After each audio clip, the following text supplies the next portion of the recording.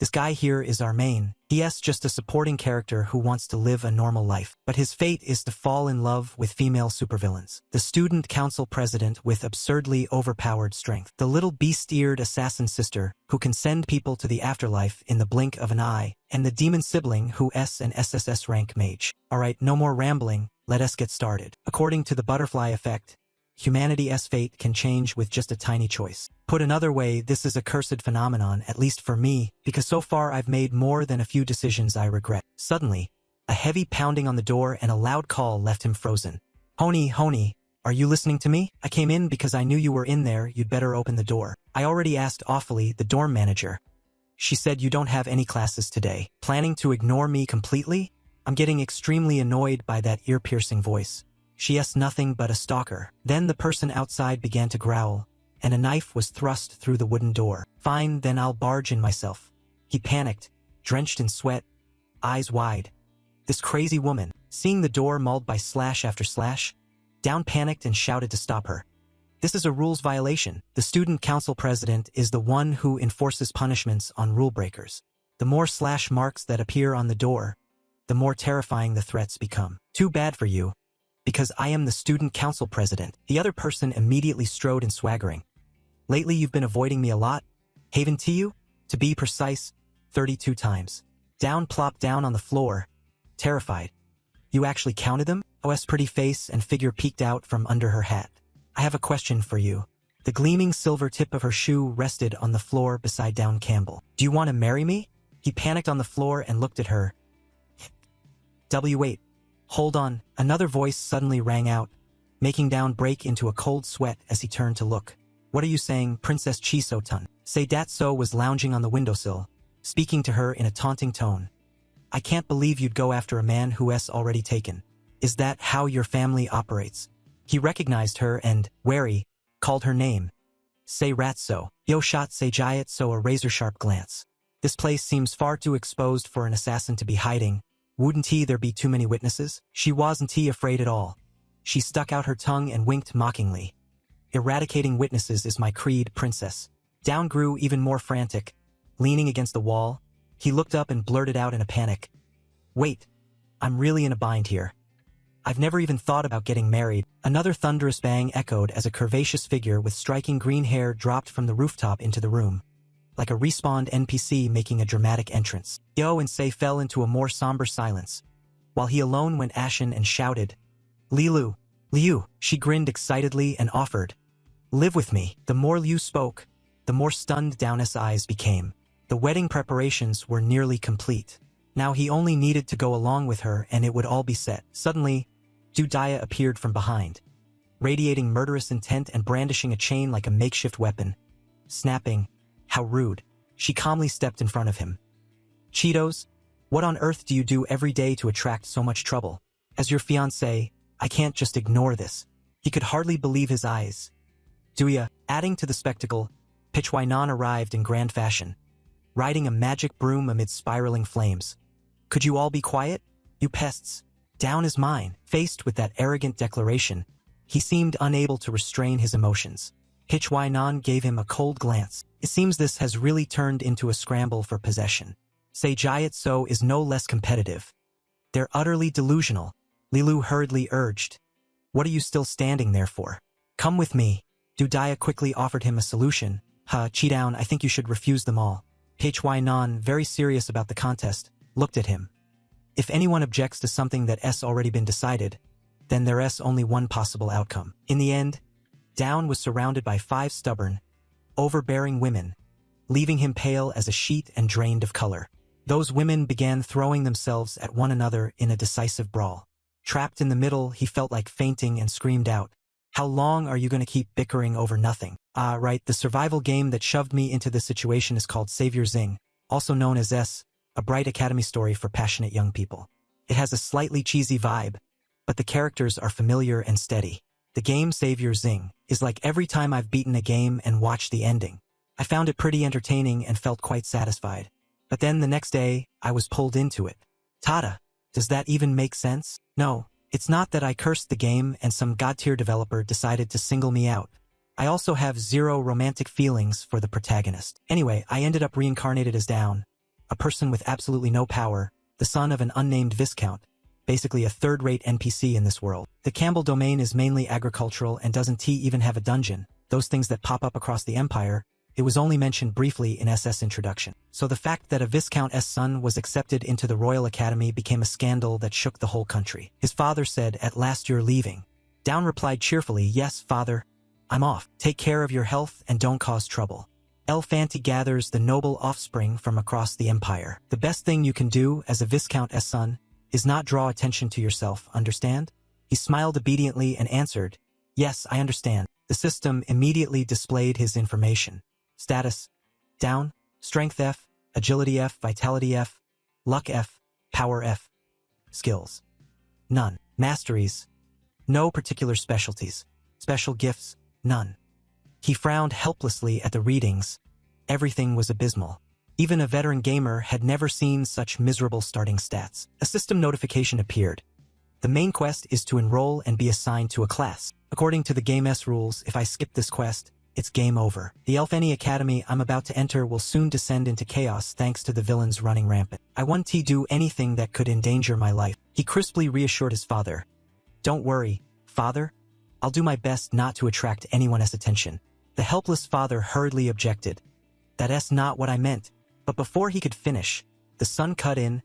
"I don't want to indulge in fanciful dreams about boosting the domain's reputation." Under the clear blue sky, he was determined not to draw attention. He declared firmly, "I don't need top marks, just average will do." Viscount Campbell stammered, trying to stop him. That's not what I meant. Isn't the protagonist supposed to do everything?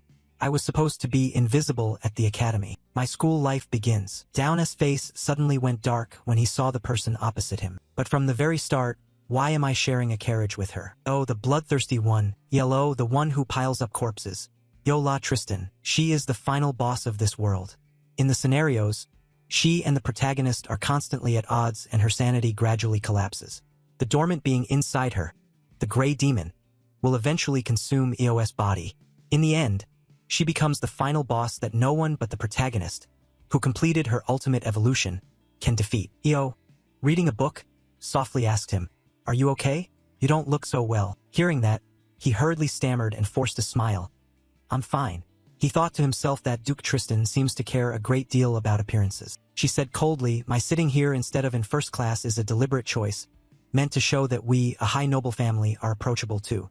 Sorry for making you worry. Anyone who rides in the same carriage as me has that exact expression." He thought in surprise.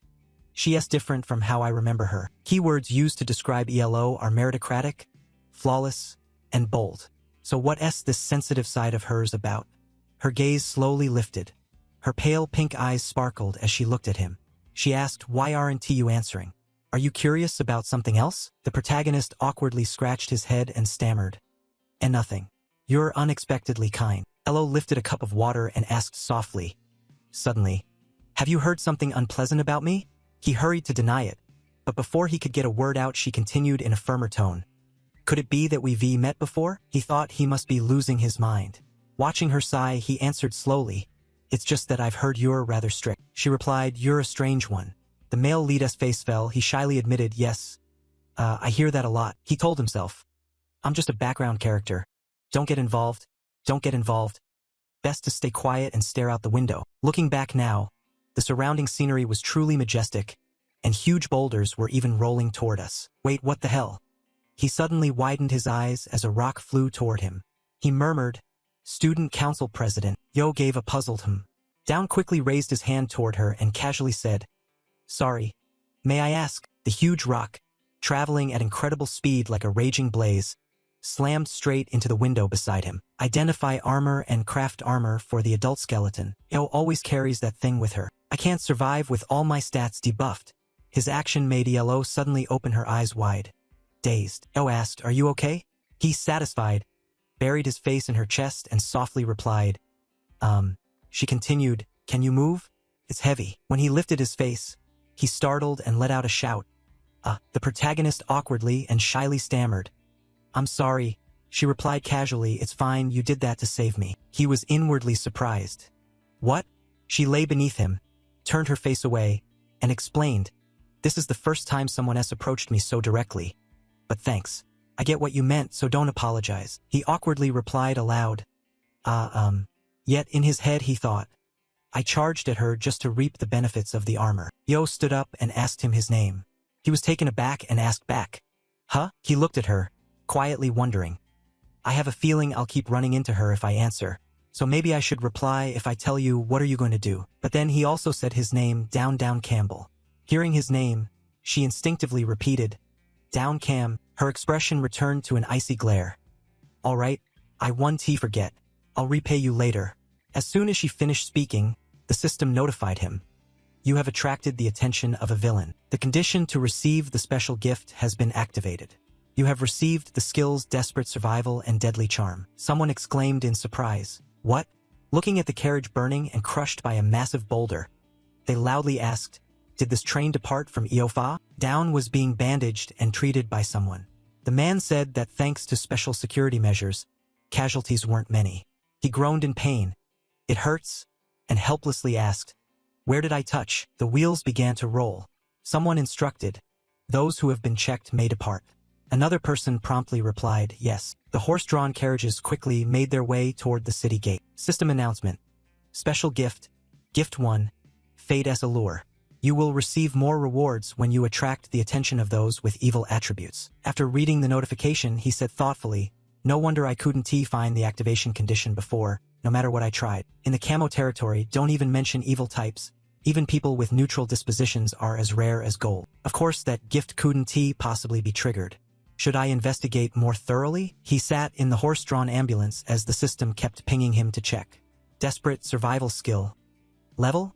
When in danger, your stats increase with the severity of the peril. Deadly charm skill. Level? When facing those with the evil trait, you more easily draw their attention. The more extreme the situation, the stronger the effect. He stared seriously at the system screen and thought it through. Desperate survival will definitely be useful in fights and help him live. But deadly charm? Could he really end up with something like that? The system flashed a reminder again. It helps you attract the attention of those with the evil trait. After reading, he frowned and wondered. The evil trait?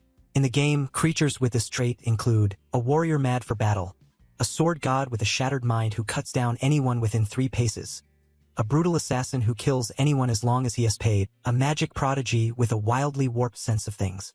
Basically, a bunch of nuisances, but that probably didn't matter for now. The most important thing was a skill that would help him survive. The strange thing was that the skill ranks were shown as question marks. Even as an experienced S-rank player, he'd never seen this status before. What could it mean? The healer, seeing him freeze, asked, You okay? Want me to run another psychological check? He answered firmly, No, I'm really fine. The carriage rolled on. Upon arrival, Down Campbell collapsed into a chair and heaved a sigh. From a higher vantage point, someone called out crisply, Although the mishap happened, I still thank everyone for getting here safely. This year's freshmen are fantastic. He was lost in thought, replaying the conversation with the healer. The man had asked him, Hey, freshman, I heard you rode in the same carriage as the Tristan lady. He answered coldly, So what? The man sneered, You're just the son of an obscure viscount. No connections at all. Then the man closed his eyes and calmly recounted. I was once a pupil of El Fanti, born into an unremarkable noble family. Down was taken aback. The man went on, Do you really think you happened to sit with her by chance among so many other options? Duke Tristan has countless enemies.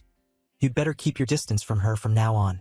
Getting tangled up with those high nobles will only bring you trouble. Down turned to EO and replied, I'll keep that in mind. Just then the system flashed a message. EO, affinity, low. 2, an early-stage trust event is about to trigger. No way. I'm already dragged into this whether I wanted to be or not. In an academy crawling with schemers, it's no surprise she is a candidate for the final boss. Just standing next to her can pull you into danger at any moment. While he was brooding, someone suddenly barked his name. Down Campbell, you bastard. A big, rough-looking guy rolled a sheet of paper into a tube, pointed it at him and snapped, Why are you just standing there? The guy beside him immediately chimed in. Look at that country bumpkin. The one with the paper warned. Everyone else already paired up for sparring. You're the only one left out. After the matriculation ceremony, the live combat test will start right away. He added, and your opponent has been automatically assigned. Hearing that, he scratched his head and asked blankly, Excuse me, so who is my opponent? At the same time, a flicker of worry crept into his chest. He thought to himself, if everyone else has already chosen, wouldn't he the last person left be the strongest? Elia, standing above and looking down, struck up a conversation. Hello. He looked up and inwardly gasped in surprise. Elia, the greatest genius in the world. She smiled brightly and asked, do you need any help? He went weak at the knees when he looked at her, stammering, I am fine. He thought to himself that in the future she'd become a savior and also the main character of Savior Zing. This girl is also the heroine of Saving. Elia reached down from the stone platform and offered him her hand. Down his face fell, his eyes misting, and he thought to himself, am I done for? From inside the room came voices like a roll call. Count Kodien had just arrived, and even Marquis Galanti had only just shown up. A girl was propping her chin, pondering, what's wrong with her? The one-on-one entrance duel was already underway, so why was she late? She even seemed anxious. A young man asked, what about Miss Tristan? When will she arrive? Before the words had even finished, Io stepped forward with her clothes still stained with blood. She approached the table in the center of the room and drove the blood-covered sword into it. At the sight of that, the girl seated on the dais, apparently unfazed, arched an eyebrow and asked, I have a lot to ask you, but where have you been? With the blood on her face still unwashed, Io answered softly, taking care of a few things. Io then said, sorry, but I have other matters to deal with first. Hearing that, the other woman showed no surprise and replied decisively, fine. Under the dark night with the full moon hanging high, they spoke. So, did anyone die?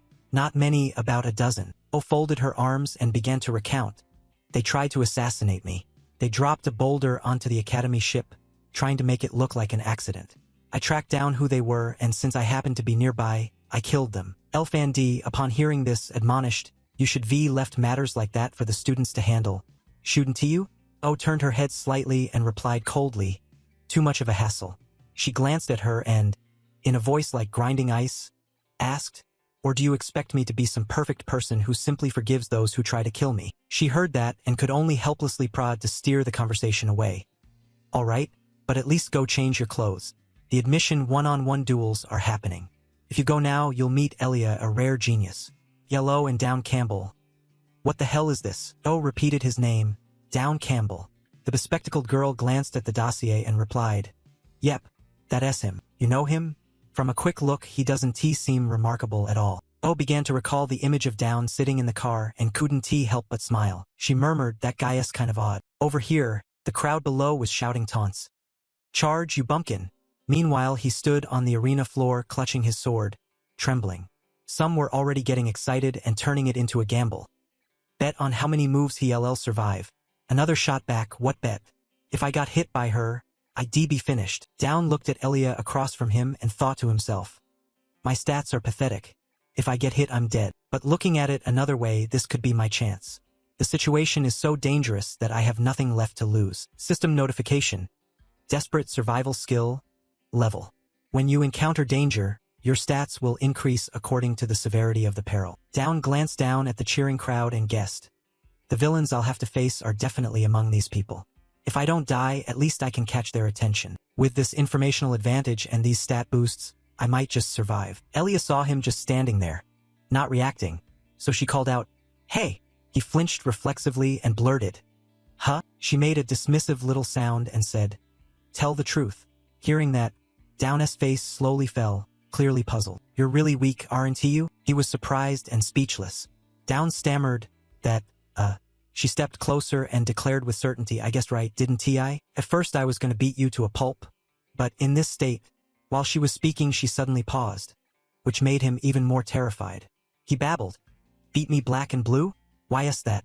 She asked softly, you were with Miss Tristan, right? I hate her. Not just her, but the entire Tristan family.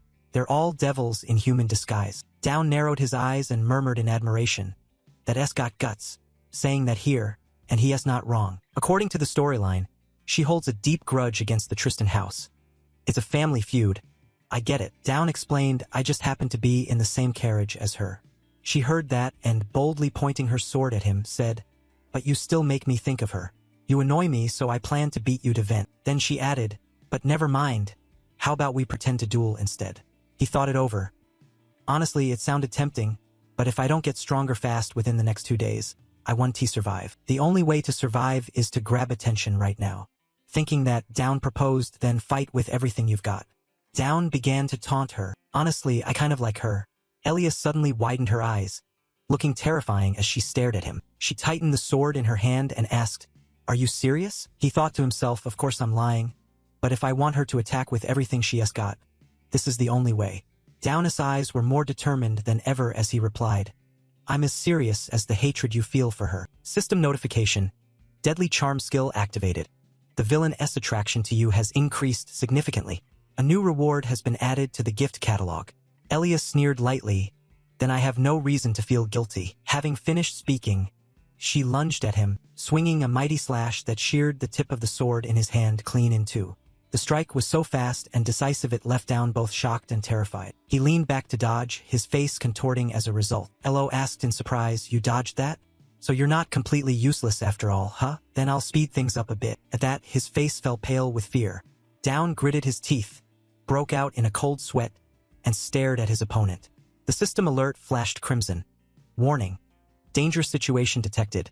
Danger level not currently life-threatening. Desperate survival skill activated at EX rank. He seemed unable to control his own hand and suddenly punched her straight in the face. Then, instinctively, he blurted out, EX rank. He thought to himself, "What the hell?" The powerful punch made his hand glow, brimming with immense strength, striking Elia without an ounce of mercy. The crowd outside gaped in surprise, and blue rays of light surrounded his body. Down was also stunned, thinking, "Isn't this the highest rank?" That mighty blow from Down left everyone around with their mouths hanging open, and Elia was sent flying far away into the stands. Down was still in shock, frozen in place. Like the spectators, he too stood with his mouth agape, utterly speechless. Everyone around could hardly believe what they were witnessing. They all gritted their teeth in fear of Down, the one whose entire ranking stats were F. The first day of enrollment at Elfanti Academy had successfully shaken the protagonist of this world. Inside the building, an analyzing voice rang out. There are two possibilities. One is that this brat is an extremely skilled fraud.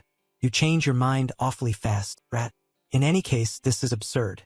Jayat sat on his chair and said, those with sight all knew clearly that before the match he had absolutely no combat skills or strength. But that strike was definitely real.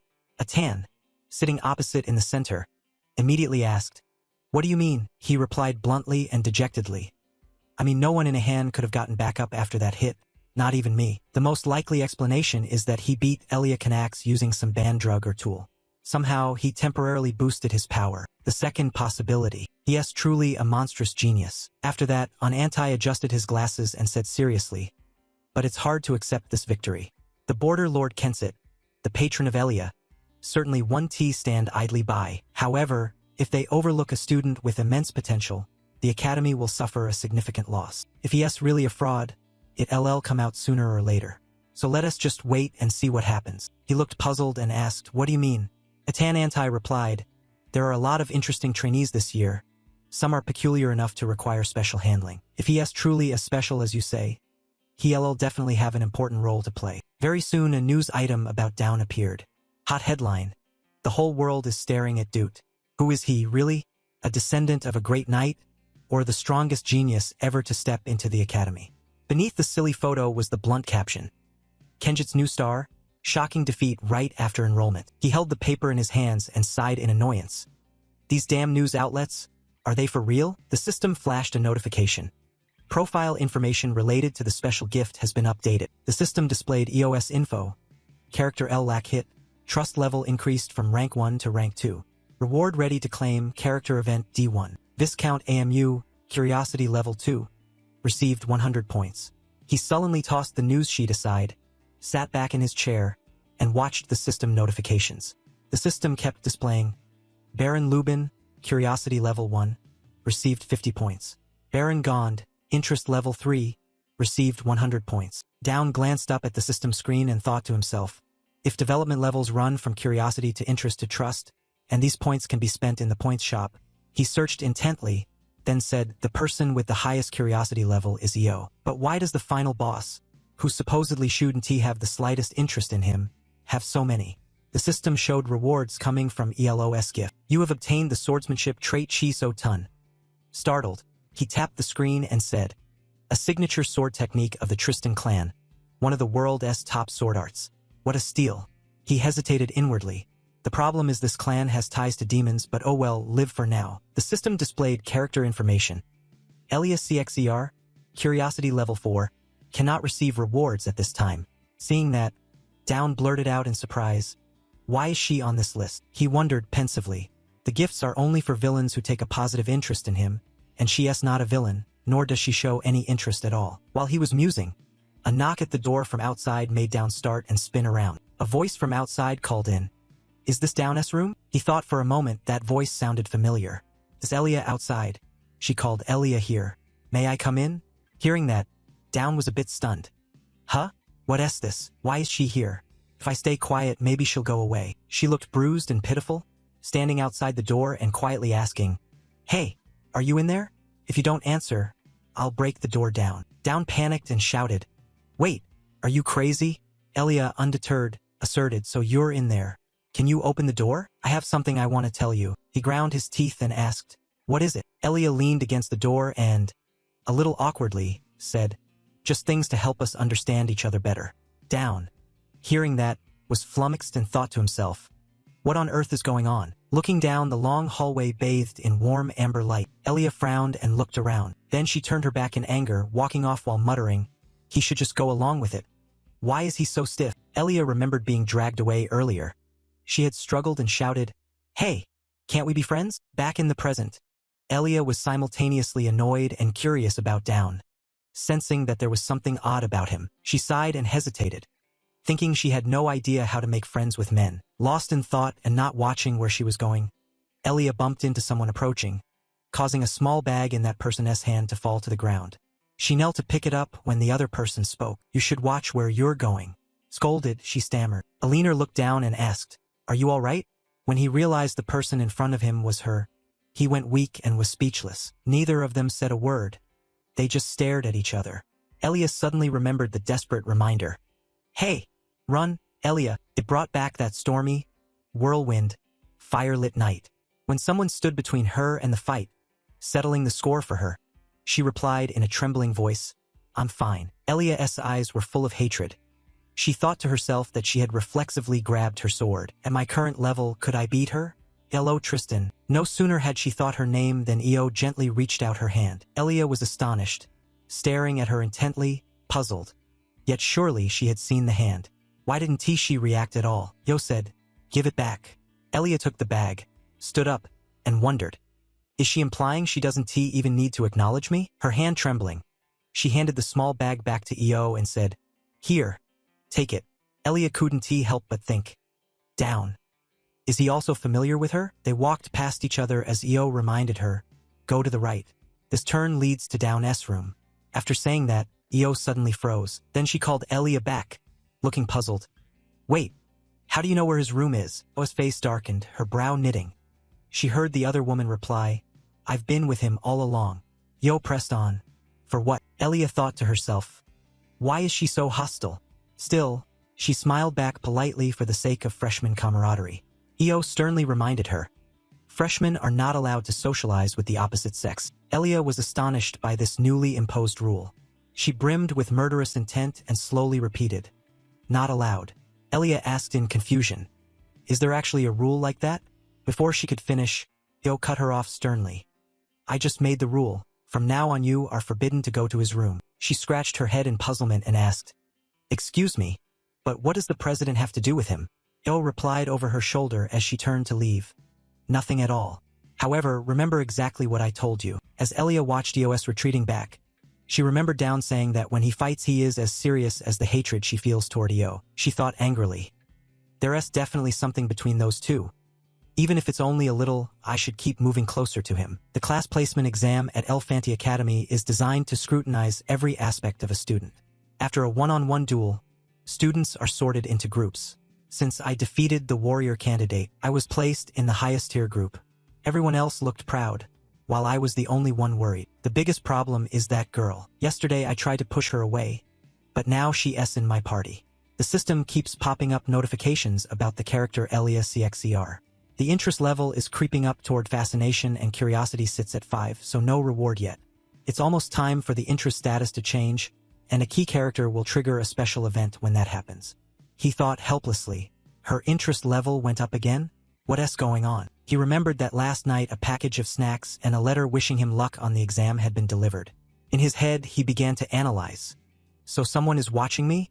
Why is all this happening to me? Just then a voice called out, "Group 1, it's your turn." He sighed and thought, put that aside for now and focus on the exam. There probably won't be too many twists, since this is part of the main storyline. The system displayed character info for Ella Chi-S. Trust level 2. A character event will occur soon. With solemn formality, she stood at attention and introduced herself. Pleasure to meet you, I'm Yellow, the person in charge of this exam. When he saw her, he was utterly shocked. What? This definitely can't be a coincidence. Yellow's event was already scheduled for today. Yet she was personally overseeing his group.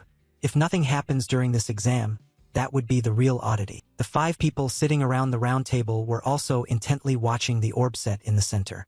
They all shared the same view. If he really was a genius capable of defeating the warrior candidate, they'd like to see how he'd perform in this exam. Let the team leaders run the test just in case something happens. Yo waved her hand and said, "First, let us move to the testing area. I'll answer your questions when we get there." LCA blurted out in surprise. They must have invested a lot in this place. Someone walking ahead called to him, "Quiet and follow me, LCA." They all entered a dim area together. One person exclaimed, "This looks amazing." Another said, "The lights just went out." Yo fell into a thoughtful silence. Elia beside her, seeing this, urged, "Hey, you said you'd answer questions when we arrived. So this is part of the test." Down was staring at the lever, pondering, "I think I can answer this. The entrance has been sealed and the power cut off." The system suddenly announced, "Event ELO is now in effect." After reading it, he sighed, thinking this is a trap, not a test. The system then displayed character information. Alola Tristan, the next event after the assassination. Surviving assassins are still targeting her. Protect this person. One of the new students in the group spoke up to reassure them. "They'll handle it, don't worry." Another, with strawberry dragon hair, said, "But we should move. Nobody knows what might happen here." Down stood back watching and thought, "Hold on. I'm only realizing this now, that all of these people are members of the protagonist's party. If I remember the script correctly, this is where they first met. In other words, everyone in this room plays a fairly important role in the story." No sooner had he thought that than he pointed at a wall and declared, "I think the Central Grand Hall is the most sensible place to move to." One of them blurted out in surprise, "Huh? What the hell? There's a map table there." Down continued, "There definitely won't be any relief supplies there. More importantly, it's a wide-open area, easier to defend against ambushes than these cramped corridors." Chisa put on a frightened face and asked, "Ambushes?" He kept persuading them. "You two must have felt it too, right, Chairman and Elia? We're not the only ones here." Hearing that, they didn't know how to reply. He added, "Come on, we'll head this way." Elia blinked in confusion and asked, "Huh? Why?" He answered tersely, "Because it's necessary." She angrily pointed at him and shot back, "But why? That's exactly the opposite of the Grand Hall." Down's face darkened. He replied wearily, "I can't say right now, but this is important. I'll explain later." He looked at Io and thought to himself, "Yeah, it's important, I'm not lying to them. Nothing matters more than saving your own skin, right?" Footsteps echoed in the night. Down spoke up, "All right, then keep walking." He recalled the powerful punch he'd landed on Elia and thought, "Seems like beating Elia bought my words a bit of credibility. Now I just need to hide until this event is over. After all, the assassination target is Io, so they won't pay attention to me. I just need to find a quiet corner and wait." While he was calculating, suddenly someone called out, "Hey, you there." He tilted his head to look and saw a very suspicious, tall guy staring at him who said, "I'm here to fix the electrical system. Could you lead the way for me?" My eyes couldn't make out much in the dark. Just as Down was getting bored, the system flashed a red alert, warning that a dangerous situation had been detected. The group continued moving through the darkness. Chisa stepped into a puddle with a splash. She asked, "Hey Eli, do you think Down is okay going alone? What if something happens?" Elia suddenly realized something and replied, "He must have a plan. Whatever he's doing, something's off." They stood chatting, unaware that many masked, mysterious figures were lying in ambush above them. However, it had all already been spotted by Io. She glanced up. As for Down, he was walking with the electrician. He was scheming, thinking the Vanguard had been wiped out by that sly witch of a woman. But that would only be true if we weren't here. Even this guy is easy to fool. I continued to stroll nonchalantly in front of him. The two of us walked on and I called out, "The equipment room is ahead." He remained lost in thought. As a professional assassin, I can judge someone's skill simply by watching their movements. And this guy is just an amateur. I can toy with him a little before finishing him off, then take his body and eliminate Miss Tristan. Down glanced back slightly when he received no reply. The other began to pull off his mask, holding a short sword in his hand. Good, it's time to deal with you. I sighed in exasperation and replied, thank heavens. Just as I predicted, if the opponent had any real skill, I could have been in danger. Luckily, your gait and even your nasal tone, you're still the same guy as in my memory. He frowned angrily, thinking, what the hell is he talking about? I started to grip my sword tightly and said, let us see, desperate survival skill. Rank A. Ha. I hesitated slightly, which only annoyed him more. I really don't know what else to say. Anyway, he's just a weakling. I'll finish him immediately. Down took a fighting stance, both hands gripping his sword tightly. Elsewhere, a man in black was slammed hard into a wall. Another was struck by an arrow, blood spraying everywhere. They all worked together in perfect sync, taking down the entire ambush. One of them spoke up, what the hell, they're even weaker than I thought. Elia spun around and barked, Van Sie, freeze them. She wondered inwardly, what about Io? The moment she thought of Io, she planted her foot hard on the ground. A single light slash from her sent 4 ambushers flying, smashing into the wall. One of them cried out in pain, blood spewing from his mouth, and the man beside him immediately collapsed. Io stepped up to one of the ambushers and asked coldly, aside from you, has anyone else been dispatched? If you don't answer, I'll break your neck. His hand was frozen and he trembled in panic, answering the Crescent Blade Guild. A man named Hirmei. She pressed, is he in this building? He replied, I can't tell you. Hearing that, she grew angry and decisively stomped on his face, then hoisted him upside down by the leg and coldly asked again, is that assassin here right now? He trembled and answered, yes, he came with us. Elia from behind also called out, what made you risk your life like that? The man replied, they tried to kill me. And here May of the Crescent Blade Guild is an assassin who can take on another person's appearance after killing them. So who is truly the most dangerous person in this building? Elia frowned. After thinking it through, only one person fit. She stammered softly, could it be that Down had turned himself into bait to lure out the strongest enemy? There are assassins targeting you, so why would he go that far? What's the real relationship between you two? Oh replied coldly, I've told you we're nothing, at least as far as I know. Over there, he cursed under his breath. Damn it, a professional assassin like me got beaten. The guardian spirit was supposed to be an intangible barrier that only responds to weapons. So why are there traces of Tristan's swordsmanship here? This school is ancient and mysterious, so that makes sense, but the assassin himself is already a weapon. So how could he leave me bruised and battered with just one move? Before he could counterattack, Down unleashed a killing sword strike that pierced his heart.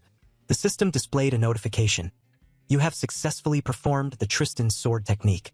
Your Tristan sword technique attribute has increased. He looked at the staff in his hand and let out a relieved sigh. He thought angrily, Tristan's sword technique.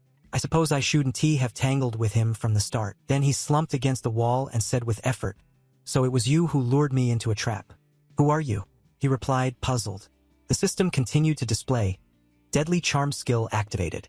The villain was stunned by your meticulous plan. Thanks to the game's system, you can't use weapons at a save point. That's why I led him here. Seeing you give no response, he sneered and said, I guess you don't intend to answer. Fine then, continue. He replied nonchalantly, I wasn't going to kill you. The other asked in surprise, why? He simply instructed, this time, send the message, don't be foolish enough to go near Miss Tristan again. And tell them that even a top-tier assassin like you almost lost your life. Seeing AOS' cold expression, I silently reasoned. I don't know who gave the order, but they're probably not going to stop. If that happens, the gray demon inside EO is more likely to awaken, so I want to stamp out this danger from the very start. He looked at him, sneering, and asked, and what if I come back? He didn't hesitate and challenged directly. Then try again, because next time I'll protect her too. He asked skeptically, is Miss Tristan really that important to you? I answered frankly, let us just say she is. After hearing that, he was suddenly left speechless. The system popped up a notification. Deadly charm skill activated. The villain's favorability spiked sharply. EO, hearing their conversation, stared at him in bewilderment. Down turned around to look. ELO was now steadily stepping closer to him. In a student council room at Elfanti Academy, a distressed voice cried out, oh my god, everything is in chaos. I understand why the dean is angry, but order me to hunt down the mastermind immediately? I already have a mountain of work to deal with. This academy really is a mess.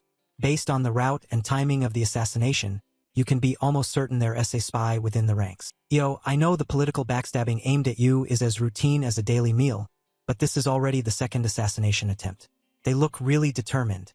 Yet when met with that concern, Yo barely seemed to care and half-heartedly said, I wonder. The quick-witted girl guessed aloud and continued, yeah, this one feels a little different.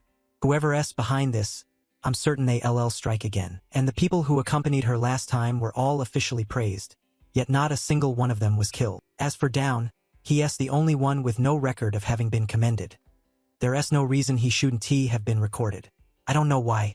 It's almost as if he deliberately avoided the academic team's spotlight. Hearing a string of analyses and worries from her friend, Io kept repeating, I wonder. Her friend interrupted, snapped angrily, I'll punch you if you say I wonder one more time.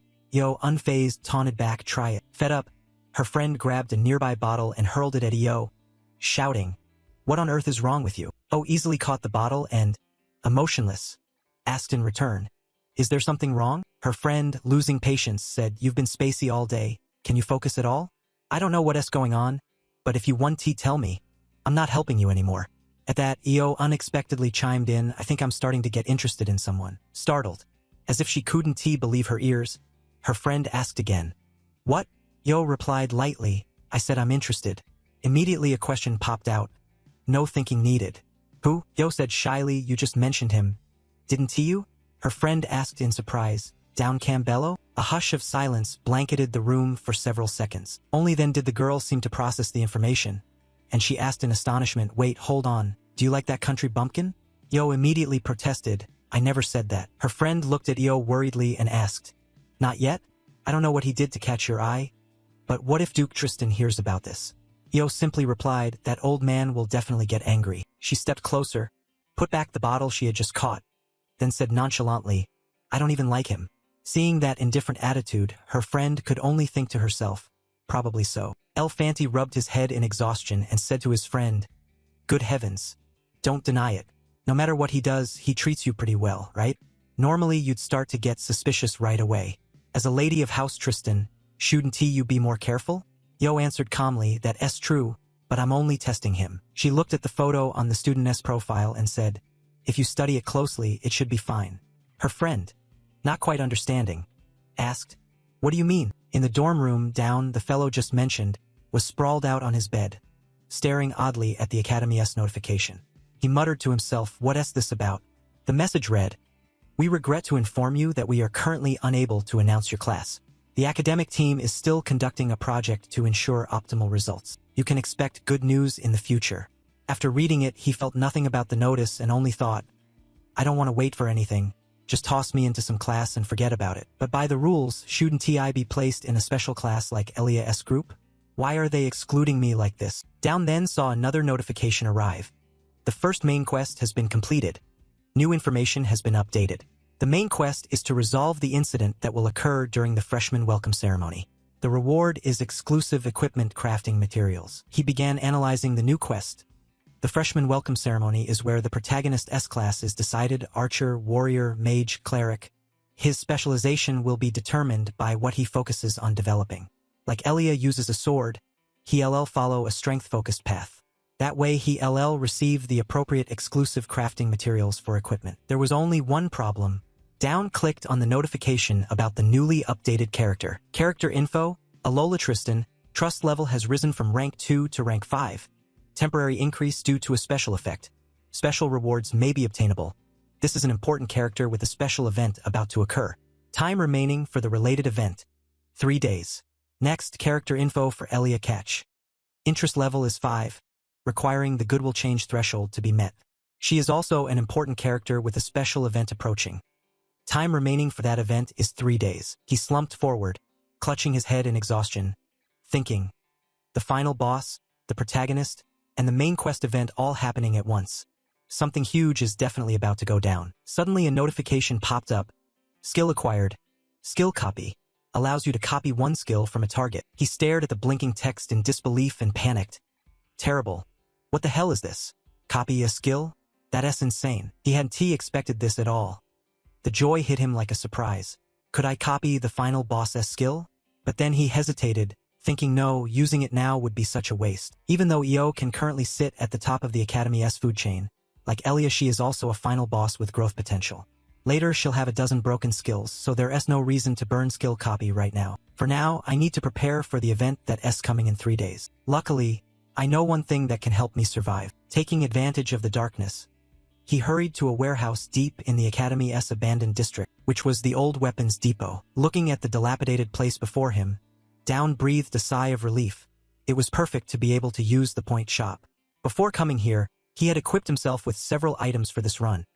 A low-level speed booster to increase his pace, a low-level shadow mask to raise agility, and low-level cat ropes to help him move without making a sound. After slipping past layer after layer of security, he finally arrived at one of HC's treasure hunting spots. Agile as a nocturnal cat, Down climbed the wall easily and lightly, landing with a perfectly measured jump. This time, among the items he exchanged through the system was something rather special. A recovery cake that restored stamina like nothing he ever had before. It sounded like an advertisement, but the effect was genuinely amazing. Now, time to look around. He rummaged through the piles of old gear filling the warehouse. While chewing the cake, he thought to himself, I've already found all the other important things. Now there's only one last item left. Found it. The Supreme Divine Relic. An ancient censer said to contain a millennia of power. He pulled the censer out and whispered, All right, I've got everything I need now. Suddenly, Down looked up, stunned. It turned out that when he grabbed the censer, he had carelessly loosened a stack of wooden crates. The crates began to tumble down, and Down panicked, thinking, Damn it, I knew things couldn't go this smoothly forever. Suddenly, when the pile of old junk collapsed, a girl was revealed sleeping peacefully, leaving him utterly shocked. He picked her up and, to his amazement, realized it was Duya, which left him completely stunned. He lifted her and, to his surprise, recognized her as Duya. At that moment she woke up and exclaimed in shock, Huh? Duya, the boss of Chapter 2, nicknamed the Cursed Sword Goddess. The item I just picked up turned out to be hers. She usually hides out here. Suddenly, the system issued an emergency alert. Dangerous situation detected. Life-threatening level. Desperate survival activated at EX rank. Duya tightened the chain around her arm. The tense air terrified Down, who hurriedly said, Sorry for waking you.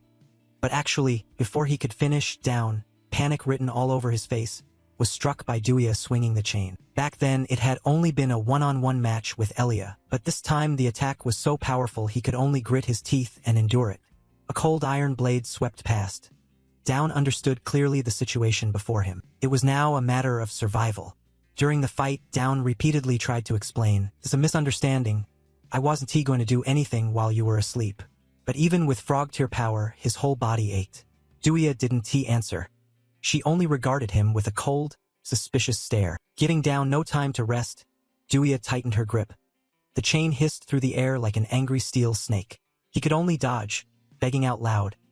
Please, she lunged, killing intent flaring with every move, while Down quickly dodged to take as little damage as possible. Duya's eyes widened in astonishment.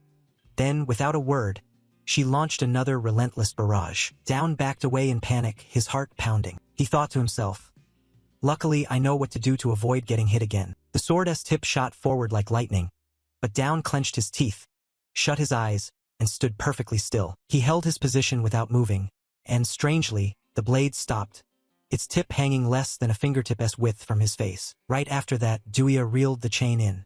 Thanks to his prior gaming experience from a past life, Down breathed a sigh of relief.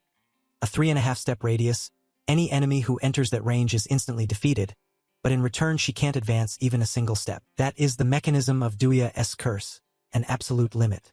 Looking at him standing at that distance, she asked, Can you take one step forward? Down, without a moment's hesitation, shot back. You want to slash me? Her eyes never leaving him, Duya replied bluntly, Yes. But in that instant Down knew he couldn't escape either. Silence hung in the air, and then her stomach suddenly growled. At that moment Down realized, Wait, this is her personal zone. She has to be isolated from everyone. Even teachers rarely come here. He thought for a moment, then said softly, Hey, want some cake? Having said that, Down spread out his hand, and in his palm were a few energy recovery cakes bought from the system. They would restore stamina like never before.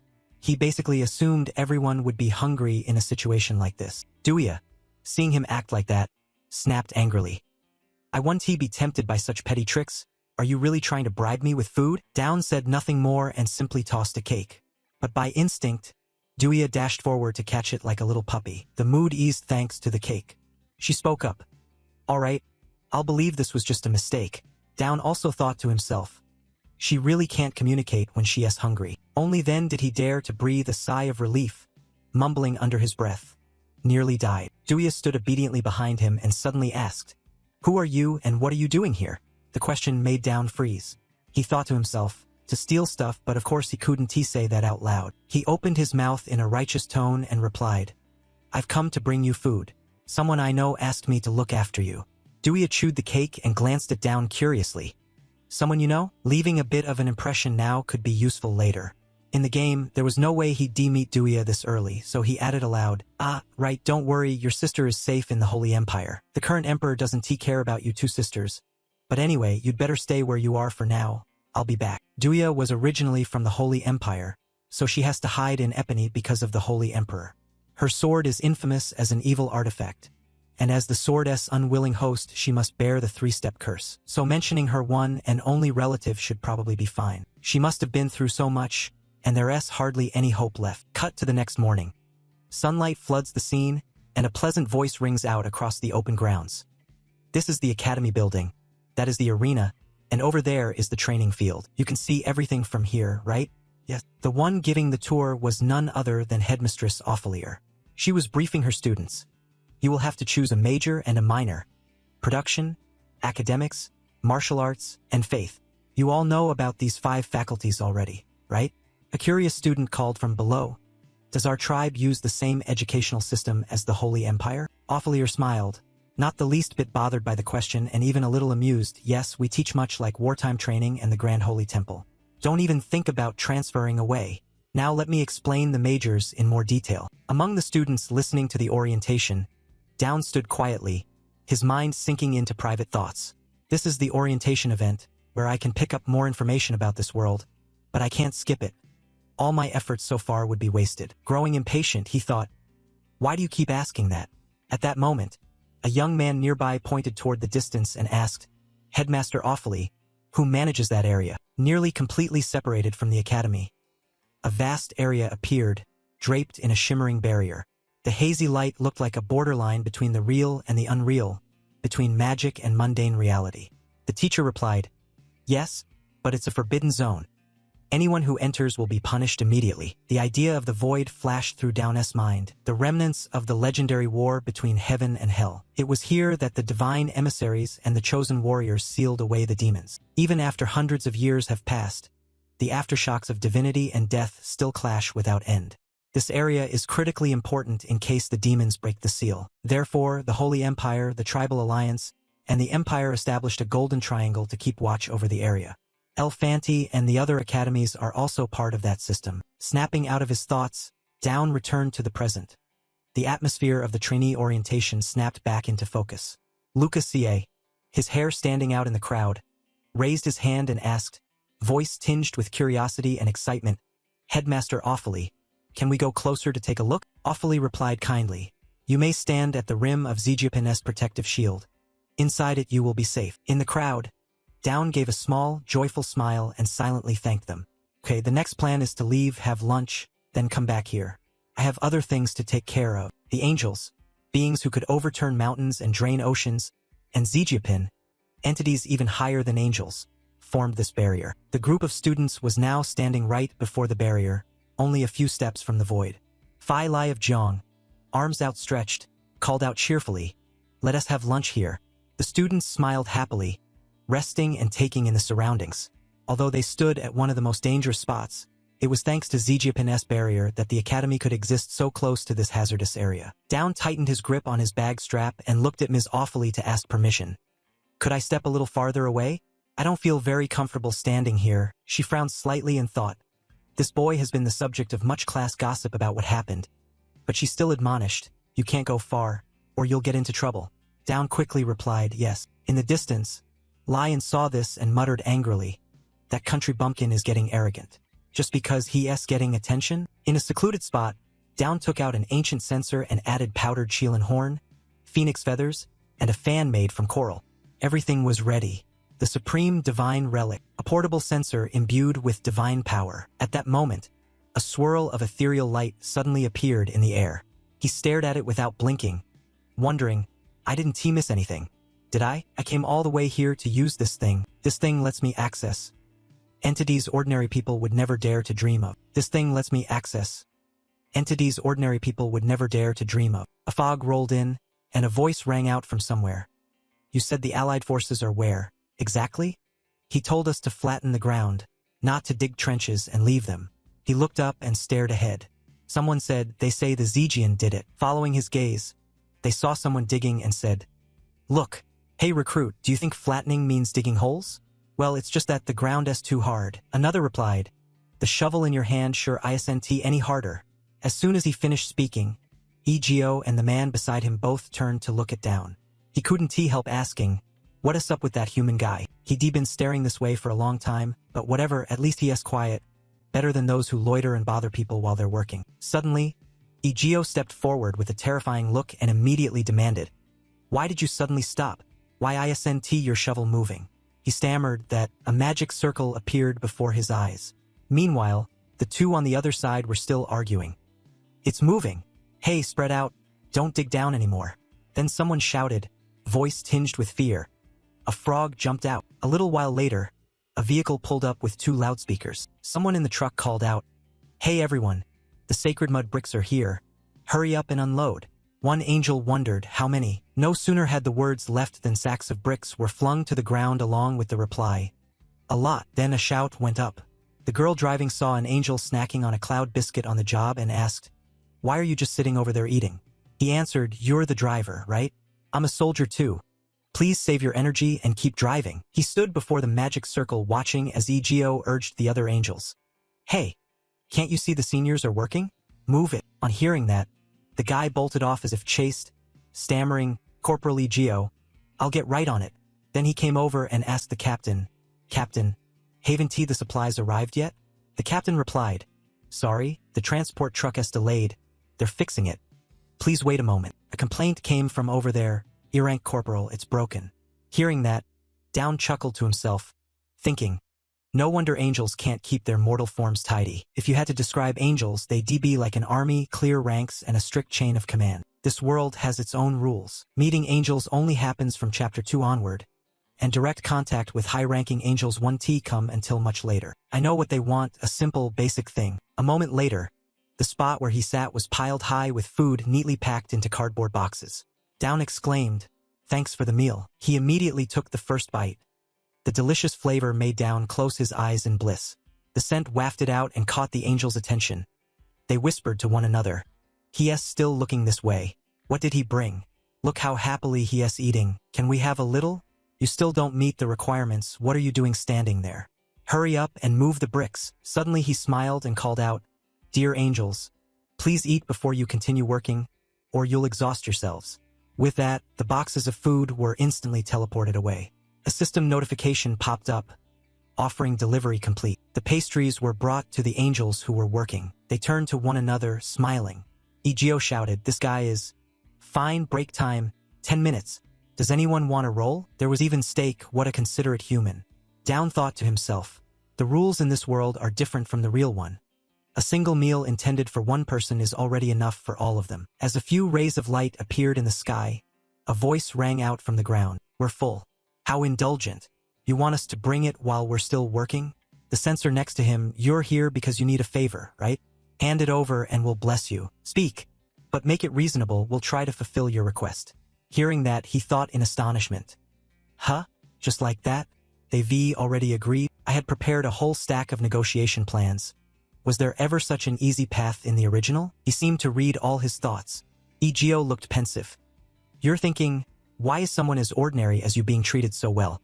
I know, he thought to himself. Seeing through things? By simply observing, he can perceive the true nature of something. Then Ego's gaze fixed on him. It seems you understand things pretty well. You possess an ability but have done nothing to develop it. Invest in it now, you'll benefit greatly later. Hearing that, Down was even more stunned. What? Is he talking about that gift? He means my trait, The one beloved by darkness? Egeo added. That gift is far stronger than you think, but how you use it is entirely up to you. However, it's also because of it that a ruthless yet oddly friendly monster has taken an interest in you. He was worried but showed no emotion. Damn. I knew it.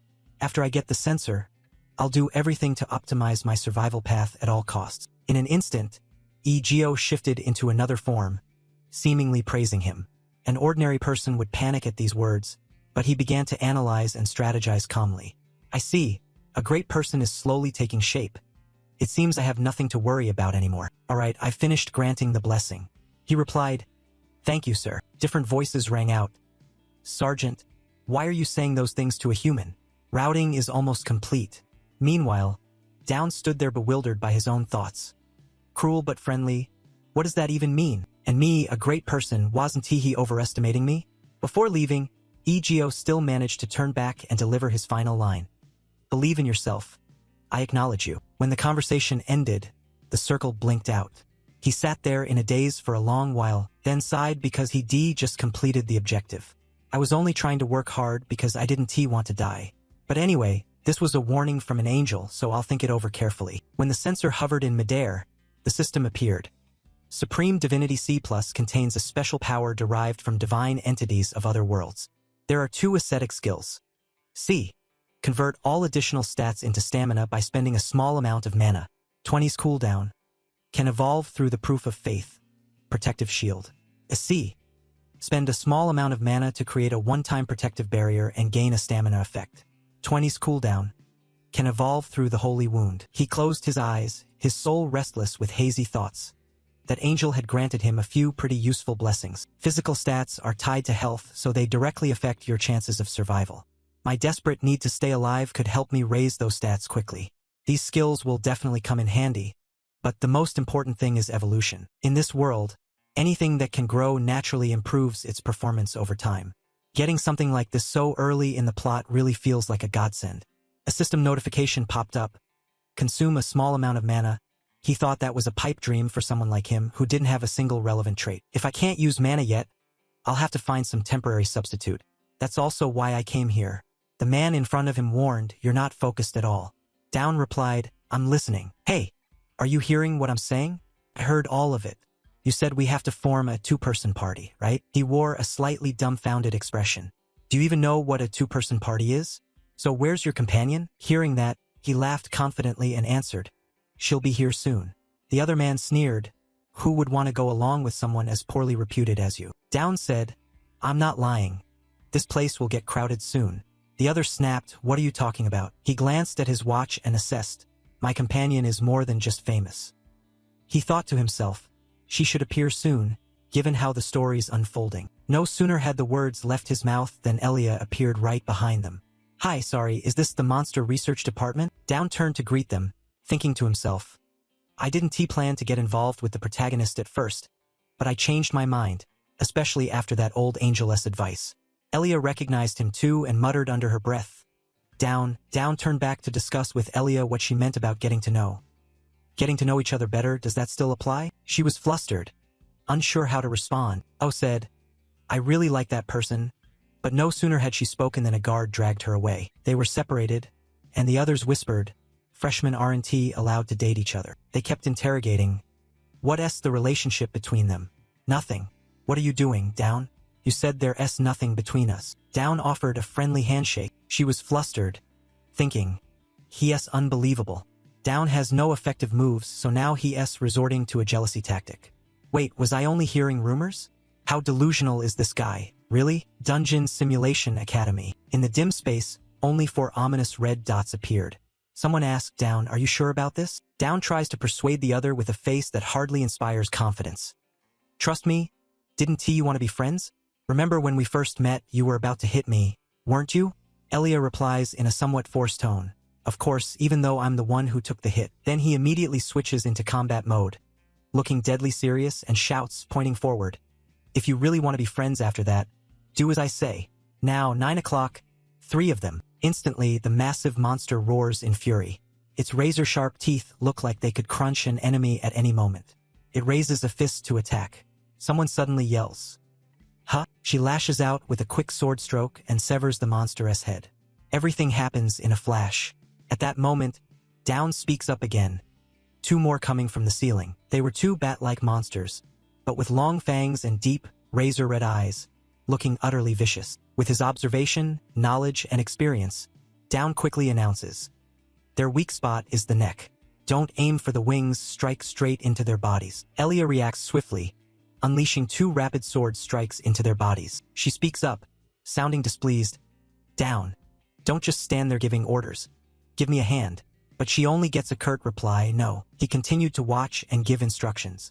Two blades were rushing in from both left and right, but she only had to swat them away, just hold out for 10 seconds. The blades came at breakneck speed, but, surprisingly, Elia deftly dodged them all, following Down's directions. Next, paralyzing toxin. The poison sprayer S on the right, take it out now. Elia delivered a decisive slash, cutting that sprayer in half. Down kept directing. Next, dodge the 3 arrows flying toward us. Just stand still. 3, 2, 1. Now there's an attack from behind. Hearing that, Elia panicked and spun around. Although taken by surprise, she still managed to block the blow thanks to Down's guidance and her quick reflexes. Seeing how things had been going, Down gave instructions and she followed them, which irritated Elia. "If you already know everything like this, you might even do a better job than me. If we work together from the start, we get through this gate a lot faster. You've just been cheering and giving directions instead of fighting." Elia snapped, and Down froze. "I want to help so badly, but I can't. I'm just a trash character with all stats at F rank. This is only a simulated battle. There's no real danger. So my desperate survival skill 1T activate. These things are just artificial entities running on preset programming. Desperate survival ISNT, an all-powerful skill. I need to raise my stats quickly." Suddenly Elia lunged it down, her face terrifyingly determined, sword thrust forward as she shouted, "Down." He went pale, eyes wide and pupils pinpricked, forcing a strained smile. How cruel. Elia leapt up and delivered a mighty slash, decapitating a large humanoid monster standing behind Down. Her expression was all battle-ready determination and confidence. Down could only gape in astonishment at what he just witnessed. As she touched down, paper confetti burst out at terrifying speed. She just smashed the previous record. Still reeling, Elia asked in confusion, "What the hell is happening? I fought alone and set a record? This was supposed to be a 2-player stage. How did it end up like this?" He gave a slightly forced smile. Down thought to himself that despite looking a bit messy, he was truly a born commander. Then he replied to Elia, "We're lucky. The next area will be a bit tougher, but keep going. Good luck." But Down probably didn't notice how furious she was. Her brows were knitted, eyes squeezed shut, teeth biting her lip, so mad she didn't even bother to turn and curse. It seemed someone had watched the entire battle through a magic mirror. That observer praised, "They're doing pretty well." This was the head of the spas by department who put a hand to his small mouth and decided, "Looks like we'll have to allocate more budget for mock battles next year." He then turned to ask for an opinion. "What do you think, Conrad?" A man in army green clothing placed his hand on the head of someone barely over a meter tall and asked, "Was this designed by the tactics department?" The other person answered, "Aha." The uniformed man was Conrad. He continued, "But more importantly, it seems we're pretty lucky that whoever was targeted performed so well." I replied, "Are you talking about that girl? The warrior candidate from the next cohort? She's improved astonishingly. Definitely someone to watch." But he quickly corrected himself. "No, not her, him. Down Campbell." I looked irritated and shot back. "That fraud? SNT, he just clinging to the warrior candidate? This is exactly the problem with you caster types who only twirl your wands. Why are we even arguing about this?" Conrad answered firmly, "That warrior candidate couldn't have set this record alone. She's full of surprises." "What?" Then he explained, "Anyone could see she's stronger and the main frontline fighter. But he's the real key. The way he arranges teammates, issues pinpoint orders by the second, and provides flawless cover. Every single action he takes is the most precise decision." Kanjayat judged silently that everything had been calculated down to the smallest detail, as if he fought on brutal battlefields 1,000 times over, like a veteran player who has respawned into the campaign and grinded every boss. After that, he turned to BY and suggested she place a bet, which left her momentarily surprised. At that moment, Down and ELO heard the mic check announcement. It was Kanjayat from the night department. "I began to get interested after watching the two of you. The magic department had decided to place a bet. The question was whether you two could make it through your freshman year. If you two actually succeed, I'll grant you a privilege. You may make any single request. Hearing that, Bo Si was taken aback, confusion written all over her face. Huh? Why would you go that far, teacher? He went on. If you feel pressured, I'm not going to force you. Given your current situation, that request is almost impossible. But unexpectedly, Down replied confidently and plainly. No problem, we can definitely do it. Elia was utterly panicked, her expression unsure. What? Dude? Down's confidence put BY out of sorts. He looked at him with suspicion. But Conrad was the opposite. I'll bet on your success. Then let us begin. Elsewhere, Fanti complained with evident displeasure. So, what on earth is going on here? I understand you came here to clear your head. A voice cut in. Bring me some water already, she continued, scolding. But do you have to make such a fuss about it? Elo lay there exhausted. She wearily reached for the water bottle and said, heavy-hearted. There is something I want to remember, but I don't quite grasp Elo's meaning. Wanting to recall, she opened up.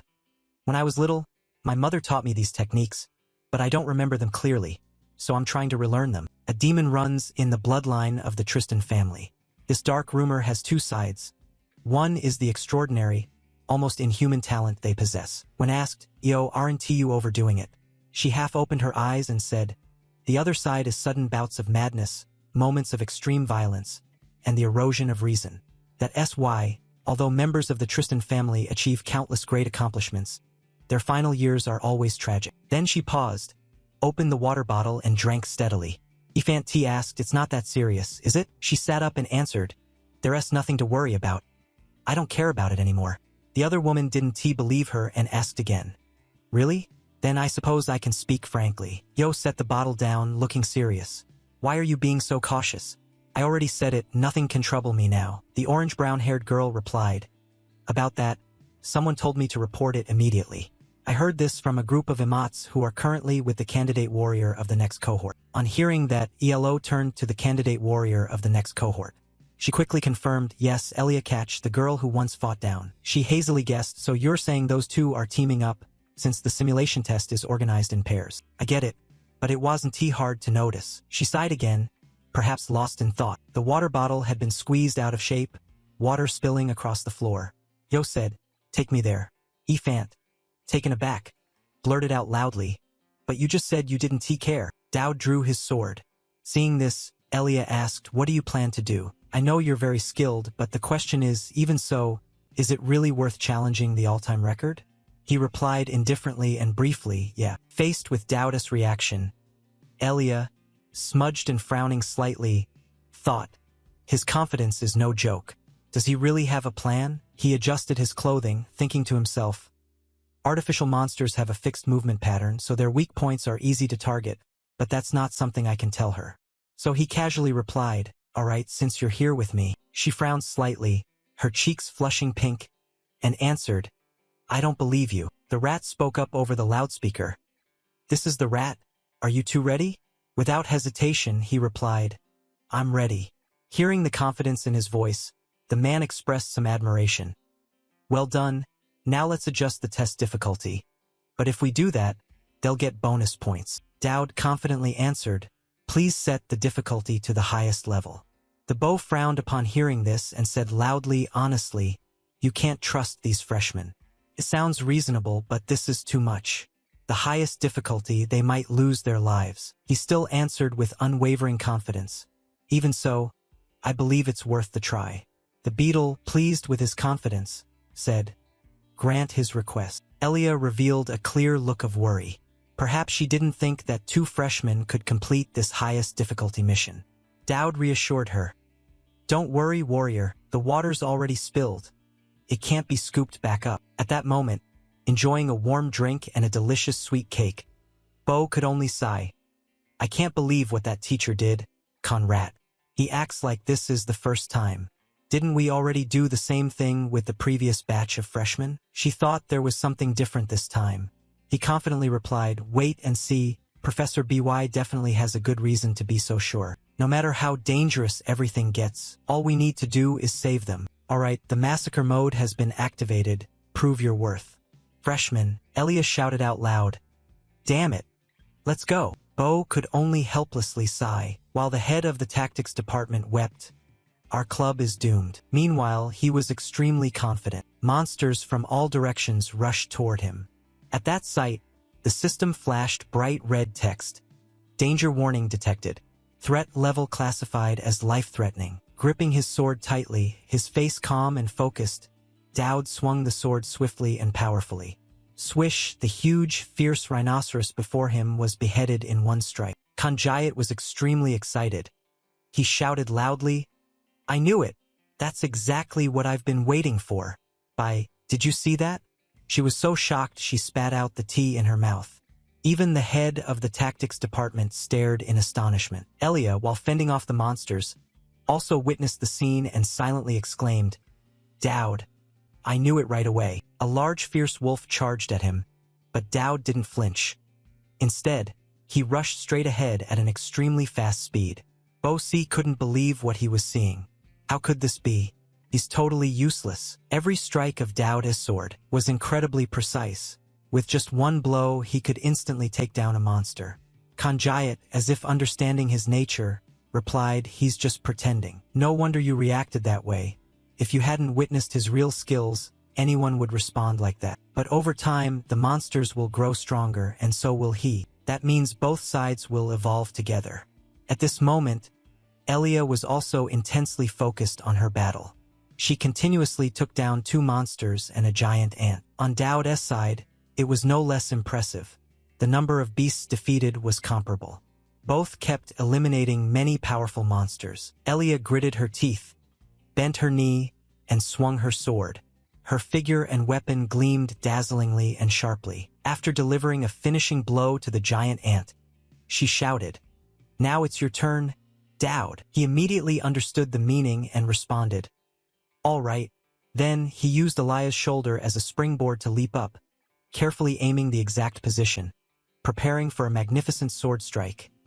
The Chi So Tun La Vob sword technique. He unleashed countless critical attacks on the giant ant. After that, he successfully landed in a very graceful stance. An announcement rang out. "Congratulations. This power is truly astonishing. Dowd Sel and Elia Kane Nexer, you have broken the all-time record." But it seems the giant ant has not been completely defeated. It raised its sharp leg, aiming to pierce through him. Elia sensed the danger immediately and warned, "Huh? Dowd." He turned in surprise and saw that the attack was heading very close to him. Suddenly, a golden light flashed by. Kanjayat's precise and powerful sword strike caused the body of the ant to explode into 100 pieces. He still seemed shaken from that perilous moment. Getting back on his feet, he had successfully cleared the obstacle and landed right in front of Dowd, quietly praising, "It seems this record won't be easy to break." His face still looked dazed, while the other one kept chattering nonstop. Who would have guessed that a rookie could handle Elfant's artificial monsters as easily as mowing the lawn? Though Elia was so exhausted he could barely breathe, he remained excited. Professor Kanjayat said with a voice full of satisfaction, "Thank you, warrior candidates, for your efforts." The giant scimitar stabbed into the hilt, grinning triumphantly. "I win, Percy." Now, Percy's lips curled down slightly, as if still unwilling to accept it, unable to believe it. Not long after, the results came in. He and Elia were reading the reward decision together, both approving enthusiastically. They got access to the entire warehouse and the right to request anything from the head of the magic department. Elia shouted excitedly, "That's amazing!" Dowd was also pleased. Never before had a freshman enjoyed such privileges. Quite a generous reward, isn't it? Then she turned to him and asked, "Hey Dowd, I've noticed this for a while, but why are you always so calm?" Dowd calmly asked back, "What do you mean?" Elia smiled softly and replied, "No matter what happens, you always act as if you already knew how things would turn out, or as if everything is going exactly to your plan. There's something about the way you behave that feels like that." Seeing her evaluate him this way, he thought inwardly without speaking. "Of course, because I already knew everything in advance." Fool. Elia extended her fist, signaling she wanted to bump fists. "Hey Dowd," he asked confusedly. "What?" Her face brightened as she answered, "Isn't that what friends do? I mean, just a fist bump." He responded somewhat indifferently, but at the moment their fists touched, the system displayed, Elia Ko-Jaka's curiosity level is now approaching a reliable stage. Dowd asked, "All good?" Elia's cheeks flushed lightly as she gently replied, "Yeah." Then she turned and ran off, leaving him standing in the courtyard waiting, her voice cheerful. "See you tomorrow." Suddenly, someone spoke up with an evaluation. "I don't know if she's a friendly type or just simply strange." Dowd shook his head in response. "Yeah, I think so too." Then he suddenly realized this voice was very familiar. "Wait a minute." Student council president Oh remained calm, her face without a trace of emotion as she asked, "Dowd, do you like that freshman girl?" Seeing he didn't answer, she cleared her throat, startling Dowd. He was flustered, stammering and unsure how to respond. "What? Her?"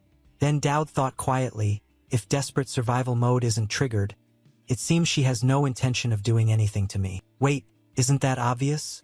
I'm not even her boyfriend or anything. But EO didn't intend to drop it and continued with a more serious tone than before. "I'm only asking once. Do you like that freshman girl?" Dowd hesitated, unsure how to answer, when suddenly the system's warning sounded. Danger detected. This frightened him. His face turned pale, an indescribable feeling swept through him. He felt he had to say something, while the system kept warning about the detected danger. At this moment, Dowd also spoke up, remarkably composed. "So what?" Student Council President EO was surprised. "What?" His confident aura didn't last long before he was overwhelmed by her presence and got flustered. Well then, Dowd mustered all his courage, closed his eyes tightly, and said to her decisively, "Although I have been training with Elia all this time, I truly want to meet you." She was stunned on the spot when she heard what Dowd had just said. Why so sudden? Now? Dowd breathed a sigh of relief. He exhaled as if escaping from danger. But inside, the psychological battle remained. He questioned himself. What the heck are you doing? Dowd Campbell was speechless, thinking to himself that this move might not even work. It seemed EO's lips curved slightly as she confirmed with him. "So you're saying you have missed me all this time?" Dowd hastily answered before thinking. "Yes." O folded her arms across her chest and turned to question. "Why are you like this?" Not expecting this question, he stammered, unable to say a word. "Well, I don't know why either." Deep inside, Dowd was wondering the same thing. What is going on? What's wrong with me? Seeing this, she gently tucked a strand of hair behind her ear, cheeks flushed, eyes darting away, her face clearly showing rare shyness. "Forget it. Maybe this is just some kind of friendship. I get it, it's because I saved you on that train, right? You just still remember the priority list, right?" Hearing her say that, he was extremely confused, as if the memories related to that priority list had never existed. What is this priority list she's talking about? What on earth is happening here? Before he could answer, she handed him an envelope and explained, "Don't worry, I just came here to give you this." He was extremely confused upon receiving the envelope, unable to guess what was inside. A love letter or a challenge, neither of which existed in the original storyline. "Remember to open it when you're alone." Dowd still didn't understand what was happening, scratching his head in confusion, and replied uncertainly, "All right then." The rays of a late afternoon sunset shone into the room. He felt a bit regretful and embarrassed. Maybe he shouldn't have opened it. Does she want me to become her teammate? Tomorrow is the freshman welcome party. I almost forgot. But then he thought becoming her teammate isn't actually a big deal. I just need to spend time with her at the party. The only problem is the penalty if I refuse her offer.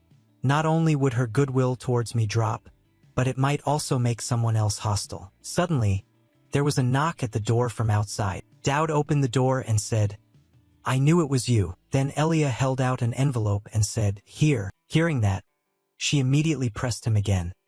"What do you mean? Has someone else given you this too?" He hesitated. "Sir, what is this?" In his mind, Dowd thought, "I'm almost dead right here. Please don't tell me she also came to make a request." Elia pointed at him, winking mischievously. "What do you think? I already decided after the simulation match. I have to go. Like those troublemakers for whom the student council president had to call a doctor." Elia's face showed clear excitement.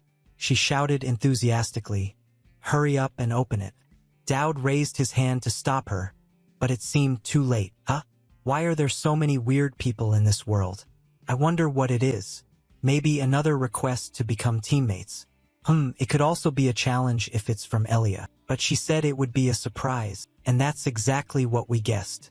In his mind appeared an image of Io and Elia facing off, neither winning nor losing. Dowd screamed in shock. It's a request to become teammates. This isn't in the original storyline at all. Why won't anyone give me an easier choice? If I choose Io, I will be seen as the villain by the main character.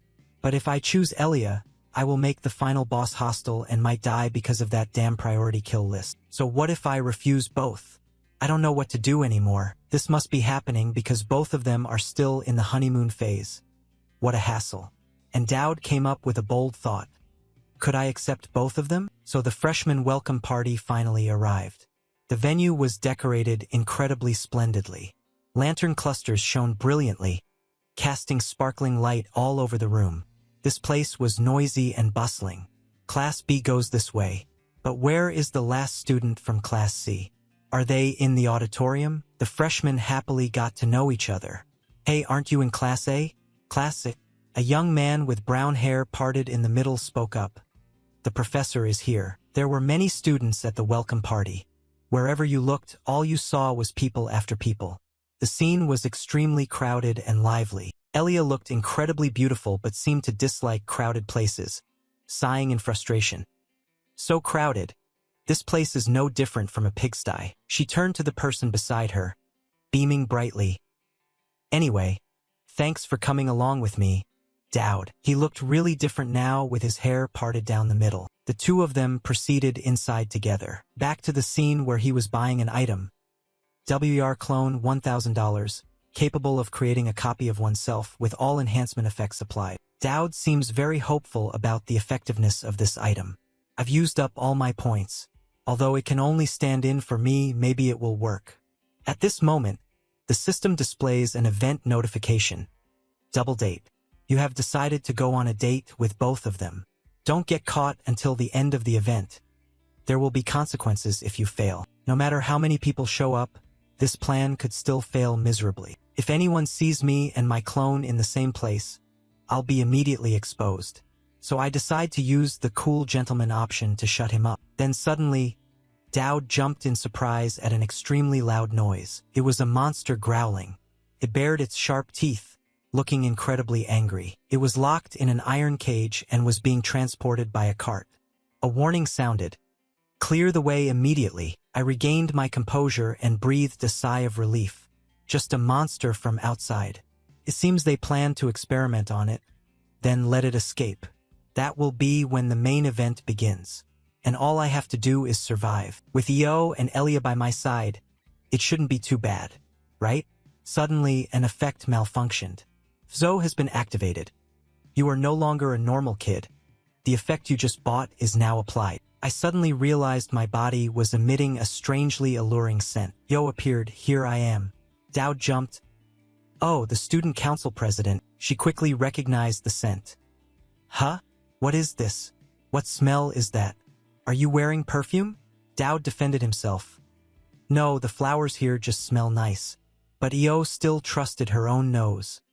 I know that scent is from you, but this smell is driving me crazy. Dowd tried to brush off the strange fragrance on himself. He was annoyed. What's this Fozomon thing? Please stop it. Io closed her eyes as if trying to hide something, and a system notification popped up. The Fozo effect has been applied to the target. The target is doing their best not to be attracted to you. At that moment, Dowd was stunned when he heard a sweet voice beside him, who cast a shy, worried glance into Io's eyes. Somehow, only now did I realize, she continued speaking, but you're more masculine than I thought. Dowd panicked, mouth agape, eyes wide open, screaming internally at full volume. He forced a smile and changed the subject. Why not go to the event? We could stroll around the nearby booths and see what's going on. Io approached him and replied, You lead the way.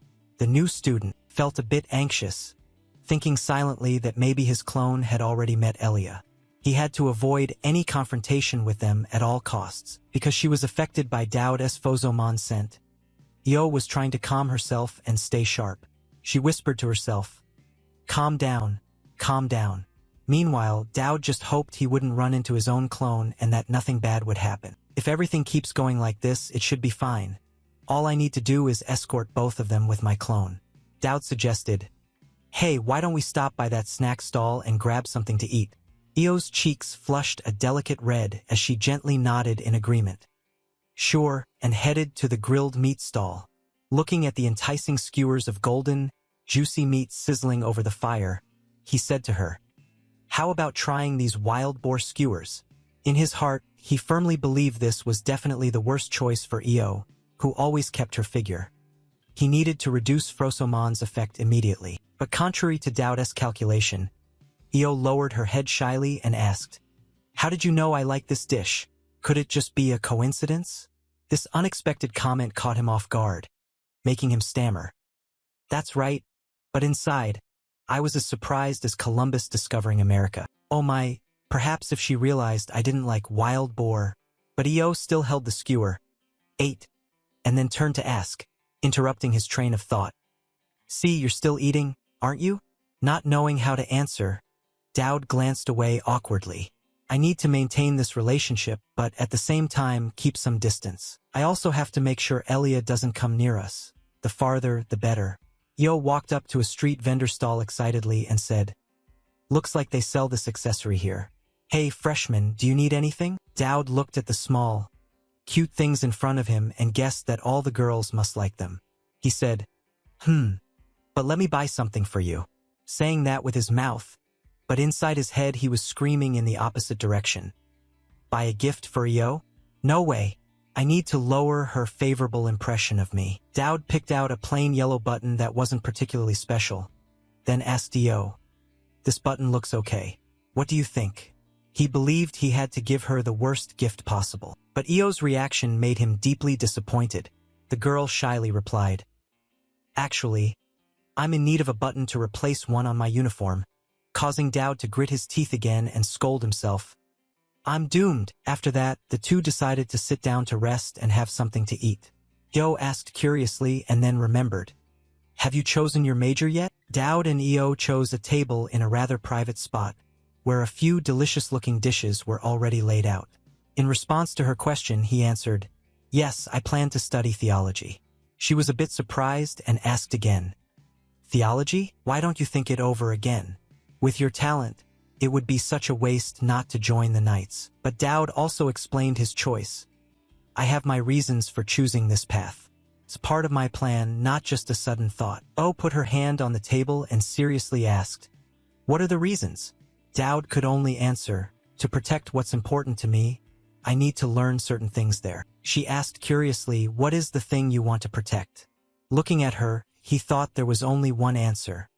His own life and her downfall. Holy skills are the key to survival.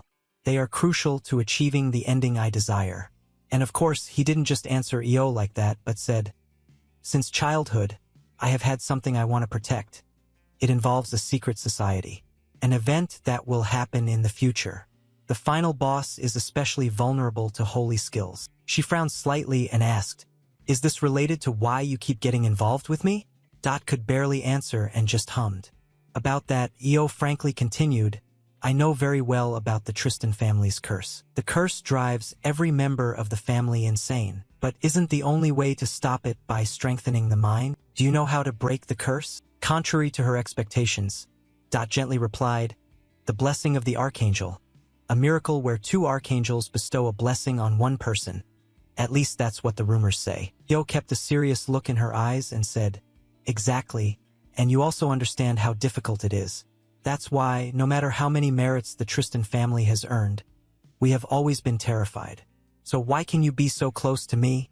Why do you always appear just in time whenever there's an attempt on my life? What exactly is your intention? Dowd did not dodge the question but looked into her eyes, asserting, the one I want to protect is you. She seemed confused, asking again, what am I to you that you want to protect me? He answered, if I don't protect you, I'll die. That was the truth, he had no other reason.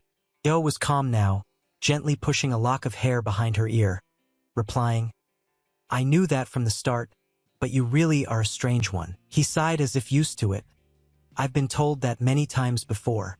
Inside, he felt relieved to have openly confessed everything without hiding a thing, hoping that would satisfy her curiosity. Cut to another place which looked like a dungeon.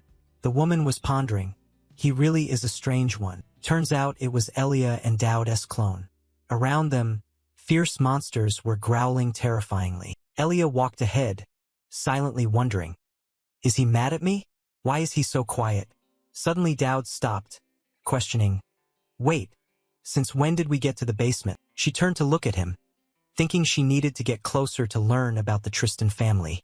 I really don't know what to do with people like him. More precisely, I don't know what to do with men at all. It's driving me crazy. Meanwhile, Dowd's clone focused on observing the surroundings. What the heck is this place? They're all living monsters. Elia walked while speaking. It seems these are used for the Academy's experiments. The professors here are truly irresponsible. How could they leave these things down in the basement like this? A monster nearby growled angrily, catching her attention and making her turn around in surprise. Huh? Elia observed the monster and remarked, even the big monsters are here. Curious, she approached the cage imprisoning the fierce monster and said oddly, wait, they aren't even chained. Suddenly, the sensor locking the cage emitted a sound that made the monster growl more ferociously. Elia widened her eyes in shock, staring in surprise and momentarily unable to react. A loud explosion erupted violently, and Dowd quickly shielded her behind himself, trying to get away from the blast. Cut to where Dowd was dining with Io. He felt the tremors caused by the explosion. She also sensed that something was wrong. Everyone at the welcome party felt the shaking from the explosion. Many even screamed in fear. Protected from the explosion by Dowd's clone and still surprised, she asked, Dowd, why? He looked at her and replied gently, this is my job. Elia was amazed by Dowd's strange answer. She looked at him with utter bewilderment, then sat up, puzzled. Huh? What are you talking about? The recent explosion caused most of the dungeon to burn down, releasing the monsters from their cages, and now they are approaching the two of them. The beasts bared their sharp teeth, growling as if ready to attack. Looking around, the only weapons available were iron bars fallen from the cages imprisoning the monsters. Elia's eyes were full of determination. Anyway, thank you for protecting me. Now it's my turn to protect you. The system notification rang out. Main mission. Monsters have appeared. Handle the situation immediately. If too many people die, you will receive a severe penalty in the scenario. Reward. Materials to craft exclusive equipment. Hearing the system's announcement, Dowd immediately left. He explained, there's something I need to do. Then urgently requested, Guild leader, I need you to find one of the priests. O raised an eyebrow in confusion and said, wait. Dowd's face was urgent and pleading. Please. He quickly urged, we have to protect the trainees first. Yo was breathing heavily, exhausted. The system updated again. The clone body had been recalled. At that moment, Dowd rushed to Elia and asked, El, are those all the monsters that have been released? Elia crouched, holding an iron bar, looked up at him and softly said, you're awake. Thank the heavens. At the same time, the system recorded that Io's affection level had increased to curious interest. The system displayed confirmation. The main scenario has changed. Without delay, Elia said, I missed one big monster. Hearing this, he was stunned and realized, the bear from earlier, it must be it. Elia's face darkened, and she sighed deeply. It's probably still somewhere on the first floor. If we act quickly, we might be able to stop it. She murmured wearily, I think I need to rest for a moment. Seeing Elia's state, he asked anxiously, are you okay? Elia made him uneasy, his mind racing. Right now, the main script is more important than anything else. If I fail, I'll face a huge punishment. I have to prevent that from happening. At this moment, everyone looked up with terrified expressions. The monster's red, glowing eyes were terrifying, and a loud voice shouted to reassure. Hold on until the professor and the knights arrive. Make sure the barrier isn't broken. It roared, trying to break the barrier. Cracks began to appear on the barrier's membrane above. Suddenly, a strong voice spoke up. The principal, professor, and faction leader were all absent at this time. His words were firm. Even so, we cannot use the angel's blessing. Oh looked displeased and said, "You call me a priest? There are students here." He turned to complain, explaining, "You're using harsh words against a professor, Miss Yellow. A high-level barrier like the angel's blessing isn't something just anyone can perform. Wait for the knights to arrive before deciding what to do next. This is why I tried to stop them from experimenting with those monsters from the start. I knew we should never have entrusted that power to the Chisotin family." Hearing this, she frowned and clenched her teeth in anger. Dowd couldn't wait any longer. He immediately dashed outside, proclaiming, "I'll handle this myself." Dowd's impatience caused the man to panic and hastily warn, "Wait, someone stop him." But he still charged toward the monster, ignoring the people behind. The man trembled with anger, shouting, "You're just a trainee. Do you even know what a blessing is?" The woman standing beside him looked puzzled and gently called his name. Dowd. Dowd's eyes were sharp and unwavering, showing no fear as he resolutely rushed forward. The system updated the status. The supreme divine nature has merged with the priest's rosary. The golden vial opened, emitting a dazzling light everywhere. System displayed, usable skill Lachan Saint's asceticism. The system continued to acknowledge, dangerous situation detected. System sounded an alert, life-threatening danger. The desperate EX-tier survival skill activated. At the same time, he slipped past the monster's grasp. The man realized and loudly intervened. "Hey, wait! Why aren't you running away?" He responded urgently, "I'll buy time. Evacuate the trainees immediately." The fierce face of the monster charged forward, ready to strike. The system voice announced, "Asceticism skill activated. All secondary attributes will convert into physical strength." Lachan Saint. He stretched out both hands. A radiant golden cross appeared in his grasp, and a pair of angel wings manifested to shield him from the monster's powerful attack. He gritted his teeth and struggled to endure. Everyone who witnessed this scene was left open-mouthed in astonishment. Was that the angel's blessing? How could an ordinary trainee possibly perform it? The priest behind twisted his hair out of jealousy. That fool! Does he even know that official priests have to pray thousands of times just to use it? She was silent, calmly pondering. After everything that had happened, she was no longer surprised. She had seen him hide his true strength countless times. At that moment, he still couldn't believe his eyes and shouted, "Why can't that stupid monster break through such a simple barrier?" And that barrier was even set up by a trainee. A holy voice calmly rose.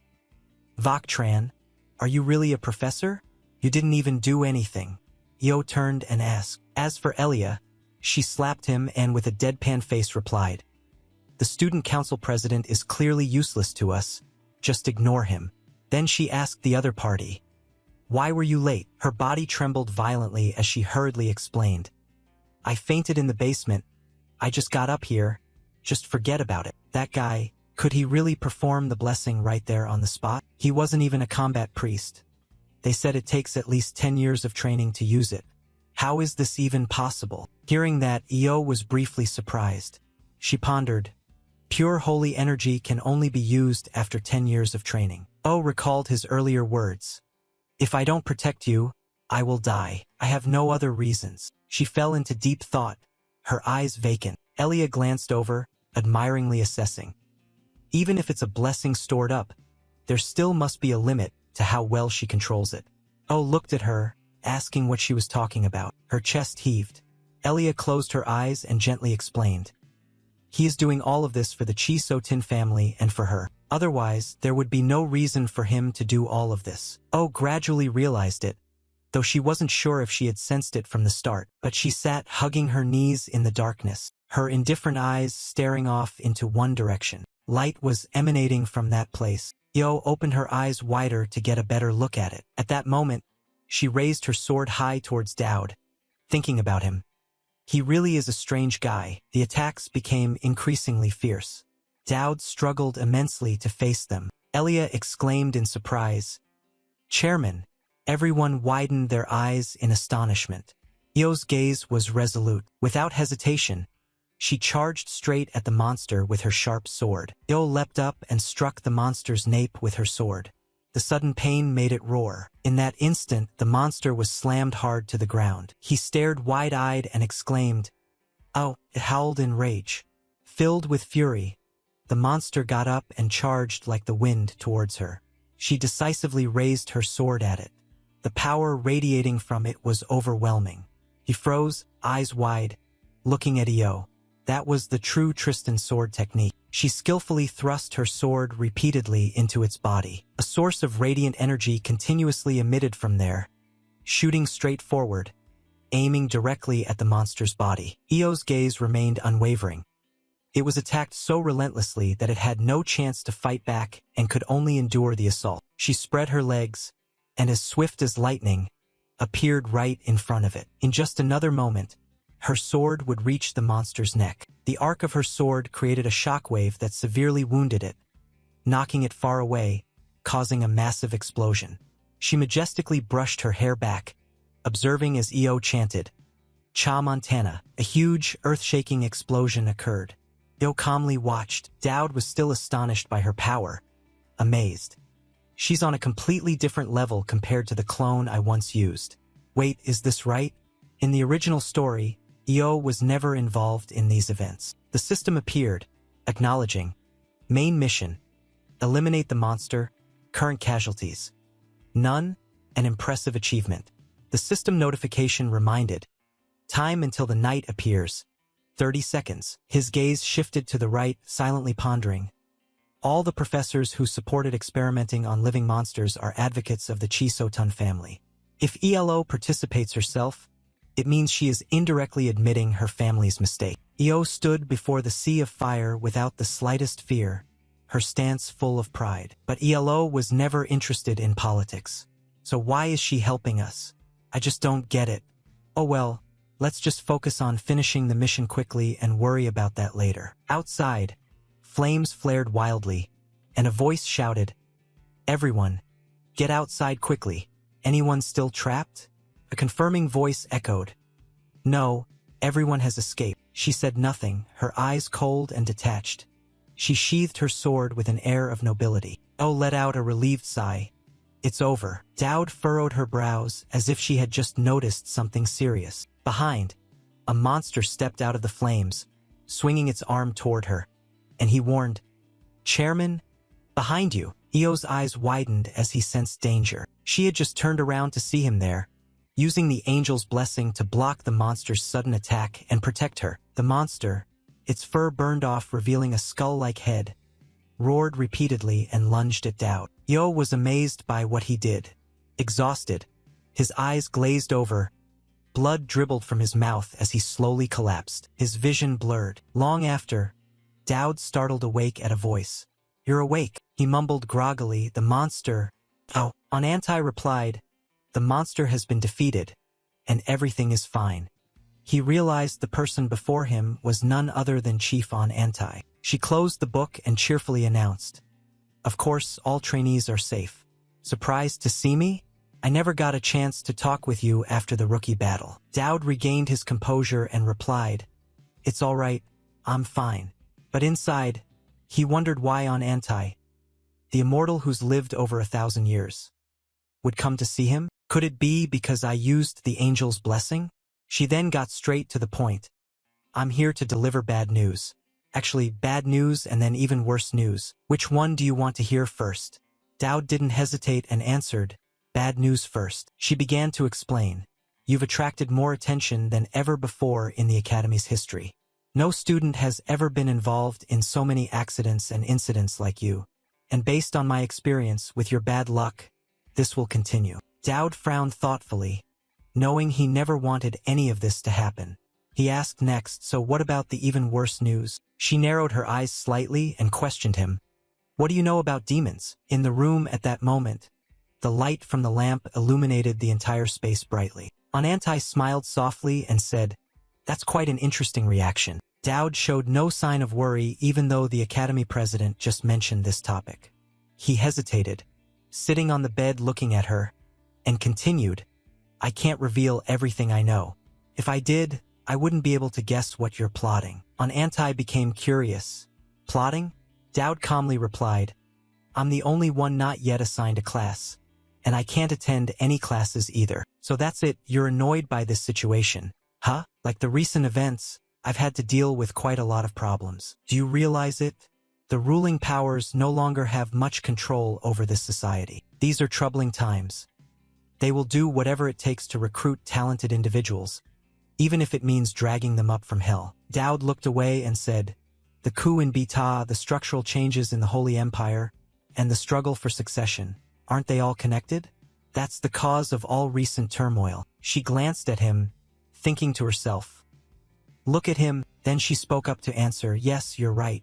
Right now, the Golden Triangle may seem peaceful on the surface, but deep inside, the battle for exceptional talents is still raging. Most trainees don't care about these matters, but their impact has spread across the continent. It has affected Elfant, the Tribal Council, and the Holy Empire, pushing these three mighty empires to secretly prepare for a major war. Dowd rubbed his chin and remarked, every event I've been involved in has surely caught their attention. Yet they've made no move. This can only mean someone is controlling the flow of information. She said nothing, just folded her arms and smiled in satisfaction, thinking, he's good at politics too. He frowned and asked seriously, so it's dangerous if they start watching us? Anantai quietly replied, yes, the world will perish. Upon hearing that, Dowd immediately jolted in panic, imagining a scene where firebombs would engulf the entire continent and humanity would be annihilated in blazing flames. How terrifying would the apocalypse be if it actually happened? She handed him a paper stamped with the fake purifier's seal and asked, do you recognize the seal? This is exactly why I asked about the demons. Dowd looked at the seal on the paper and felt a surge of fear, the seal of the fake purifiers. Seeing his somewhat stunned expression, she was quite surprised. He knows about this too, huh? The fake purifiers are occult-worshipping demons, operating in the shadows. Their sole goal is to summon demons to destroy the world.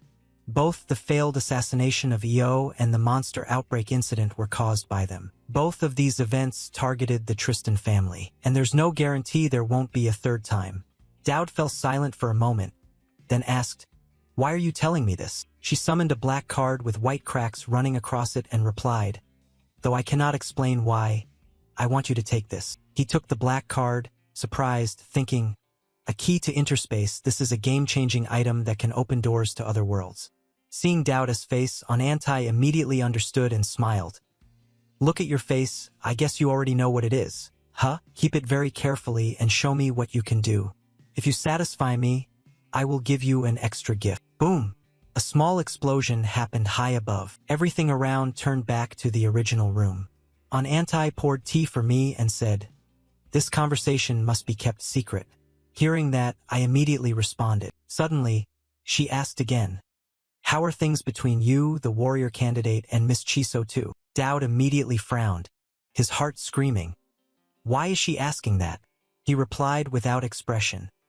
Still fine. Anantai sipped the hot tea in her hand, smiling mysteriously. I hope things will continue like that. I asked curiously, confused. Am I obliged to maintain relations with them? She still smiled and gently replied, yes, otherwise the world will be destroyed. Again, imagining bombs raining and fires blazing because the world is ending, Dowd groaned in his heart. Why is this world so easy to destroy? Seeing my miserable expression, Anantai laughed. I'm not joking.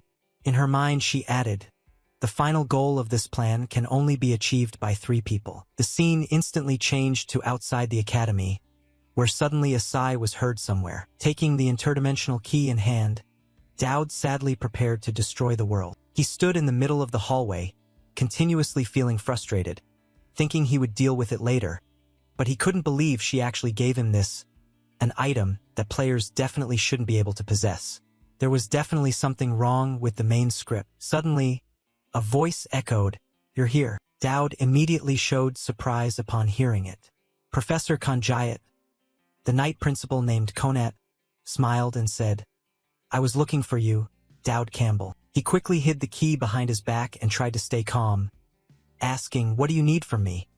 Teacher? He responded, even though you haven't been assigned to a class yet, I can't let you keep skipping lessons. This will be your temporary assignment. Starting tomorrow, you will study with these people. His expression suddenly froze. When he realized the people mentioned in the letter were class president Ela Tristan Tun and class Fleer Ja. Just imagining those two girls made Dowd break out in a cold sweat, shouting loudly. The apocalypse is coming. Outside the academy classroom window, sunlight bathed the walls in golden hues, while inside, the lecture echoed. That's why the sword is considered the most basic weapon in any situation, as I mentioned before. But what about situations with obstacles? Suddenly, a voice interrupted. Professor, I have a question. He saw someone asking a question and immediately stopped. Go ahead. Miss Tristan Eo spoke arrogantly. Do you think you're going too deep into theory? I don't believe this knowledge will be truly useful in real combat. The professor heard this and instantly turned around in astonishment, asking, What did you say? Sitting in the lecture hall among thousands of other trainees, she said arrogantly, In battle, even an experienced knight can be taken down by ranged weapons. Her words immediately confused him. That can indeed happen, Yo continued arrogantly, unless you intend to train swordsmanship to the extreme. Practicing archery or throwing techniques as support is essential. At that moment, Elia squinted one eye and glanced sideways, still uncertain, but also said, I think the professor has a point. As long as you know how to use the surrounding terrain, a swordsman can completely dodge arrows or stones. But if the opponent closes in, should I fight with bare hands? So, when there's no terrain to support you, what will you do to bridge the attack distance? Isn't that why we're studying close combat? Surely you understand the difference between theory and practice by now, right? The lecture is from the professor, so if you feel forced to be here, it's best to keep quiet. He was caught in the middle, silent and visibly scared by the fierce battle, without gunfire, between the two women. On the other side, Eo raised an eyebrow and repeated, Forced? Then the two directly faced each other with full challenge. She growled, As the student council president, I have the responsibility to ensure the quality of education our classmates receive. The other woman didn't back down, gritting her teeth and snapping, Then don't interrupt the professor. Why keep cutting in all the time? Seeing this, the professor weakly interjected, wanting to make peace. Should we end the class here? Eo frowned and said disdainfully, Don't tell me you really believe these theories will work in actual combat. Elia replied irritably, At least they're more useful than listening to you talk. I truly believe that. It's unbelievable that a would-be warrior can't tell advice from insult. At that moment, Dowd tried to raise her voice and ask, Can we continue the lecture now? She clenched her fists and sneered triumphantly. Fine, I agree. So I win. I knew Dowd would side with me. She sighed, ran her hand through her hair as Eo bragged, then said, It's just one loss, after all. Professor, please go ahead. He saw the situation had stabilized, then hesitantly tidied up the class. I understand now. So, let's self-study today. At the same time, Lian was turning his head, frowning as he observed them. He was working on the system screen while thinking to himself, They've been like that all this time. Because of them, all the other students have started looking at us strangely. Here I am, sitting between a warrior candidate and the heir of a noble family. Forget it, just focus on my own business.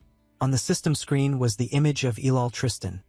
Trust level 5, favorability 1, reward ready to claim. He marveled, not bad. Next came the new skills. First was the basic Tristan swordsmanship, 58% proficiency. The legendary sword art of the Duke Tristan's family. The user can effectively utilize this skill with any weapon. Secondly, the basic deep breathing technique, a method that maximizes endurance and physical strength. This skill has high compatibility with Tristan's swordsmanship. Dowd stroked his chin thoughtfully. Both of these skills complement each other. Based on physical foundation, this might be the strongest combination. And the only person who can fully utilize this combo is Eo. This is precisely why she's the final boss. Then the system screen switched to the image of Elia Kane Nexer. Curiosity level 5, interest level 1, reward ready to claim. Then, the system introduced a new rule called the Law of Evil. Use your influence on the virtuous individuals connected to you. The following individuals will be compelled to accept a request from you. Keep your friends close and your enemies closer. Having a high favorability level with virtuous individuals will yield greater rewards. If you can turn some virtuous individuals evil, the rewards will be even greater. Dowd looked at the information on the screen in confusion. What the heck is this? Can I really get rewarded for turning good people into villains? The scene abruptly changed. Now, the Academy group was walking through a vast forest. Rat spoke out loudly, "Welcome, my little chicks. In Survival 101, we will practice survival skills. If you don't want to end up dead in some dungeon or ruin, it's best to learn how to survive starting now. Today's mission is simple. Enter the forest and bring back something you think I will like. You have 10 minutes. Everyone began to panic and wonder. No grading criteria at all? He calmly explained. I already said, it all depends on me. The student council president and I will grade together, so good luck. Oh just heard that and said nothing, only letting out a small huff. Everyone started groaning. Too vague. Professor.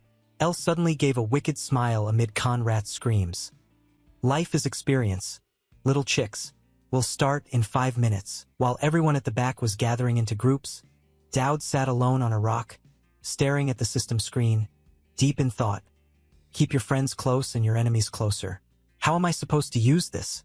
How do I turn a good person into a bad one? Suddenly, Elia appeared behind him and bent down to ask, Dowd, do you want to cooperate? Dowd turned around and replied, You should work with your own friends. She still wore a friendly smile, enticing him. Come on, I'm your friend too. He didn't respond but thought to himself.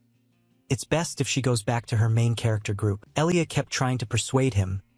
Why don't we work together? Dowd thought silently. If I do, I'll just be a thorn between you two. She put on a cute expression and asked with concern. What's wrong? Not feeling well? He turned away and replied. It's nothing, we're not that close. Elia wanted to say something but couldn't find any words. Then her face froze completely. She tossed her head to the side and pouted. Elia, completely embarrassed by Dowd, immediately turned and left. Is that so? What a pity. Fine then. Chisa worriedly called out softly. Elia. He glanced over and felt a bit guilty. Am I too cold?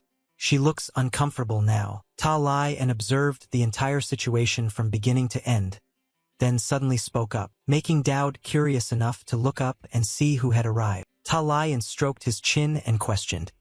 What's your relationship with the warrior candidate? He was shocked and thought to himself, Ta Lai and AMD the second strongest in the class, right after Elia. Later, he even became a sub-boss in Chapter 1. What problem does he have with me? But outwardly he only replied, I just happen to know her. He spoke gloomily. Someone as powerful as Elia has no reason to be involved with you. At that moment, the system also displayed that the evil law, a good person has been provoked due to your influence. Ta Lion grabbed his collar threateningly. There are many rumors about the suspicious outcome of your one-on-one fight. Why do you keep trying to get close to her? He suddenly realized a status notification.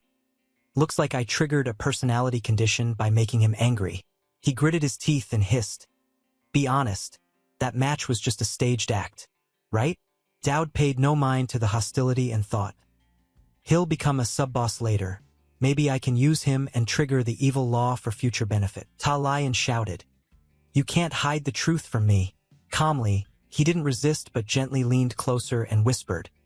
That fight wasn't fake, but maybe you wanted it to be. Seeing your target defeated with a single strike. Can you feel the gap between us? Elia seemed to have gone away earlier, but in fact, she had been silently watching him from the start. Dowd stood in front of Ta Lion, speaking seriously. Seeing your target defeated in just one strike, can you feel the gap between us? Hearing that taunt, he was furious, his face twisted, biting his lip.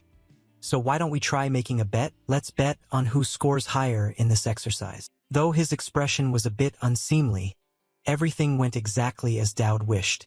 He replied, fine. Perfect. Elsewhere, Kanjayat was calling EO. Hey, student council president, the teacher told me to help grade the students. Don't you think this is a bit arbitrary? She promptly answered seriously. From the very start, Kanjayat disagreed and asked sternly. Really? Then explain why there's a perfect score even before submitting the assignment. Yo didn't bother focusing and said, because he deserves it. Hearing this, he was utterly shocked. What did you just say? She winked and said, seems like you're not pleased with my grading method. Kanjayat couldn't hold back and shouted, why don't you try putting yourself in my shoes? Yo retorted equally. Then why don't you observe him a bit more to verify for yourself why he deserves a perfect score? Then Yo turned to leave. I'll be right back. But he grabbed her by the shoulder to stop her. Wait, I know you're trying to get close to that guy. Although she was hit right in the heart, she refused to admit it. Of course not, I just don't want him to be alone with the warrior candidate. Then Io quickly found an excuse to leave. There's a chance something might happen between those two. So please let me check it out. But he was equally stubborn and said, even if I don't allow you to join, I can totally kick you out. What do you think about that? Moving to another place, Chisa is currently very worried. She silently observed and evaluated. Elia seems different today. At this moment, Elia used her power to simultaneously punch the monster in front and kick the one behind. Luca hoisted his axe on his shoulder and asked, all the strongest monsters are gathered here. Could something unusual have appeared recently? A freckled blonde answered, you're right. This is a rare mineral area. The guy with one lens glasses added, if we can get some gems, it might save us from low scores. Another chimed in, all right, let's pause monster hunting. Luca helped move the minerals. Then he shouted loudly. A black orb gathered in front of someone's chest. That orb appeared on Elia while she was still busy fighting the monsters. She also noticed that suspicious thing and became very worried. The color of darkness, thick emotion. I can see it all. Even if she doesn't show it outwardly, she's very angry. Then Chi immediately went over to check on Elia, who was currently sitting atop that monster. Elia, how have you been lately? She didn't seem any different, turning around with a bright smile and speaking cheerfully. Huh? Lately? Nothing special, really. Chisa asked worriedly. Even so, if there's anything troubling you, I can help. Although Elia appeared fine, the black thing on his chest said otherwise.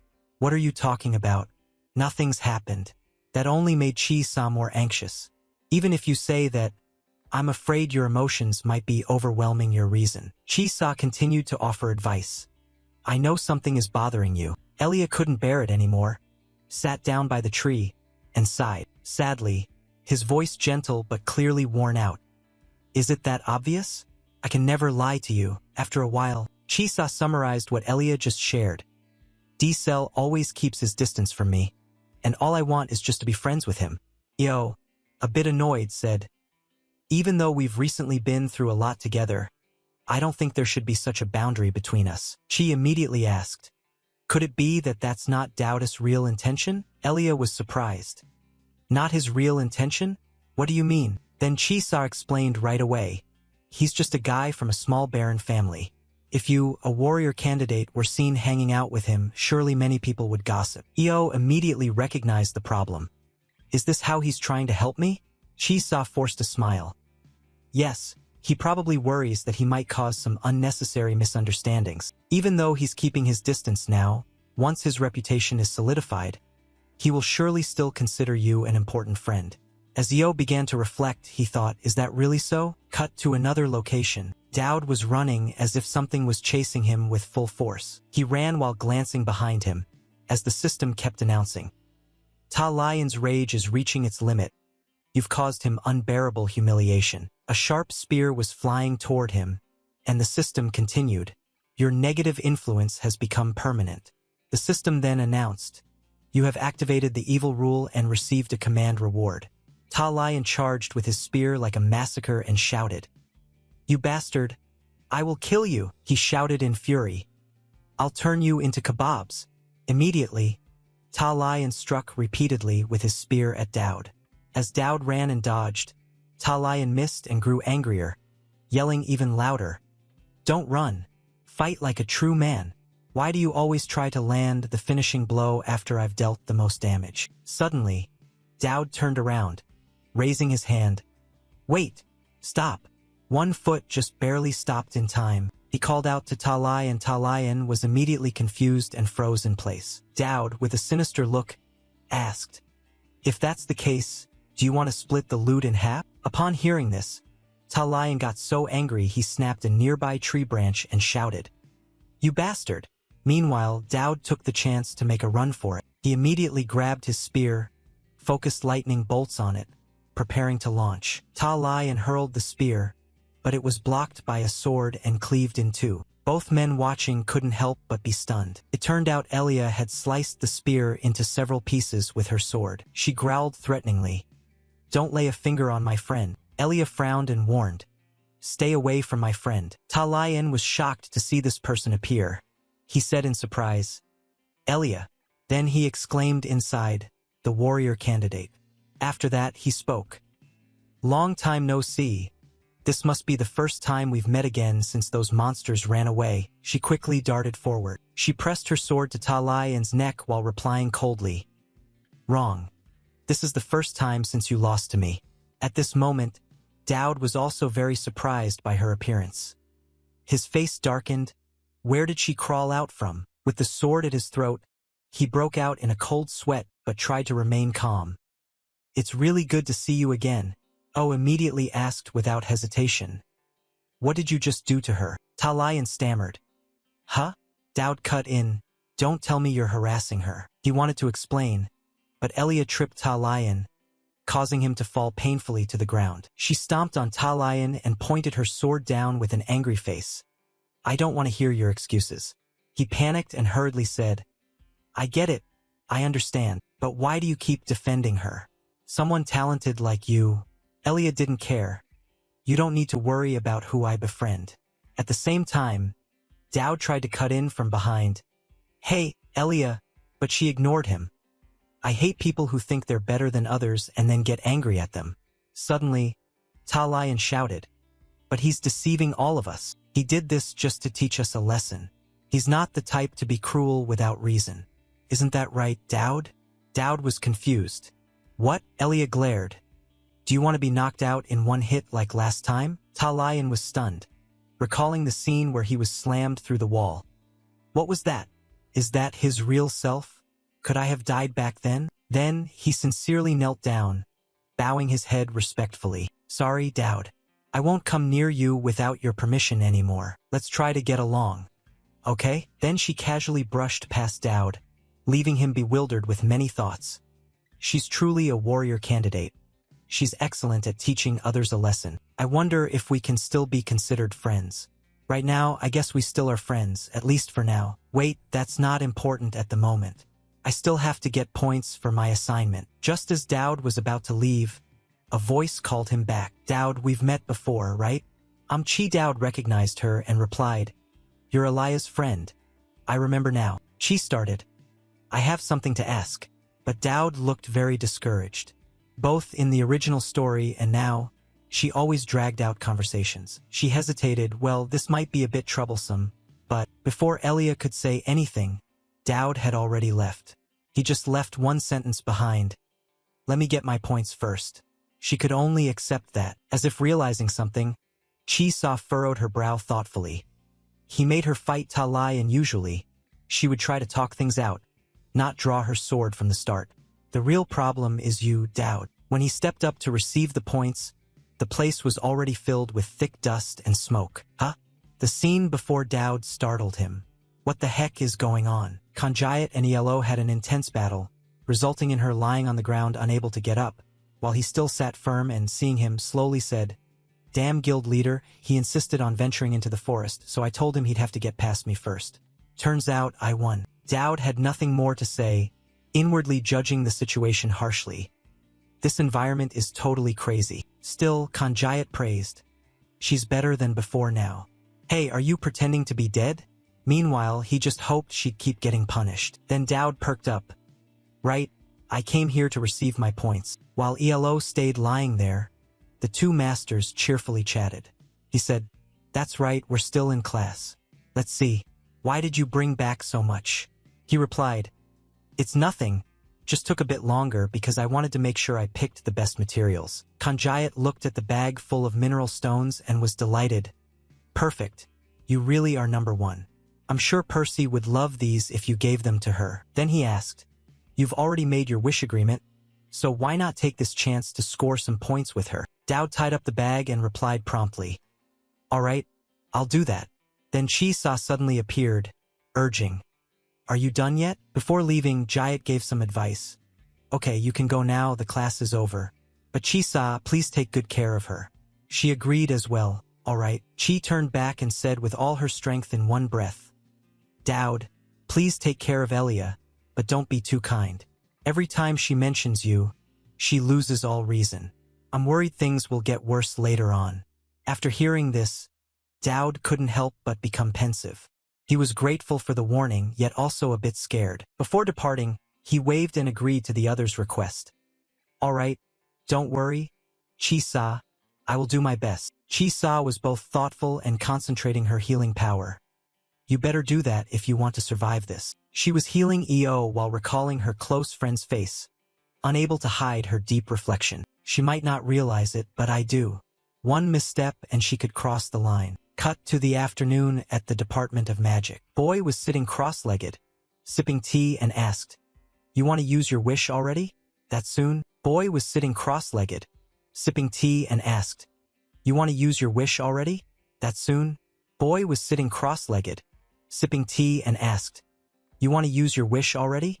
That soon? At the same time, others were irritated waiting. He wasn't the only one working to complete this request. Everyone else had things to do if he didn't use his wish. He glanced at the people behind him, his mind starting to calculate. But to overcome the upcoming battle with the Purger, he had to prepare everything possible.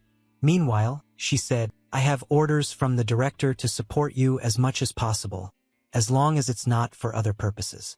I will do it. What do you want? He pressed his lips together, not answering immediately. Meanwhile, the system updated with new information. You have received a reward of 500 points from Elia. You have obtained an evil offspring. You can exchange it for special skills in the point shop. The list of purchasable skills has been updated. Elia's serious face appeared. Elia Kane Nexer, one-time negative seal, you can use the evil rule once. Talai and one-time negative seal, you can use the evil rule once. Dowd sank back into thought. The effect of special skills is much better than any item. That's fine for now, but there's still a lot to prepare. Dowd Campbell is still too weak to withstand the Purger's diverse attacks. That's why I need it. Dowd coughed dryly, but fearing the world wasn't serious enough, affirmed. I need a cannon that can blow away this entire academy. Boy's expression didn't change. He just lightly remarked, You've lost your mind. She suddenly jumped up in a fury and scolded. Are you crazy? Creating it is one thing, but where do you intend to use it? He quickly raised his hand to offer his input. Oh wait, Professor, this is the agreement paper, so Boy has no room to argue. It clearly states in the agreement that the master must fulfill any normal request. Something this simple surely can't be too difficult for the head of the magic department. She said helplessly, You want me to create a weapon? That's not a normal request. He retorted, But a promise is a promise, right? I'm not going to use it to harm anyone. I just have something that needs to be destroyed in a single strike, or it'll get really troublesome. Boy shouted. That's exactly why I'm even more worried, you idiot. But then she sighed and agreed. All right, I guess you have your reasons, and since you helped deal with the monsters recently, I'll make you a cannon. Is that good enough? He replied. Thank you, Professor Percy. Then Boy rambled on, leaving him confused. Unbelievable. Not only do you have 4 concubines, but you also make others believe you'll save the whole world. She asked back. Concubines? She was startled, panicked and babbling. Wait, what's wrong with my head? Just talking to him made me lose focus. It's all your fault. Dowd reassured her. Please calm down. I still have another wish to make. Professor Balvernon Tai, 30 years old and single, after calming down, scratched his cheek and asked, You still have another wish? Dowd folded his arms and said, You promised me and Elia that each of us would receive an item from the virtual storage. Can I have mine now? After achieving his goal, he left. Currently, he was holding the agreement paper from earlier, walking and reading it thoughtfully, when he bumped into someone. Great, now I'm authorized to craft a cannon. Next up, gathering the materials. I can collect all these ingredients using the interdimensional key. Looks like everything is going according to plan. A man with orange hair, leaning on a cane, approached. He inquired, "Hey kid, you're Dowd Campbell, right?" He replied, "Yes, that's right." Gaddy spoke up. "Never expected to run into you here. What a coincidence." Then the old man introduced himself. "I am Gadverb. I manage the Qing Purification Charity Fund." Dowd pursed his lips silently but cursed inwardly. This is ridiculous. The fund is nothing more than a front for money laundering. Givch, the final boss of this chapter, the Purifier, is actually the leader of the Wrath Flame. Gadverb handed over a business card and said, "I've actually heard some rumors about you. You single-handedly stopped a monster from escaping. That's not something an ordinary person could do without courage or extraordinary skills. Impressive indeed. But why no reaction at all?" Gaddy slyly continued. "Whenever I meet an extraordinary student like you, I always wonder what their future will be like. I'd really like to have dinner with you. Are you free? I also really want to chat with you." Dowd immediately stopped that idea. "I think right now is enough time to talk." He immediately became alert towards Gadverb, just like in the original storyline. This guy was supposed to approach Elia and bother her. But why did he come to me? Don't tell me this system considers me the main character. He couldn't possibly. He scratched his head and replied, "I'll think about it." Then the old man left and said the location. 3 days from now, meet me at Sunset Eye. I'll be waiting for you." Dowd listened and angrily muttered, "Hey, I said I'll think about it first. Damn it. Sunset Eye is a fancy restaurant right outside the academy." The business card in hand made him shake his head, eyes hurting. Okay, I'll go, all right? He thought, in reality, there was no way to avoid this main event. Before, everything could only be yes or no. What I can do, what I know, what I don't know, all the factors and risks involved. If I consider everything in this situation, defeating the Purifier isn't impossible. But I still don't understand why I have to take on Elia's role. Maybe from the start I messed everything up in front of me, just worrying about the present, leaving everything else for later. Maybe from the start I messed everything up in front of me, just worrying about the present, leaving everything else for later. Even after typing it out, his face looked even tenser. As soon as he finished speaking, Elo stepped out to open the door. "Elo, are you there?" She stood inside and asked, "Dowd, what are you doing here?" He immediately replied, "No need to come out. I just have a small matter to talk about." Elo spoke from inside, while Dowd coughed a few times and said with difficulty, because she was still focused on listening to him, "Are you free in 3 days?" Elo asked again, "In 3 days?" The figure behind her said, "Return the books on time, guild leader." The girl with glasses said annoyed, "You haven't even read any of them. You just let them gather dust. Do you rent them just to look at the covers?" Before the girl with glasses could finish, Elo raised a finger to stop her. "Am I supposed to pay a late fee because of you?" Both fell silent, listening to Dowd on the other side of the door say, "Yeah, guild leader, that day I want you to take some time to come with me to a place." Yellow asked again, "With you, just the two of us?" He answered, "That's right." The girl shouted from inside, "Where to?" He started to reply immediately but was cut off by a shout. "There's a place called Sunset Eye. Do you know it?" The girl wearing glasses spoke loudly, but before she finished, she was interrupted. "Hey, that place is famous as a dating spot." Yellow said, "I know. So why do you want me to go with you?" He said, "Well, I'll tell you when we meet that day." That made her blush with embarrassment. Then Yellow stood just one door away from him and asked, "Are you inviting me?" Scene change. Elia, under the vast blue sky with flower fields stretching like mountains. A voice kept calling out, "Elia, you finally found me here? Huh?" But she just turned her back, sulking as she said, "Shut up." Kenvuan softened and pleaded, "Hey, I said I'm sorry. I won't tease you anymore." Elia grimaced and turned back, her body dirty and scratched, tears welling in her eyes, looking at him resentfully. "You liar," Elia shouted accusingly. "Do you think rolling me down the hill was a joke?" Kenvuan scratched his head awkwardly but still boldly said, "Well, next time I'll attack you while you're still on the ground." Hearing that made her even sulkier. "Stop bullying your little sister already." He burst out laughing. "I was just joking." Kenvuan babbled some lame excuse. "I just want you to be strong." "You dummy. I don't want my little sister to be defeated by anyone. Elia yelled angrily. I don't need that. Seeing his little sister still upset, he pulled out a pretty full small brown bag. Here, try these cookies I brought from the Count's place. The silhouette of the two siblings stood clearly against the sun on the hill. She bent down and opened the bag to look. Did you steal these? Kanvan put his hands on his hips and looked down. Hey, don't say that. I only took the leftovers. Elia wolfed down the cookie in her hand, eating while listening as he told her. Thanks to the Count, I might get promoted to apprentice knight immediately. She wondered aloud. Then what? Calmly, he replied. I'll go to the battlefield. The brilliant late afternoon sun gradually disappeared behind the tall mountains. Across the vast field rang his excited voice. I'll have the chance to experience new things and explore this world. Who knows? Maybe I'll even earn the title of guardian. Elia nibbled her cookie, puffed her cheeks in contempt. Keep dreaming. Someone who bullies his little sister every day can't become a guardian. Kanvan quickly retorted. Hey, who knows?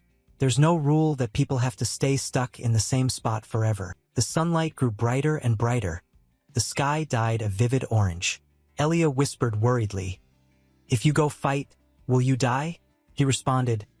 If I'm unlucky, maybe, but I'm pretty good, so that probably won't happen. Elia puffed up her cheeks, glancing sideways and up and down in a sulky fury before yelling.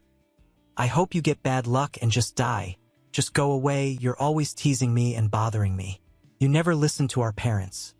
All you do is pick up your sword and go fight all day. Despite that, he just smiled fondly at his little sister and continued to listen to her rant. I hope death is already waiting for you. She spat. The two siblings' small figures sat side by side amid the vast expanse of the hills and the blazing orange sky. Kanvan made a promise.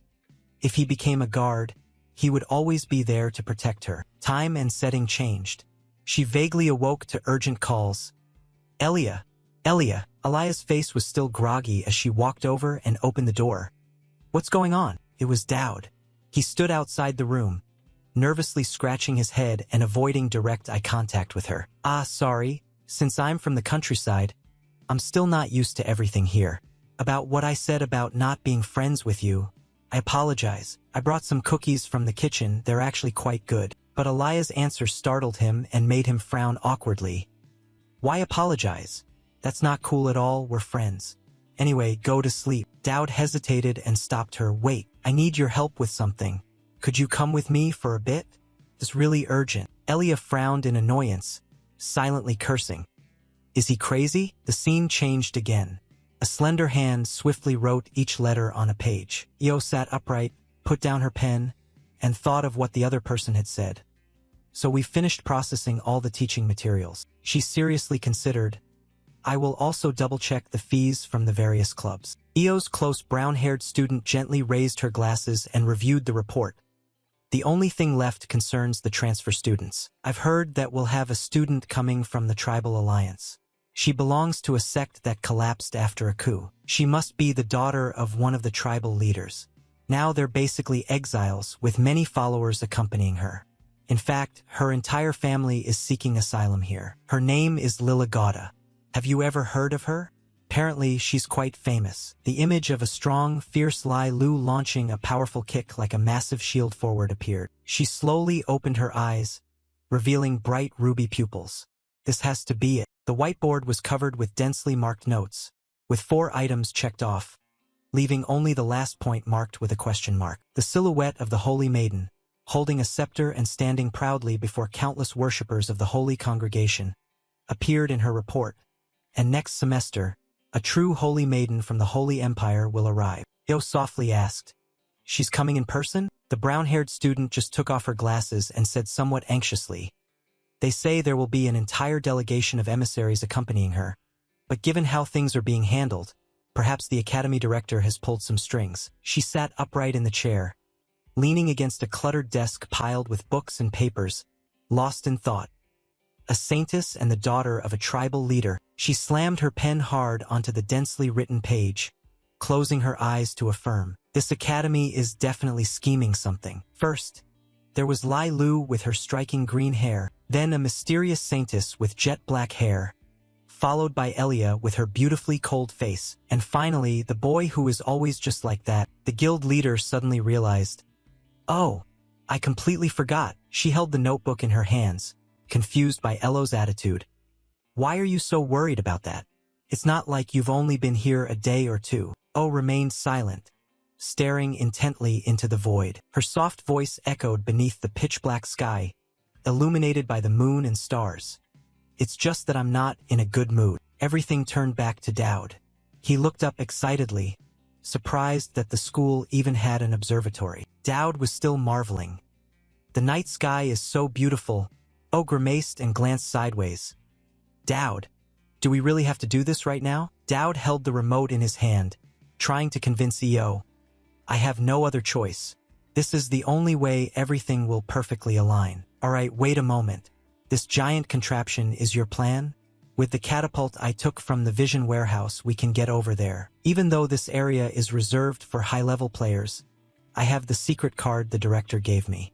She still hasn't figured out your intention. "What exactly do you plan to do in the middle of the night?" Dowd replied to Elia's doubts with just 2 sentences. "Alright, let's go." No sooner had he spoken than a deafening explosion rang out, sparks flying.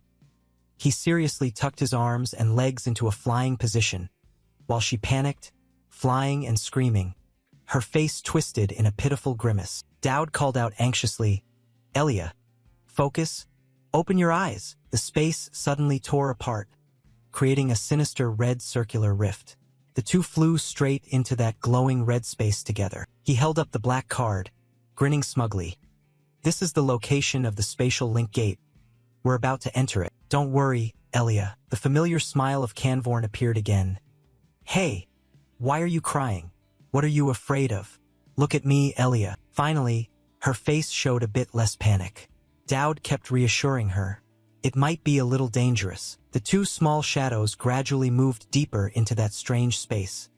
Everything around seemed warped and distorted. Eventually, the rift disappeared, leaving only a shrinking red glow in the pitch-black sky. Everything fell back into silence. Elia had just flown into this space feeling uncomfortable, squinting because the light was too dazzling. She gritted her teeth, trying to endure it. "We don't have much time left." On the other hand, Dowd was full of enthusiasm, looking around everywhere. "This is an interterritorial space. Try not to touch anything. It could be very dangerous." Dowd jumped up, twisting and soaring among the floating chunks of rock. She clung tightly to a boulder, then turned angrily to scold. "Dowd, what are you doing?" But he laughed freely, drifting with the current. "Don't worry, gravity here is unstable. Anyway, we need to get a bit higher." Elia frowned, making a grimace. "What are you looking for?" He winked mysteriously. "You'll find out soon enough, just jump. Those rocks are being pushed back." Waves of mystical bubbles floated in the brightly colored space, but her screams echoed. "Are you crazy? Falling means certain death." Elia was scared, hiding behind a rock and looking around, while Dowd urged, "We won't die, just jump." Finally, she leapt off the rock, her body falling freely through the air. Elia panicked, squeezing one eye shut and opening the other, trying to endure it. She lost control, fear contorting her face as she fell, flailing wildly in the air, mouth wide open screaming. Elia's mind drifted back to a moment in the past, where a voice called out, "Elia, Elia." Amid the blazing fire, she tried to respond. "It's me, Big Brother." Canvorn's voice rang out through the flames. "It's too dangerous here. We have to run to the back door and get to the granary right away." Little Elia trembled in fear, her clothes and face smeared with blood, gripping a sharp axe tightly. "Are we really going to abandon mother and father?" Little Elia trembled in fear, her clothes and face smeared with blood, gripping a sharp axe tightly. "Are we really going to abandon mother and father?" The fire grew fiercer and fiercer, and Canvorn urged, "If you see any descendants of the apocalypse, just run away." Her small hand clutched the hem of his shirt. "What about you?" Canvorn tensely turned to look at Elia. Seeing her drenched in blood and unable to hold back any longer, tears streaming down like rain, crying inconsolably. "Mother and father are already dead. I'm not stupid. Mother and father are dead. It's just the two of us now. What am I supposed to do if you die? That's exactly why we have to run away together. He turned forward, leaving only his large back blocking Elia, who clung to his shirt. His voice resolute. Idiot, if I go with you, we'll be in even greater danger. Besides, before being your brother, I'm also a bodyguard. Don't think about anything, don't worry about a thing, just run as far as you can. Don't worry, as long as you reach a safe place, we'll meet again on the hill where I used to train.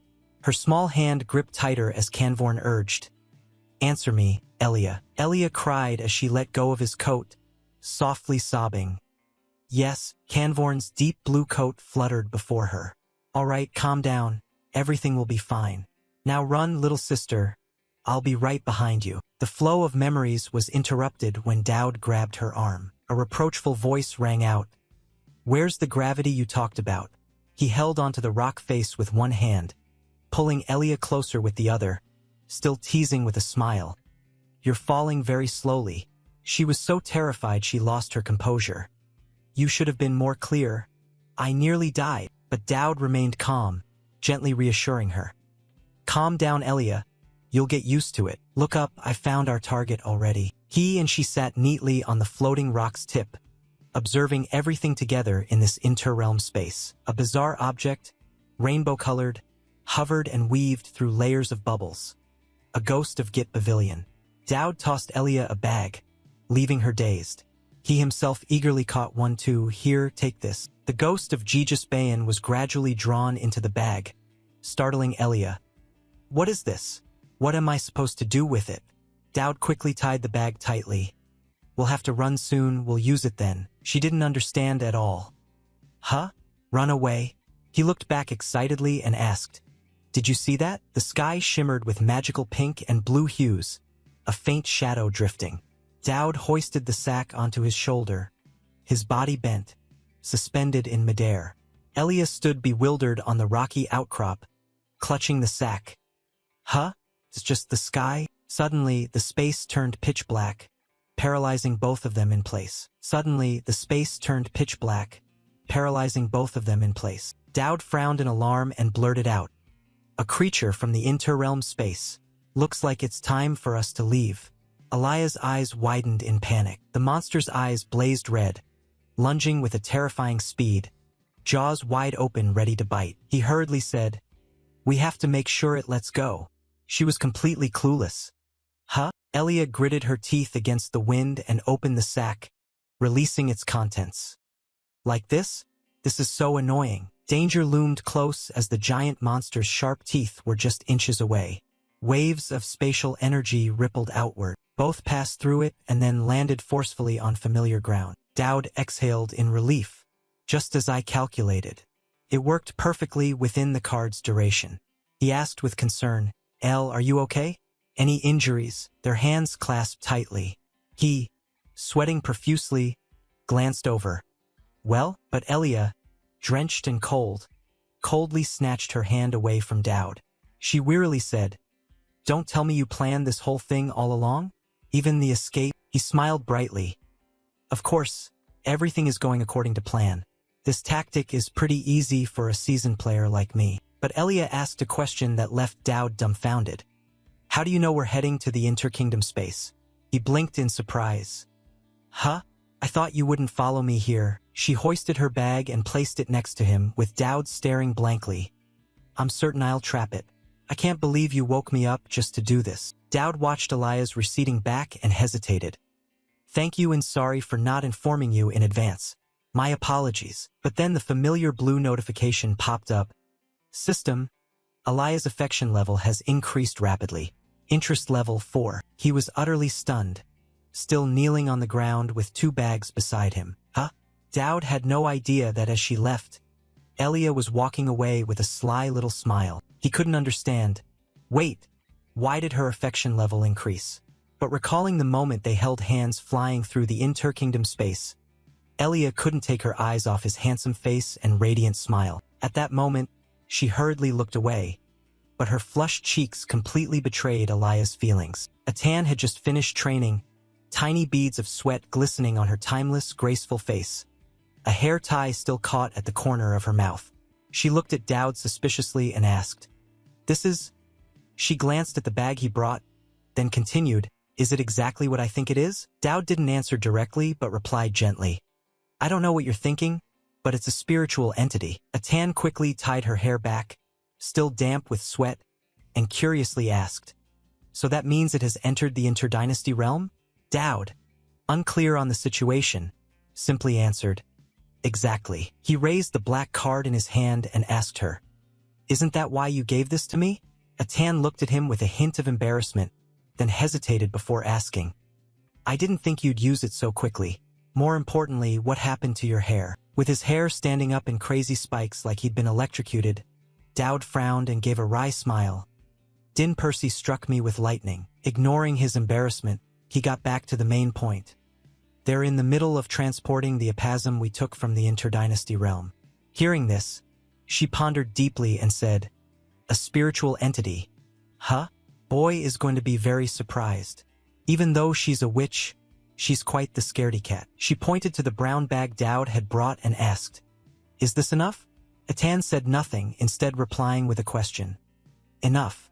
You said you'd give me another gift if I pleased you." She pointed to the brown bag that Dowd had brought and asked, "Is this enough?" Atan didn't answer but instead asked, "Enough. You said you would give me another gift if I pleased you."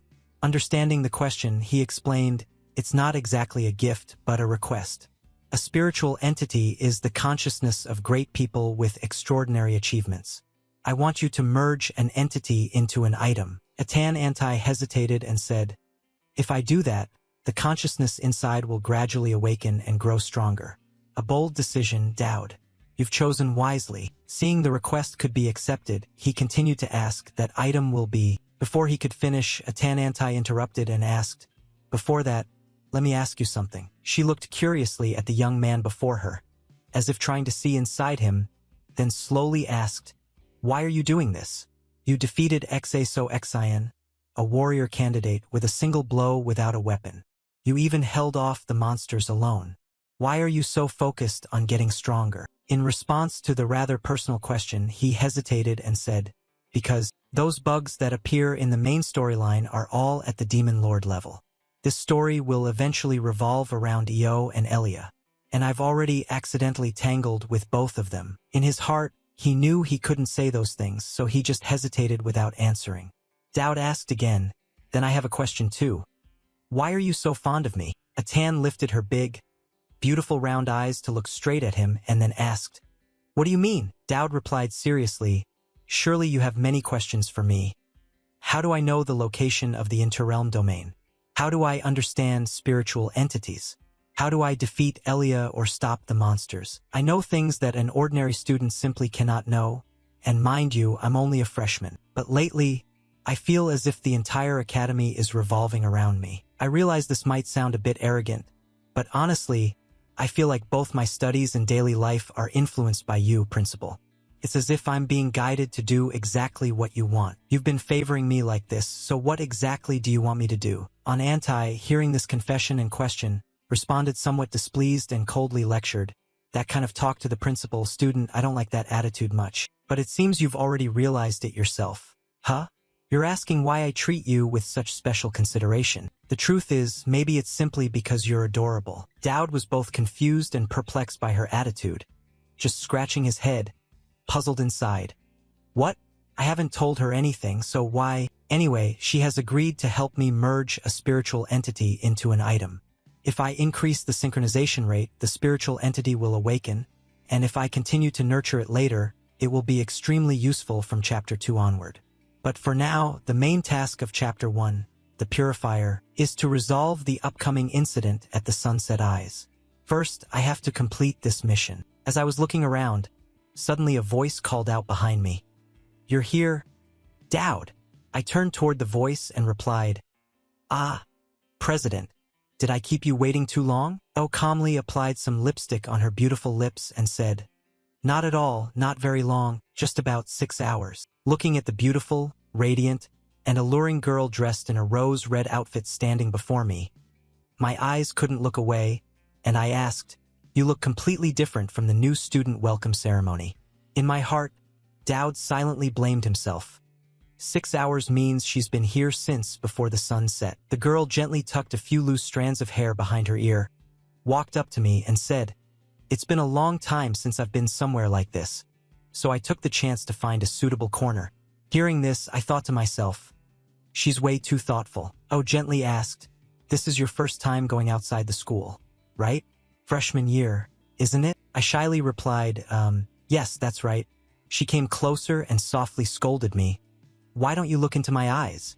It was the first time a girl had done that to me, and Dowd was both embarrassed and shy, unable to speak. Even though my heart was screaming inside, this was the first time I went out alone with a girl outside school. Honestly, this didn't feel anything like the freshman welcome ceremony. Isn't this a date? It wasn't clear whether she was trying to make it difficult or truly needed an answer, but Io suddenly took my hand. Before I could finish being stunned, she pulled me along saying, "Come on, the line is long." Ahead of us was a noisy crowd with complaints like, "Oh my God, don't push. Why is this line never getting shorter?" The two of us stood holding hands at the back, looking at each other, and Io whispered, "It's more crowded than I thought." Looking at the long queue ahead, I hesitantly said, "Do you think we can get inside?" At the ticket gate, Ta Lion shouted angrily, "Number 27. If I have to call number 27 one more time, I will cancel ticket number 27. Fine, remove it from the list. Next number 28. Please come in." I stepped forward to look at the blonde guy checking tickets and asked in surprise, "Hey, Taeyu, what are you doing here?" Even more surprised, he replied, "Oh wow, Mr. Dowd, you still remember me? I work part-time here. My family doesn't send me allowances. So the student council is here too." Io silently listened to the two of them chatting. Ta Lion stared wide-eyed at Dowd and asked curiously, "Mr. Dowd, can I ask you something? What's your relationship with the student council president that you two come here together?" Just then, the guard behind loudly announced, "Number 29, please come in." Hearing the question, Dowd turned back toward her, seemed to ponder for a moment, then replied, "Our relationship?" He then twisted his own thoughts. "That's right, why am I going out with the club president? Isn't this basically a date?" Io didn't answer but asked back, "As a part-time employee, can I enter under the student council president's authority?" Io repeated the question, not waiting for a reply. "As a part-time employee, can I enter under the student council president's authority?" Suddenly, Dowd noticed something around his friend's neck and asked, "Wait, Taeyu, what necklace are you wearing there?" Ta Lion held out the necklace and said, "Huh, a necklace? Yes, I am wearing one. It's from the Purification Society, that place of Marquis Ma Kair Verbak." Right then, the system popped up a notice activating the authority skill targeting the person speaking. Dowd pointed at the necklace and instructed him, "Yes, that one. Don't wear it today." Ta Lion didn't understand and asked, "Huh?" But Dowd continued, "Seriously, don't wear it today." Ta Lion looked at him confused but still agreed. Got it." Dowd began to ponder. After raising ELO and Elia's favorability, the main storyline changed. Now I have to shift Marquis Jerba Baka's favor toward me. My chance to just eat and leave is 0. The story has already taken this turn. Suddenly, a rod tapped down in front of him, cutting off his train of thought. A deep, hoarse voice rang out, "Oh, we even have Miss Tristan and Student Dowd here."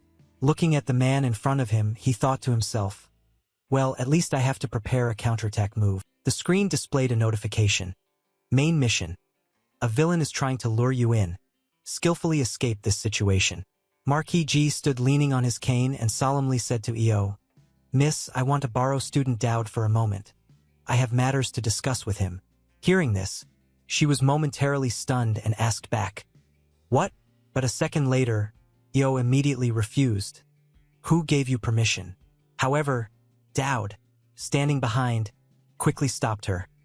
"It's okay, Chairman." He agreed right away. "All right, I agree." He quickly continued, "Please follow me to a private VIP room." At this moment, Dowd took the chance to whisper something into Io's ear, causing her to think deeply and furrow her brows. She turned to look at him with a slightly amazed expression.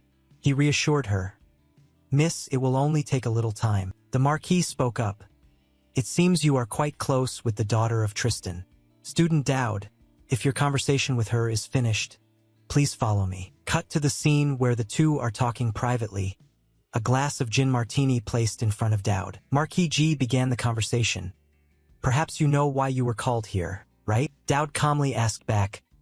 Ah, I guess you're going to ramble on about some nonsense regarding the resurrection of demons, aren't you? Public order will weaken during the full moon festival, so he plans to exploit this opportunity to cause a massacre. He will use that blood and death to absorb a strong dark magical source. By releasing monsters in many places, he will keep the knights tied down by ambush assassins. By releasing monsters in many places, he will keep the knights tied down by ambush assassins. His plan aims to awaken the demons sleeping within the bloodline of the Tristan Tun family. From the start, the assassinations and the terror caused by the monsters were his doing. But I wonder, I already reported this entire plan to the headmaster. So what do you intend to do now? G's eyes widened, shouting. What? He couldn't understand how I knew his plan so well. Remembering what the other said, he thought silently. Now I understand why the Tianqi family is interested in him. Outwardly harmless, but inside extremely cunning and strategic. He is not an ordinary person. He looked at Dowd's seemingly simple, youthful face and mumbled, "Unbelievable. My subordinates have already captured the young lady. Surely you haven't taken that into account, right?" As soon as he finished speaking, Io rushed in, sword in hand, as if to dispute his words. Seeing her bloodied appearance, he couldn't believe it and stammered loudly. "What? How could the daughter of the Tristan Tun family?" Recalling a few minutes earlier when Dowd followed G, someone suddenly called Io. "Young lady of the Tristan Tun family, follow me. You have somewhere else to be." At that moment, a whisper from Dowd suddenly popped into her mind. "Chairman, a group of dark cultists are about to attack you. Lately, have you been struggling with those bouts of madness? No matter what happens, just let it out every now and then." Io replied coldly. According to imperial law, once the heretic cultists are dealt with, reporting is no problem. Behind her, one of his lackeys grabbed her ivory-white shoulder tightly and sneered, "But do you really have the strength to handle them?" Suddenly, that man's face froze as he saw a powerful murderous aura emanate from Io. She simply responded quietly, "I will try to hold on." Io's mental state shifted rapidly. In an instant, her eyes glowed a fiery red in the darkness. Only the man behind remained oblivious, babbling threats. "Now hurry up, we must capture you alive." He was still talking, when suddenly a hand reached out and grabbed his head tightly. Immediately, the whole room gasped as Io used just one hand to slam that guy's face straight onto the dining table, knocking him unconscious. At that moment, the remaining henchmen around grit their teeth, drew their weapons, and cursed as if ready to charge all at once. Damn it! The henchmen surrounded Io from all sides, whispering, "Don't kill her, stick to the plan. A little injury won't hurt at all." They shouted and all charged forward to attack her. In the deep darkness, only Elo's bloodshot eyes flashed dangerously. Charging left and right, she fought alone, making those guys scream like babies. The more she fought, the crazier Elo's eyes became, the red tint soaked in death. Her sword joined the symphony of death, gently slicing away the lives of these foes. The Marquis Gadel's subordinates couldn't react in time, only screaming in vain, getting killed one by one like the Grim Reaper had come to life. The petite figure darted through the room, causing many to draw swords and curse. Damn it! The clash of weapons rang harsh. Those who faced her head-on might be stronger, but the outcome was always the same. Their swords gradually cracked and shattered, just like the lives of those who dared mess with her. Wielding her scythe, Elo frenzied through the dance of death, wiping out all the subordinates without mercy. Seeing the slaughter before him, G's face was still horrified, unable to believe it as he exclaimed, "No way." Meanwhile, Dowd anxiously asked, "Chairman, are you okay?" She wiped the blood off her sword and nodded in reply, "Yeah, I feel refreshed." At that moment, Dowd's screen also displayed a notification. Elo's favorability level has reached friend. Her madness has improved thanks to you. She turned her head to glance at him, whispering, "But with this situation, our appointment, no, our little outing has been ruined. You'll have to come with me again." right? Dowd received another notification. Special mission unlocked. You've caught Gaiden's eye. Hearing the alert sound, instead of the usual joy, this time he actually jumped in fright. Huh? Why is Elo's father interested in me? Well, first I have to complete the mission. Things can't just stop here. Gaidel, realizing his painstakingly crafted plan had failed, took out what appeared to be an ancient gem and gritted his teeth angrily. I didn't expect I'd have to use this. Hearing those words and seeing the stone in his hand, Dowd was surprised and thought, Dark Essence? Why does it appear right now? He immediately reacted, shouting, Chairman, stop him before he absorbs that. His warning left her stunned and puzzled, but it was already too late. For at that moment, Gaidel put the gem in his mouth and whispered, I will accept the god's blessing. Under the full moon, the scene outside the restaurant remained quietly peaceful, but just moments later, a sinister dark energy suddenly erupted from inside, filled with an ominous aura, and everything exploded into a heap of rubble. A hand rose from the chaotic wreckage after the unexpected blast. At this moment, Dowd was dragging his battered body out from the rubble of the building when a loud, mocking laugh echoed through the sky with a hint of despair. He tried to tilt his head up, squinting toward the voice's source. Turned out to be Gaidel. Not only the voice but his whole form had changed. He had completely transformed into a demon. I originally didn't plan to use this drug until the Prophet finished dealing with Dambell. Can we handle this? Based on my past experiences and the game info I know, a demon absorbing the nature of demons can wield part of the devil's power. A demon from the very first chapter? This world is truly crazy. The game system popped up a mission notification for him, adding a reminder. Defeat the Purifier. Failure will occur if casualties are too high. Above him, Gaidel sensed the immense power surging through his body and let out a delighted howl like a wolf under the full moon, calling out to his comrades. From now on, it's purification time. From now on, it's purification time. Dowd cautiously scanned around and groaned in pain. Damn it, the problem isn't just that guy.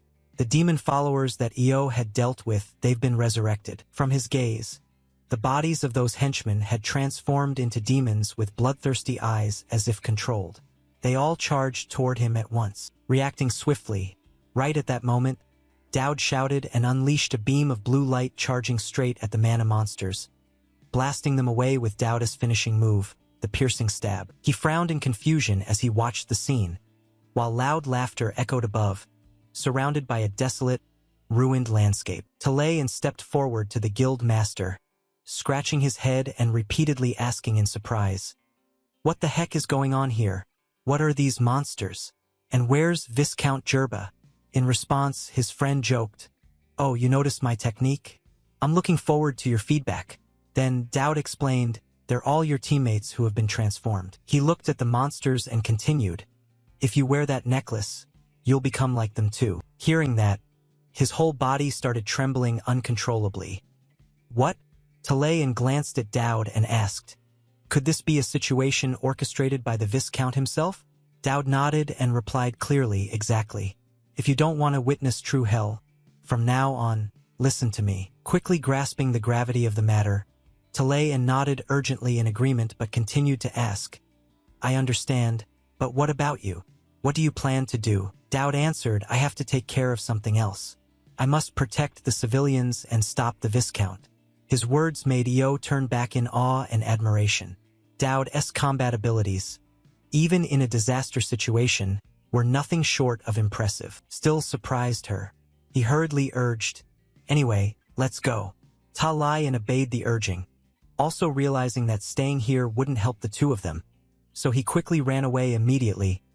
"Understood." After he left, Elo glanced over at Dowd and asked, "Do you know where the Marquis went?" He wiped his mouth and coughed once to think of an answer.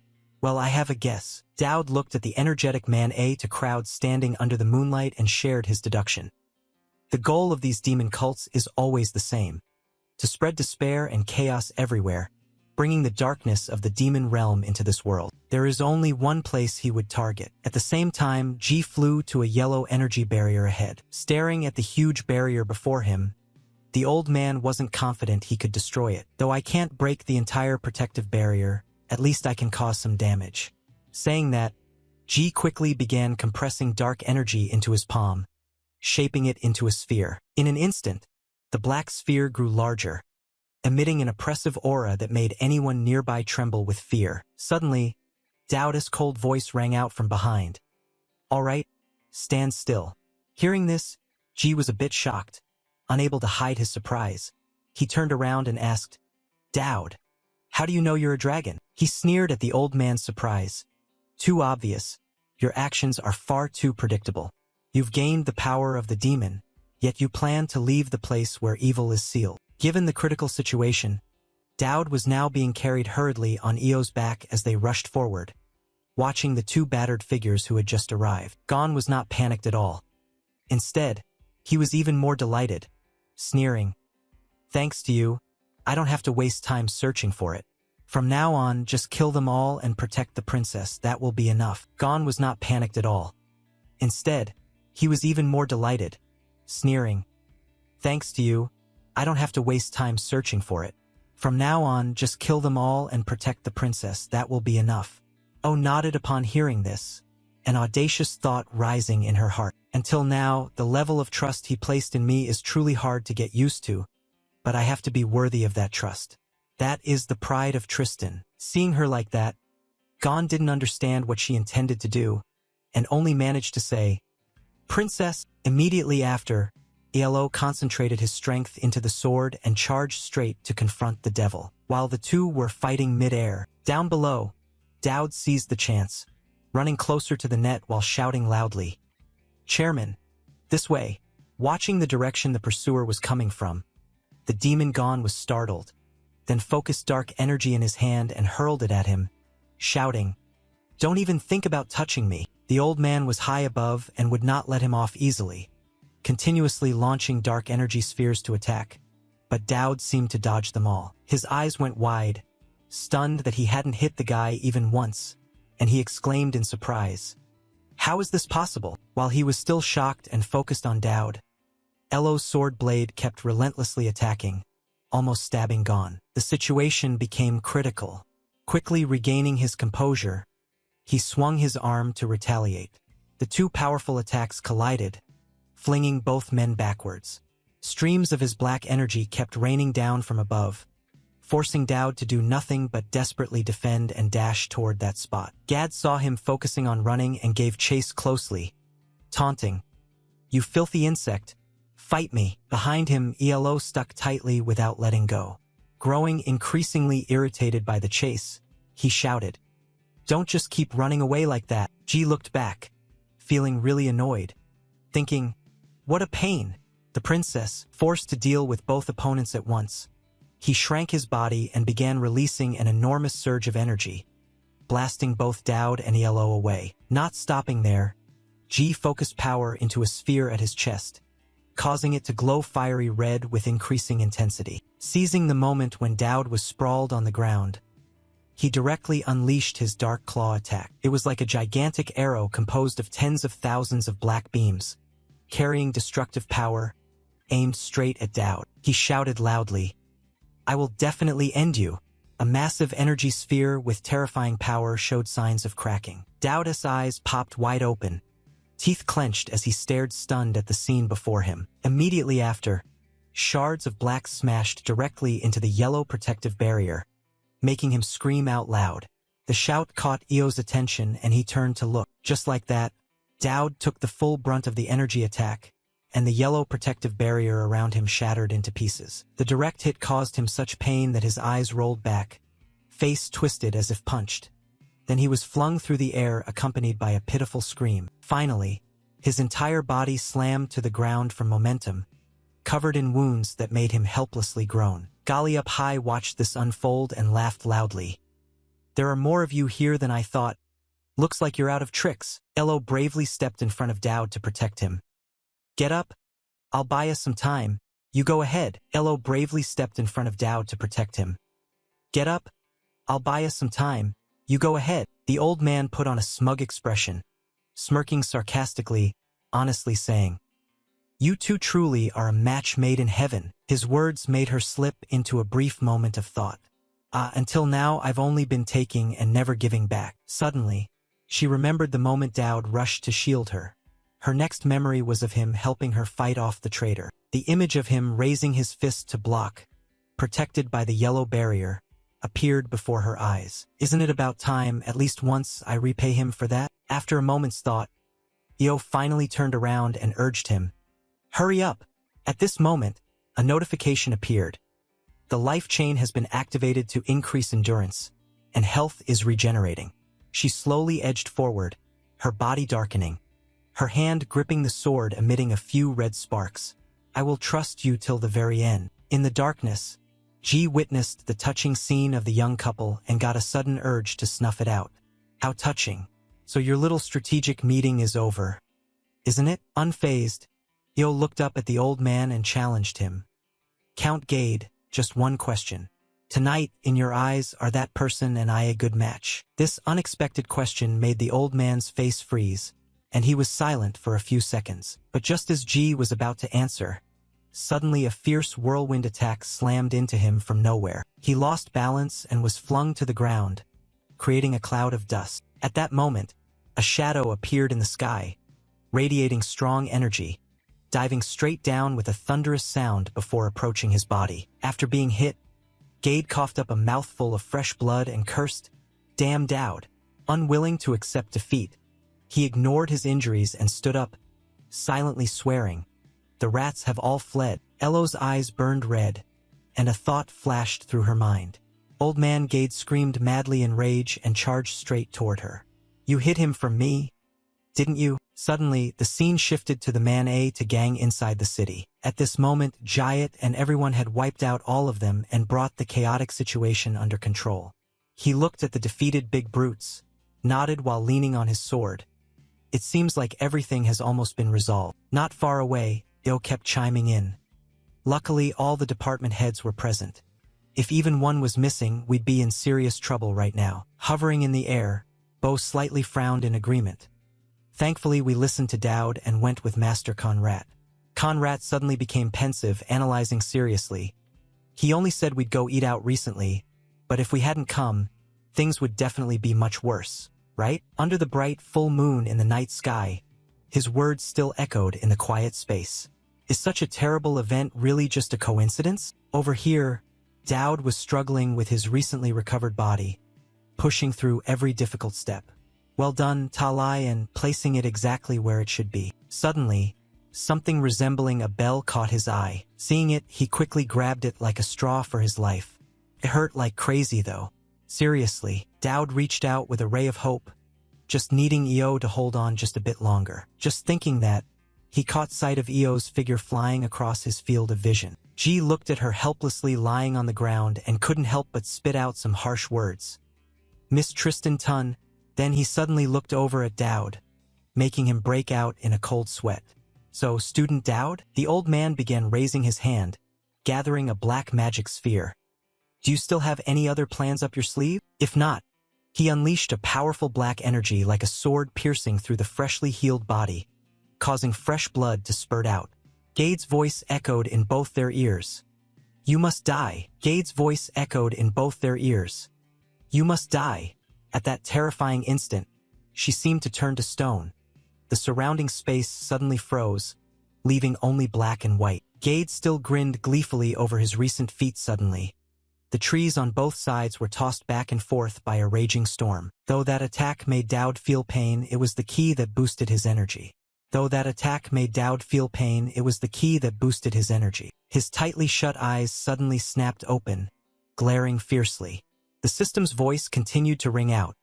"The target is beginning to move toward you." Sensing something, Dowd hastily looked over and saw that Io's figure was completely different. Perhaps the demon within her had awakened. In the dead of night, the birds flapped into the sky in utter chaos. The continuous loud noises coming from the area had completely changed. On her head sprouted a pair of devilish horns, a demonic aura rippling through the surrounding woods. A huge monster bellowed, and when she looked at it, she couldn't help but be astonished. At the Grand Mansion, Down was pierced by something, and the system notification popped up. Direct threat level changed to LO, wearing a wicked, demonic grin. He tilted his head and glanced over, and the system displayed. Partial system assessment disabled, skills stripped away. This is the entity manifesting through LNO's body. The Gray Demon, a deadly charisma that easily draws the favor of those with evil tendencies. The more extreme the tendency, the stronger the effect. Io moved closer to him. As her hand drew near him, a pitch-black oppressive energy suddenly appeared. It surged forward and wrapped around the two of them. In the center of his chest, a flash of light flared, revealing a most peculiar sigil. The system popped up, received the S-seal. The S-seal has special effects. He stared, stunned, at the mark on his chest. Were my wounds reversed? It's odd that such an overwhelmingly powerful being in this world would behave so kindly toward me. He scrambled over quickly, his hands frantically operating the system interface. What the future holds is unknown, but for now, make use of everything you can. System notice. Use the skill copy permission. O kept wearing that grotesque smile as she stared at him, a terrifying pressure making his brain feel like it was about to explode, like my skin itself was being corroded.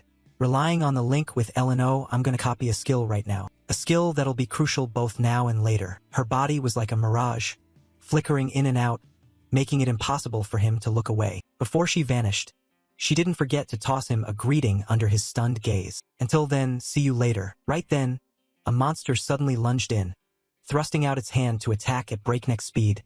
Die! From its hand burst a bolt of lightning that looked like it could pierce the sky. It squinted, trying to peer down below. Below, from the colossal power it had just unleashed, a gigantic crater had opened in the middle of the forest. Seeing the spot it had just attacked completely empty, it couldn't help but wonder, where did that bastard run off to again? It leaned aside, sensing something was wrong.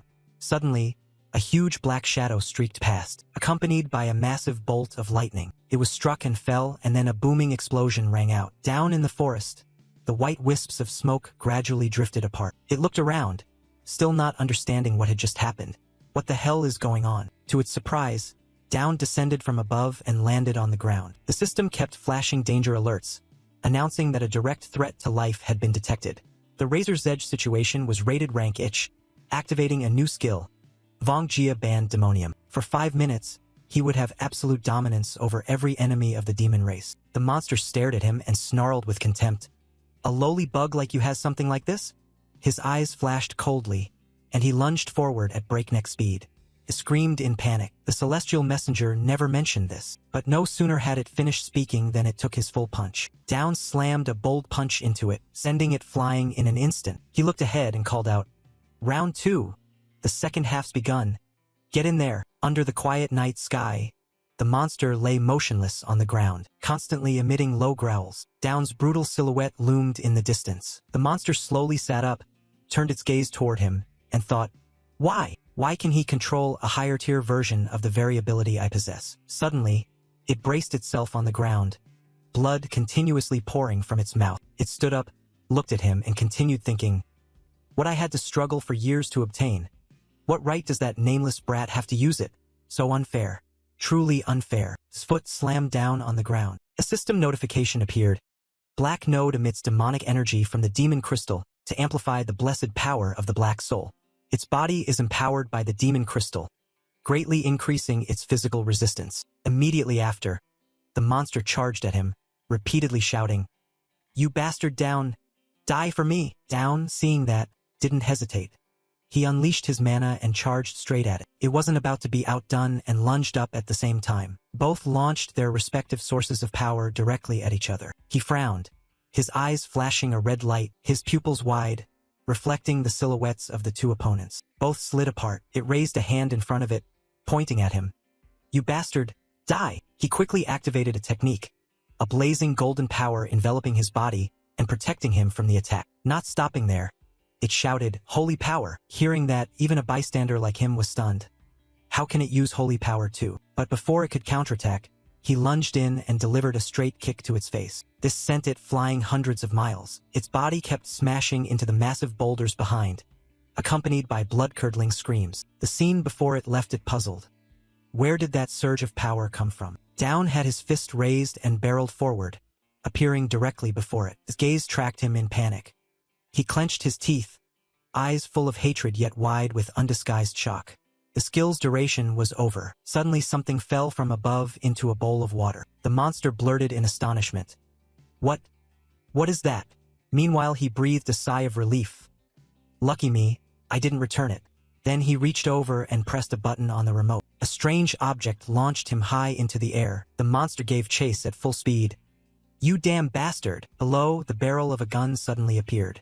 It looked down in astonishment. He aimed his weapon at it and asked, "No cooler line of denial?" Its eyes followed him, full of panic. The gun barrel unleashed a terrifying blast, firing at it. Before vanishing, it couldn't hide its suspicion.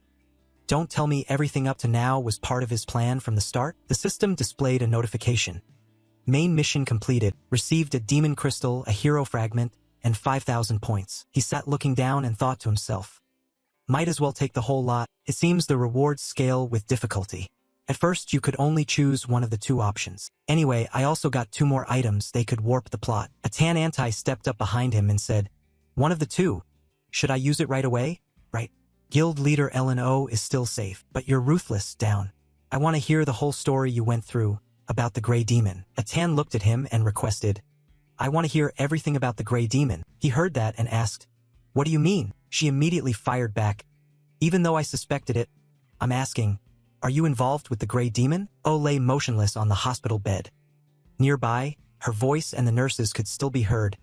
Is the blood transfusion ready? Not yet, but almost. Her blood pressure is below 50. Countless tubes and 4 lines were attached to her body. Suddenly, she woke up, and a voice nearby was still shouting, damn, where's the priest? Why is he taking so long? Turning back toward him, Anti glanced over and explained. One of the Grey Demon's powers is to corrode. That phenomenon spread from the student's area into a massive radius. The Inquisition and the Holy Kingdom will certainly get involved in this. You've become the center of the storm. You knew this would happen and still did it? Down stayed silent and didn't answer.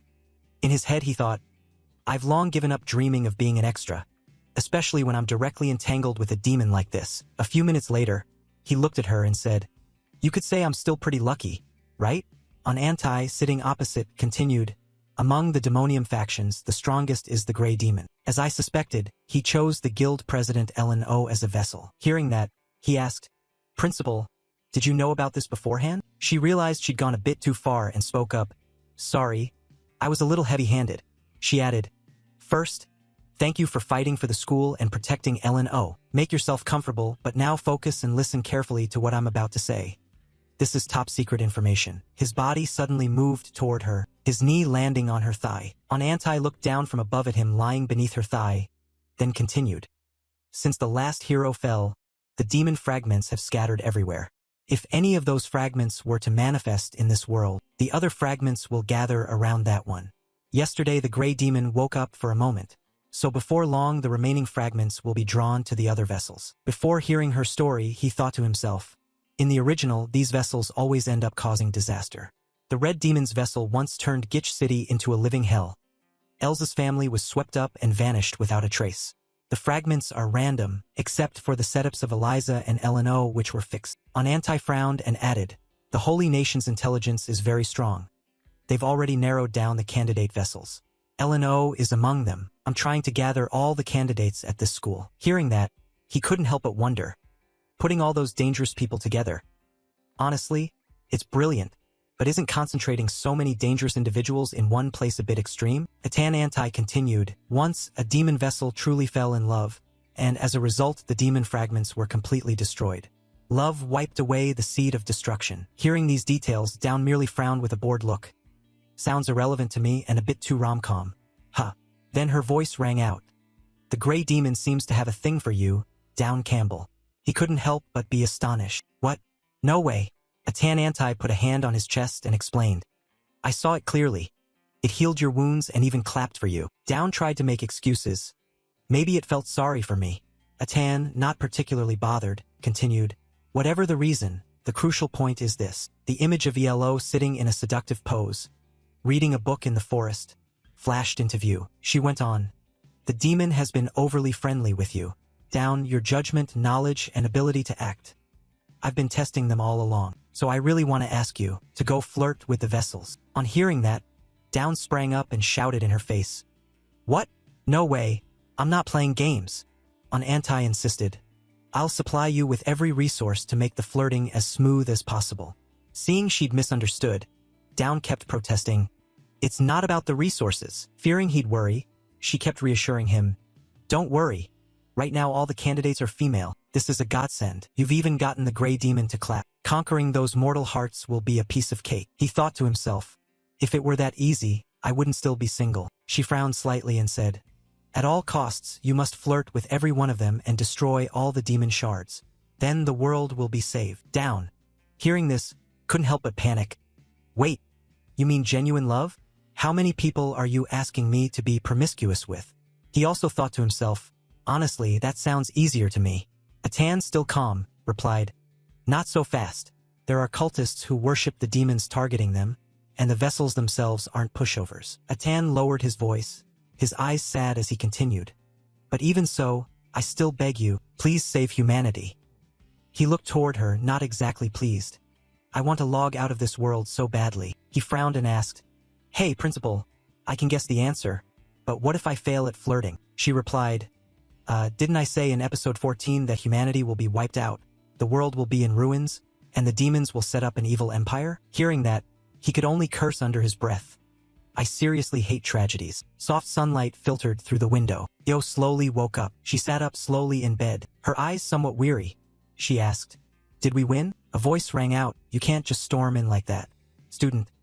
Oh, she came yesterday too and even skipped class to visit. Aunt Tu opened the door and stepped in. After all, it's still early to be up, right? Hey you. Oh, heard that and glanced over, her voice a little scornful. You dared skip class? Suddenly she lunged onto the bed, yanking the blanket back to Io's astonishment. What the hell? This damn hairstyle. Are you trying to drive me insane? Oh my god. I thought you were dead. How did you end up getting hurt while fighting like that? Oh recalled the scene from last night, then looked toward her and asked, come on, calm down. What about Down? She looked a bit puzzled. Down was discharged from the hospital a long time ago. Oh asked suspiciously. Discharged? She gently lifted her glasses and replied, but I'm not really badly injured. You're the one who's horribly wounded. You looked like you were done for. Hearing that, Io asked again, I'm like a walking corpse and Down is completely unharmed? She recalled the scene of her being comatose a few days earlier. She then looked toward her and said, it's been 2 days, and she's still lying motionless like this. If this person doesn't wake up then, Campbell, I'll personally take care of you. Down picked up the bouquet on the table and, preparing to leave, said, don't worry, Senior. Chairwoman Ellen O isn't that fragile. I'm sure she'll wake up in just a few days. Hearing that, she was a little puzzled. On what basis are you so sure? Down replied, because I'm still very much alive right here. She risked her life to protect someone like me. The Tristan family isn't as weak as people think. Back in the present, she held the book and smiled at her. All right, put him to one side. Can the chairwoman still hold a pen? Since she's awake, have her sign these papers. Yo heard that, glanced over and sighed in exasperation. I'm still a patient, you know, still. She held the notebook in her hands and began to read. Yes, yes. Then she added, there's breaking news. 2 colossal, larger-than-life figures are about to appear, Chairwoman. The first is the Saintess Lucian. Oh put a hand to her chin and fell into thought. Wasn't she supposed to enroll next term? The woman replied, well, that was the plan at first, but it's changed. She'll start next week. They decided that over there. Seems to be because of the fuss she caused. The Holy Nation and the heresy cult are also beginning to get involved. As for the second person, I plan to keep it secret, but I can't anymore. Hearing that, she immediately turned and asked, who is it? The woman hesitated somewhat. Soon, Lord Ghi Don will. Yo wasn't particularly surprised. The scene shifts to a spacious courtyard. Somewhere on the grounds, a dark silhouette peered through the window, looking around and couldn't help exclaiming, this city is so bustling and full of life. Lucy glanced over with an irritated expression. Please close the window. The light's too harsh. The guy standing nearby spoke up. Interesting. Has the Saintess suddenly taken a dislike to light? The Saintess replied. Spend your youth cooped up in gloomy chapels and you'll end up just like me. Seeing that, he asked again. Why suddenly go on about gloomy stuff? Saintess Lucy sighed in annoyance, then ordered. Close the window for me, guard knight. Suddenly, he turned and voiced his wish. I want to enjoy this little bit of peace a while longer. Lucy looked puzzled upon hearing that. Peaceful? A saintess and a demon worshipper sharing a room. You call that peaceful? He smiled and replied. I thought we'd be a little closer by now. The nervousness from our first meeting has been fading away. Seeing that, Lucian's expression immediately showed displeasure. I'm cooperating for a purpose. I have no intention of making friends. You think that's enough? He asked back. Even just a little? Lucy replied. The people holding my chains and the fate that's strangling my life really aren't any different. Think whatever you want, Vok so. At least I still have someone to protect. The scene shifts to a letter sent by Father Down. My beloved son, summer is almost here, isn't it? I hear summer where you are is much hotter than at home. Remember to take care of your health. I've sent some fruit. Remember to share it with your friends. I hear there's going to be a parents' meeting soon, but our family is preparing for the harvest, so your mother and I probably won't be able to go. Instead, I'll send Ham Man. If you need anything, just tell him. Everything at home is still fine, so don't worry. And remember, live peacefully. Don't try to stand out. A bunch of students are pushing themselves, running forward. You've always been quick-witted, so I'm not too worried, but absolutely do not cause trouble. Just keep a low profile for your father. Got it? If you've already got a girlfriend, bring her home over the break to introduce her. This father should at least get to see his grandchild's face, right? In short, take care of your health, my dear son. Your loving father, Amin Cambello. Good thing Dad can't make it. After reading the letter, Down looked up at the friend across from him and asked, So you're Ham Man? Probably a trainee butler or something? Ho-Man adjusted his glasses and smiled, replying, Yes, that's right. Young master, if you have any orders, please feel free to tell me. At that, someone snapped, Hey man, that brazen attitude is way too much. He held the bunch of grapes out in front of him. These are the Lord's grapes sent for the young master. Down popped one into his mouth and asked, Seedless grapes? He answered honestly, Yes, very sweet, aren't they? At that moment, some other students walked past and shot him judging looks. That guy's always up to something. Now he's even bringing a butler to school, trying to play aristocrat. Huh? Look, he's eating it all by himself. Hearing that, he wiped his mouth and pushed the grapes back toward the butler. Ham man, we need to pretend to be close friends here. Do as I say and eat all of these for me. His sudden demand left the butler a little flustered. Bending to take the grapes, he muttered, Yes. Down immediately said, You're probably going to be a trainee butler your whole life, aren't you? All right, enough. Now is not the time to indulge. The principal's remarks were honestly unbelievable. At that moment, Aten Antai's words echoed in his head. Charm all the demon host candidates and save humanity. A system notification popped up. Elia, Intimacy Level 1, Activation Quest. The hereditary curse has appeared. 7 days remaining. Gideon, Curiosity Level. Stage 1, Activation Quest for the hereditary curse. 7 days left. Meanwhile, he thought to himself, Forget saving the world for now. The immediate quests are the ones to worry about. But it didn't stop there. The system popped up again. Main Quest Chapter 2. King Bang How will appear in 1 day. The boss fight in Chapter 2 is the real problem. I also have to map out the strategy for that encounter. Wait, in the original I never even met Gideon, so what am I supposed to do now? Back in reality, Ho-Man looked up at the sky with an expression of pure satisfaction. Young master, it's unbearably hot here. Down didn't pay it much mind. A few other thoughts kept circling in his head. In the original, the man shows up already dead. Although he wasn't a doting father to his daughter, but a father is still a father. Originally, Gideon's death was the trigger that awakened the white demon, but I ended up awakening it during the Chapter 1 boss fight. Damn it, everything's a complete mess now. Gideon being alive means the script I know can change without limits. At the same time, a man's words popped into his head. Why does Mr. Down look so miserable? Could it be because of that guy? He thought to himself. All right then, Elo's father. I'll meet you. He has to dodge at all costs. He must dodge. But if they do happen to cross paths, he absolutely has to wring something out of them. Only that way will Tella have any chance of dealing with the Chapter 2 boss. Down looked over at Ta Lion, who was pinching his steward's cheek, and asked, a little puzzled, Hey Ta Lion, what are you doing to my steward? The question left him awkward. A steward? I thought he was being bullied or something. Someone like that can actually pull this off. Down pointed at him and said irritably, Because you laid a hand on my steward, I'm borrowing your sword for the day. The sudden declaration left him somewhat stunned. Huh? Why? But immediately he dropped to his knees and offered up his sword. You're suddenly granting me this honor? Master Down, please take it and use it. He couldn't hide his embarrassment and quickly added, No, I'll return it. Il glanced at him, amusement clear on his face.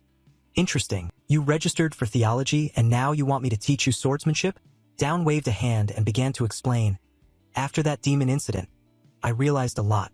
I found that relying only on divine power leaves me too weak in physical fights. So I want to learn Tristan's swordsmanship, even if it's just the basics. As he spoke, he thought to himself, thanks to that passive that increases affection toward villains, Elna's going to keep getting attached to me for a long time. She bowed her head slightly, smiling with a hint of disdain. That's the first thing you've said that actually sounds good. If it's a constructive suggestion from a junior, I'll chip in a bit and see how it goes. Watching her draw her sword, he silently plotted like a reincarnated player spotting a teachable skill. I need to exploit this chance to copy her blade style as much as possible. If I want to smoothly build ties with Gideon later, there might be no path other than mastering swordsmanship. Suddenly someone piped up. Now that's a rare sight. The student council president, swamped with 100 tasks, actually in the mood to give private lessons. Elia approached from a distance. Yo cast a glance and replied, Down asked me to. Hearing that, she immediately looked at him and asked, Is that so? But the council president specializes in single sword, and Master Down uses twin blades. He raised a hand with an awkward smile and explained, No problem. Single sword or whatever, it's fine. Reacting to that, Yo shot a look full of murderous intent. The type of sword isn't important. Who teaches it is the crucial part. Elia sighed softly. That's right, so leave it to me. You've got experience as a trainer, so you'd make a far more sensible teacher. At that, her face immediately soured and she glared over at her. Are you implying your swordsmanship is far superior to mine? Young one, who do you think I am that I could possibly beat the council president? Elia heard this, touched her sword, and stepped forward slowly. They faced each other, trading barbs. But I'm sure Tristan's swordplay has flaws. Oh really? Then show me those flaws. On the condition you don't use any power. How about that? _/ Translation response */ Seeing the situation go sour, Homan suggested, Young master, isn't this what people call a duel? Elia held her sword out before her, her gaze unwavering. The Tristan family's power, provided I don't use it.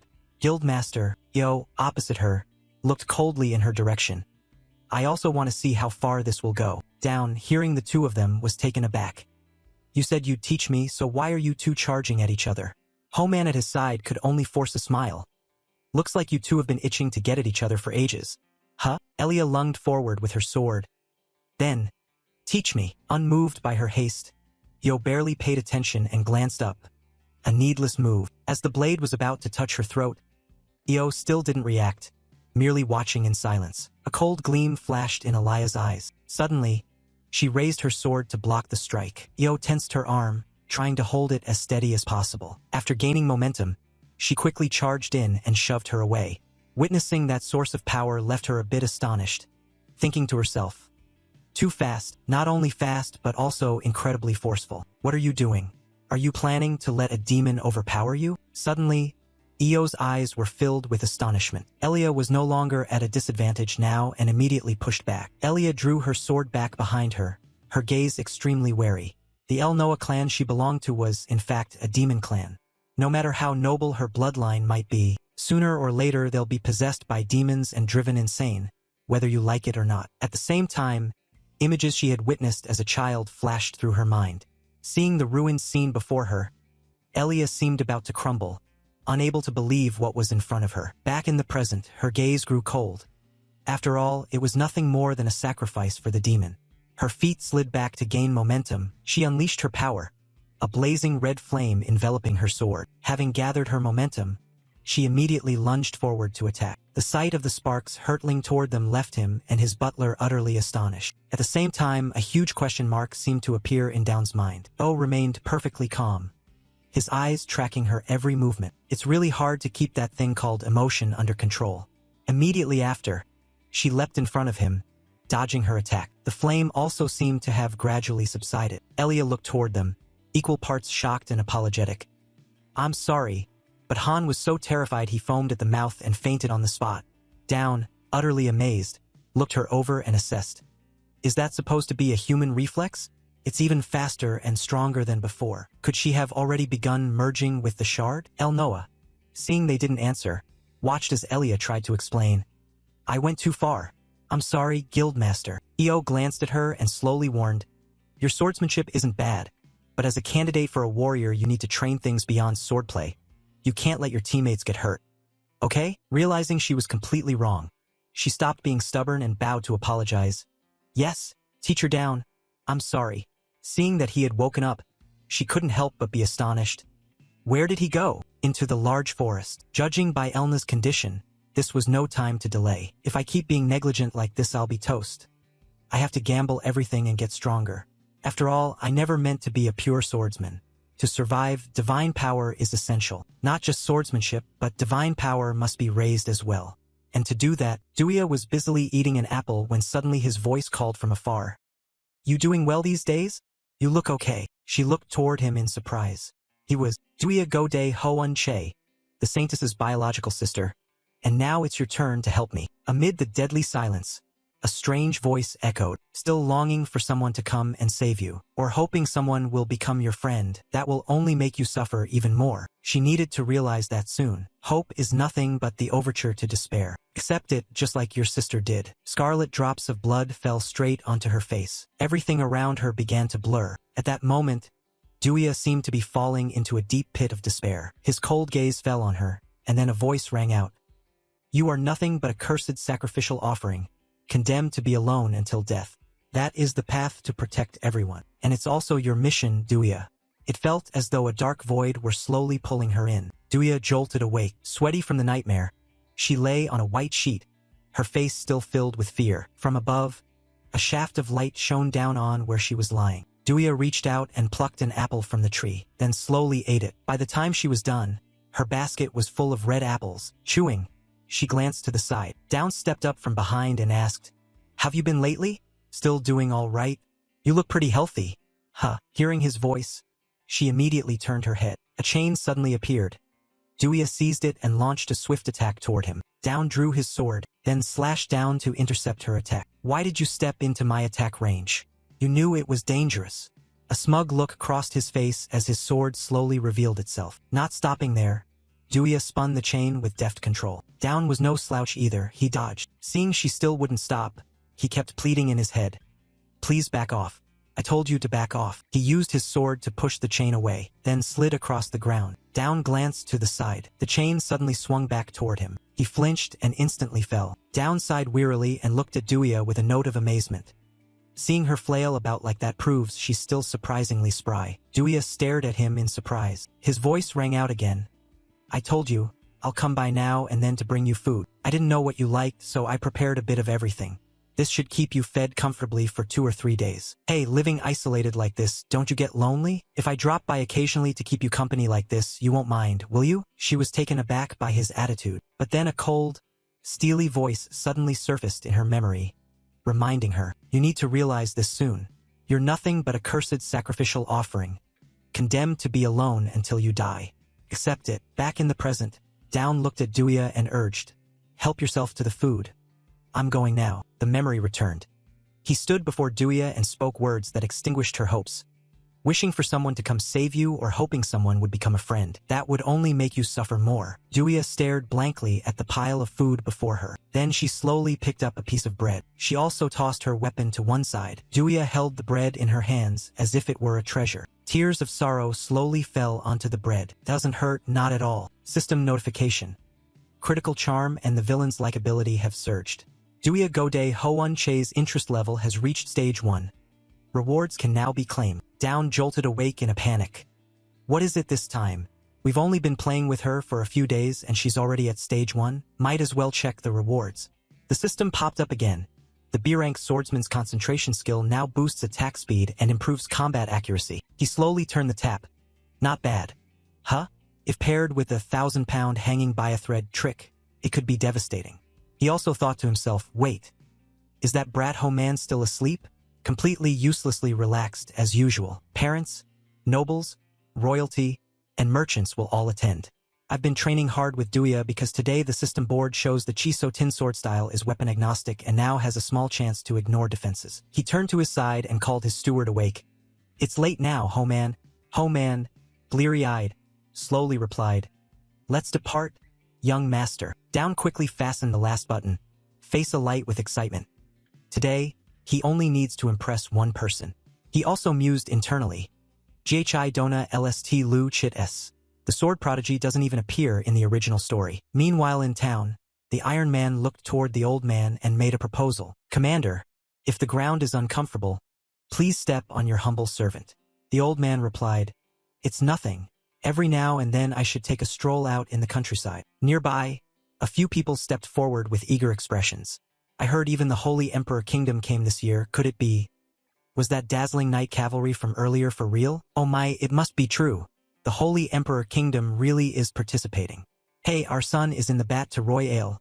He entered the academy as the runner-up, so of course he'd take part." On stage, after seeing everyone gathered, the MC began.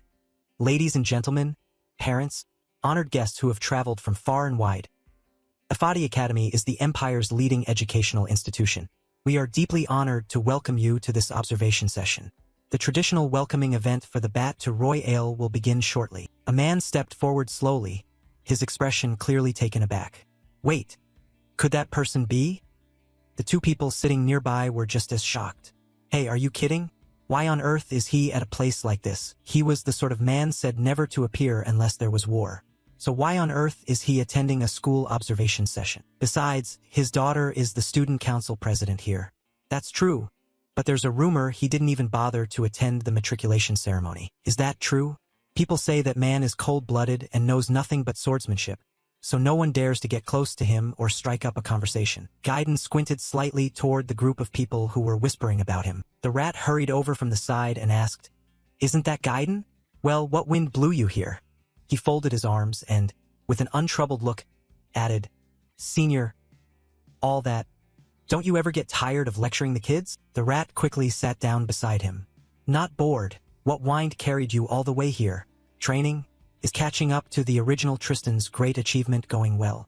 Gaiden crossed his arms and sighed wearily. "Just training. So I stepped out for a bit of fresh air. I'm still training according to what's written in the texts. They say you must make Mount Tai your own." Hearing that made him slightly curious. He asked, "Strange. So how are you going about it?" His face darkened little by little, and he replied, "First I chopped off the mountain's peak. It was a crude, ruthless method." Below, the MC's voice rang out again. "Ladies and gentlemen, please pay attention. In a moment the 8 Ancestors Royale will begin. All students taking part in the match are volunteer freshmen." Jayat glanced down and then looked up to explain. "The contest will be held under the supervision of the faculty and professional medical staff." The MC smiled at the audience and announced, "All kinds of weapons anyone could want have been prepared. Made of wood, of course. Contestants, please step into the arena." Immediately the crowd erupted. "Go on, our youngest daughter.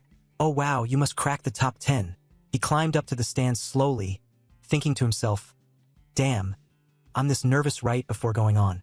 I wonder if my character felt like this back when I was reincarnated into the game. Damn, if I'd known I wouldn't have entered. Did I really have to catch Gideon's eye?" Ta Lion, standing beside him, smiled and said, "In this match, Hose and I will have our final duel. Yaira, being a warrior candidate, has withdrawn, so it's not impossible." The MC's voice rang out, "Okay, contestants who need weapons, come collect them." Elia looked forward, thinking to herself, "Master Down, why are you so stubborn about entering this match? Is his hobby to toy with the weak from time to time? Or could this be some kind of twisted personal code of his? Stay calm choosing. There's 1 minute left before the match starts." She carefully reached out and flipped the lever on the engine. The MC continued to announce, "All contestants have stepped onto the arena. The objective of the match is simple. Be the last survivor. That student will receive special points, and those who make the top 10 will also be awarded points." From below someone cheered up at him, "Master, I think you only need to make the top 10. Downside to rally himself and thought, Gon must be sitting somewhere watching, right? Look at me, look at me." Elia was just as nervous. "I'm watching, so don't worry. Teacher Down, I trust you. But if anything happens, I'll help." The MC began to announce, "All contestants, bow to one another." Oh, up high, fell silent and looked down. In the audience, Gaiden glanced up. She called out the cue. "Get ready. Begin." The instant the MC's voice cut off, every contestant on the arena floor grabbed their weapons and rushed at their opponents, trading rapid strikes. Ta Lion lunged in with his sword toward him. "Ugh, Teacher Down, I won't go easy on you." His strange behavior left him puzzled. Why did this guy keep targeting only him? There was no time to ponder. Down reacted quickly and blocked the attack. Down looked on with a very smug expression. What is this, a little brat? Gideon in the stands watched in silence. Down raised his sword into an attack-ready stance. Upon seeing that, he slightly frowned. Those two over there look amused, don't they? The system suddenly popped up a danger warning. Didu suddenly appeared and launched a kick at him from behind. At the sight of her arrival, he couldn't help but be startled. Didu looked at him with a smug smile. What are you doing? Come on, jump in. Didu got the younger daughter of the Grand Chieftain of the Tribal Alliance. This character will appear in Chapter 5. Ta Lion was attacked. His eyes squeezed shut as he cried out. He thought to himself, above all. Elia looked ahead in confusion and asked, Who is she? Didu stepped forward, an expression full of arrogance. If you won't come, then I will.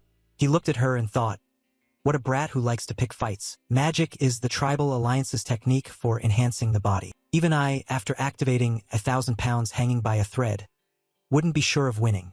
Right now, she's definitely stronger than El Noah. Did the Master really protect this weakling? Master Down, are you going to shield an opponent who's fighting you? Down sighed silently, looked up at the sky, and thought, this brat Didu, why would she join an event like this? She's still not known by many people. Suddenly his attitude did a complete 180. I'll make you rank number 1 today. Seeing that left him feeling helpless. With time like that, run, Ta Lion. Ta Lion stood up and stepped forward to block him. Hey, new face. If you're aiming for this side, you have to get past me first. It's me, second-ranked freshman, Ta Lion A-Man. Can you handle that? Didu looked at him and said, You're the runner-up? Then I won't go easy on you. She suddenly pointed straight at his stomach. A system notification popped up. Swordsman's focus activated. Projectile speed and accuracy increased. Down glanced over, his expression betraying surprise. Diyu smiled brightly and called out, Don't you dare die on me. Diyu moved like lightning. Ta Lion's eyes flew wide in terror, and with a single simple move she sent him flying backward. Down planted his sword in front of him to brace himself. A few others standing nearby were also knocked away. Ta Lion was hit hard enough to cough up blood. He held his sword before him and strained to block her attack. Clearly 3 seconds had passed and the shockwave was still pressing through. Seeing that display of power, the crowd in the stands buzzed. Wow, is she a rookie? If Flay Tai is amazing. Diyu looked over at him, smirking with satisfaction. Well, what do you think? You looked like just some nobody. Are you going easy on me too? You can take that hit? Fine, then I'll use my full power. He glanced at her, thinking to himself, with my current stats, can I actually win? Suddenly, JHI and Elo blurted out in unison. No way, even in your dreams. That's just ridiculous. Diyu charged in, launching a non-stop barrage of kicks and punches, legs, then hands. She hammered a combo of strikes at him. Down tried to hold his sword in a defensive stance. Now's not the time to show off. Then he suddenly shouted, Wait, I give up. Diyu was taken aback when he heard that, and everyone above kept whispering. What cowardice is this? A noble with no dignity? Your classmate says he gives up? He answered honestly, Yes, ma'am. I'm stepping down. Elia, watching nearby, remarked with admiration. That's a wise choice, teacher Down. Down took a few slow steps onto the arena floor, and a wave of jeers rose up. Jeering? You lot say you want to go up and fight. If we told you to, would you even dare? The MC felt a little embarrassed. Now, it seems the winner has been decided. Oh, not yet? There's still a contender on the field, so carry on. Diyu looked rather displeased. It was just getting interesting. She clenched her teeth, fury clear on her face. You damned imperial bastard. Who the hell do you think you are? The system flashed a notification. Critical charm has sown the seeds of an explosive fondness. Down turned and, seeing the terrifying power she unleashed in anger, breathed a sigh of relief. Indeed, running away had been the right move. No one's actually forbidden from forfeiting. Suddenly, a plastic bag appeared from nowhere and slipped over his head. When it was removed, he found himself in another room. Beside him, Gaiden spoke in an odd tone. Down Campbell, what is your relationship with my daughter? Hearing that startled him. He thought to himself, Wait, I'm not mentally prepared for this. Down sat up straight, a little nervous. They're the person who helped me a lot during school life. We're just friends. Gaiden, sitting nearby and leisurely sipping tea. You learned swordsmanship from them? Down widened his eyes in surprise, thinking, Stay calm. Stay calm. Only by staying calm can I follow the plan. Then he answered, No, my lord. He added, So where did you learn it? Tristan's swordsmanship. In his head he thought. Just as expected, Grand Duke Gaiden recognized it. Then he asked aloud, How did you notice? In response to his question, he shot back. The core of the clan's sword technique, how could I not recognize it? Answer me. Who did you learn from? Down frowned, calculating carefully, determined not to let any sign of tension show. The man before him was like a drawn sword. One exposed flaw and everything would collapse. He then replied cautiously. Someone even the Grand Duke knows. The Sword Emperor has always been uncanny, to the point that he even sought out a baronial family in the countryside like ours. At the same time, he silently prayed. Please, believe me. Hearing that, the man suddenly said, My master taught you? That's a tasty bit of boasting, do go on. The best way to hide a tree is to make a forest. A small lie needs a bigger lie to cover it. Down looked at him and solemnly insisted. It's true. He even had a personal favor to ask of me. Hearing that, he asked again. Asking a favor of someone like you? I nodded in confirmation. Yes, to be precise, he entrusted me with a mission. Duke Tristan, please learn swordsmanship from me. Gaiden slowly turned his head to look at him and asked, So this is at my master's request? He replied, Yes, that's right. At his affirmation, his face immediately darkened. Are you prepared to be responsible for those words? He answered without the slightest hesitation. I can. Upon hearing that, Gaiden no longer objected and immediately agreed. Very well, very well. I'll take responsibility. I don't really know either. I just have to trust the power of the original story. After all, this was my first time meeting him. Of all the players, I alone was the first to meet El Noah's father. Rumors were countless, but his strength was beyond question. He's sizing me up. It's understandable to judge. Someone suddenly appearing and spouting that kind of nonsense, you can see why. But this pointless silence is really irritating. Gaiden pointed right at his face and asked, Not going to block it? Hearing his question left him stunned. Huh! His eyes narrowed. A cold, murderous glint flashing. You're dead. The wooden table and the teacup on it suddenly split in two. This is the invisible sword. A skill that unleashes a slash without needing a blade. The ultimate skill in the knight's skill tree. And it's being used this casually? Seeing this, he was so astonished he was left speechless. Dion pointed at the table. Dead again, what a mess. What could I possibly learn from an opponent who can't even react? He recalled the earlier scene and thought to himself. Indeed, the swordsmanship of the Empire's strongest knight, the man said to have pierced dragon scales. But it's not complete. Down pointed at the ground and asked. It's as deadly as they said, Lord Dion. But if it were a perfected technique, the movement itself would be unnecessary, wouldn't it? Hearing that question, Dion was a little taken aback. What could you possibly know to say that? He thought inwardly. I only blurted that out because I know everything. There was a diary found after Dion's death in the original story, which recorded the entire process of how he became so powerful, including details about his master, his family, and even, turning to him, he showed a worried, embarrassed look and said, The goal you want to achieve, I heard there was something like that. At those words, Dion frowned slightly and pondered. He added, To break the family's curse, there's something you absolutely have to be able to slash. At the same time, Dion remembered his master instructing him, My disciple, it would be easier to cut through the ocean. Then I will begin with the sea. Back in the present, his voice rang out, Rotational force is the key. At the moment the mental image forms, the sword's path must be drawn perfectly using rotational force. Try channeling a little more into it. Dion didn't answer. He closed his eyes in silence. Honestly, I don't even know what this thing is. I'm just remembering what Dion wrote in his journal, advice his future self sent back to his present. The rest is up to him. Suddenly, right then, large cracks opened up in the ceiling. A blazing golden beam flashed through the space. Dion stared up at the source of the light, stunned. He stood opposite him, his gaze clearly skeptical. Who are you, exactly? He paid it no mind. Smiling, he said he was simply someone who wanted Lord Ghi to become stronger. At the same time, he thought to himself that only then would Lord Ghi not die and Elna would not be corrupted. Anyway, it's already secured. Phew. A pardon, immunity from execution, the Tristan family's privilege. Whatever they cause, they escape legal judgment. This is a one-time authorization written personally by Ghi. Dion is currently the Empire's fixer who handles the royal family's dirty work in the shadows. His position no better than that of a chained dog. Anyway, this pardon will be very useful when heading into Chapter 2. The system popped up a notification. Critical charm, number of villains with favorable disposition increased, gift enhanced. The more Fate's charm is recognized by villains, the more varied the rewards become. In the room, Down pointed at the letter, looking somewhat astonished.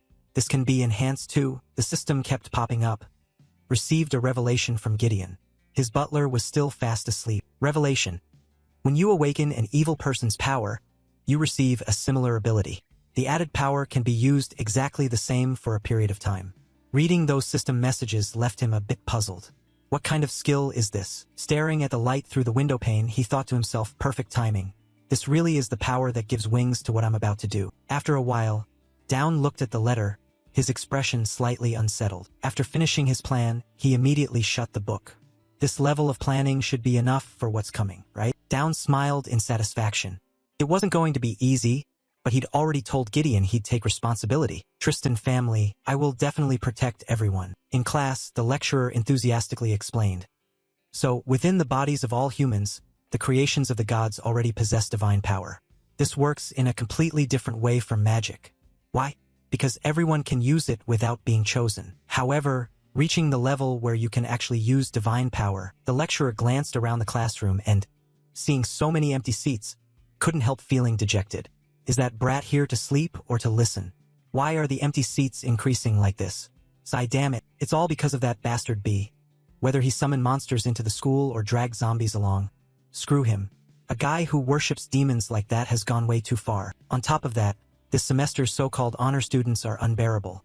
All rebellious and questioning, and one even had the nerve to bonk the professor on the head. Right now, no one knows that things between me and Jeverb have gone sour. She'll grit her teeth a little longer and then quit. Yeah, just quit already. After all, being stuck here feels like being reincarnated into a broken game world. A student piped up. I have a question. How do you cultivate holy power? That question set him off. That bastard, seeing his students so uninterested, he snapped. Holy power or whatever. Keep using it and your proficiency will increase. That's supposed to be a question? Down, propping his chin on his hand, replied casually, questions are still good, sir. Hearing that made the lecturer furious and lose his composure. Class dismissed. Glancing at the sheets under the desk made the lecturer even angrier. That bastard is Dan. Why has he always been a thorn in my side? He scowled unhappily, thinking, I need to grab this batch of confidential files and find a job somewhere else fast, so I don't have to see those damn students and that stupid headmaster. Leave this cursed empire. Good. Suddenly there was a loud knock at the door. Professor. Professor. He heard someone call and immediately moved toward the door. Those bratty little pests were so annoying and about to leave, so I'll be your professor one last time. Opening the door, he grumbled, the door's about to break. Kids. But the moment he opened it, a burst of force hurled him backward. From outside came a voice. Still haven't run away? He turned his head and shouted angrily. What? Are you crazy? You dare kick a professor? Oh, lifted his foot in front of the professor and replied coldly. That thing just now was the door. The professor is the one now. You guys are insane.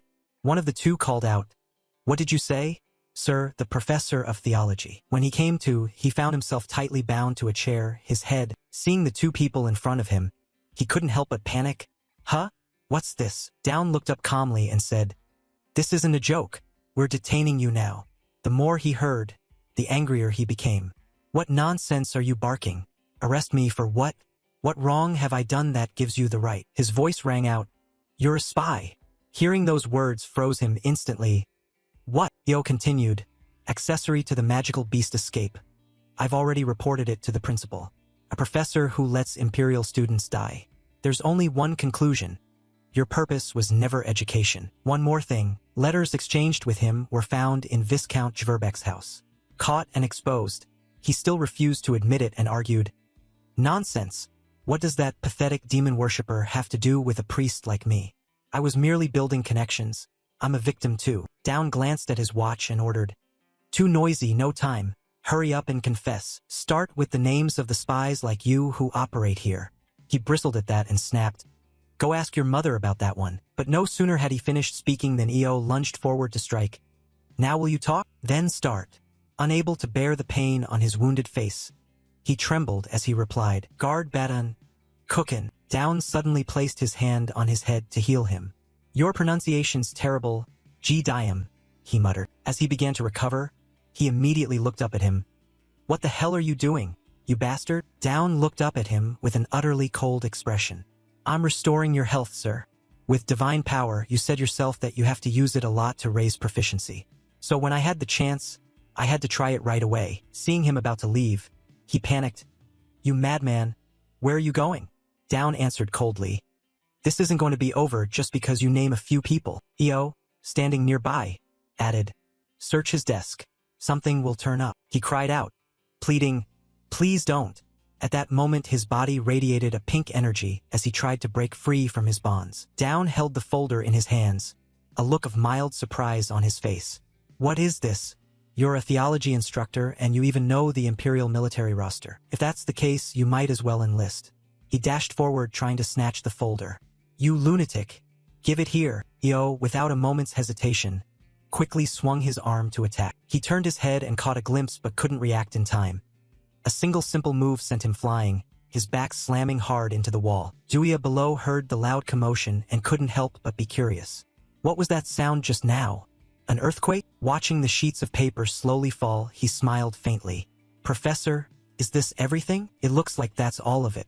Now we hand it over to the school's knights, right?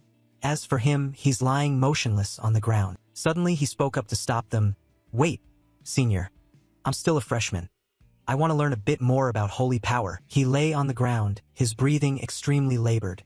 Right now I know why I couldn't stand that brat. Last time, he resembled the one I met with Gerb. In his head he recalled a scene from the past. He was kneeling on the ground and spoke respectfully. Oh pioneer, this is my first time meeting you. From above, a strange voice echoed down. If you ask about me, you will die. If you reveal that you've seen me, you will also die. If you forget me, you'd be better off dead. He looked down, his expression a little pensive, thinking to himself that it was definitely that strange, whimsical feeling of unfamiliarity. One of the two of them called out, All right, let's start the treatment.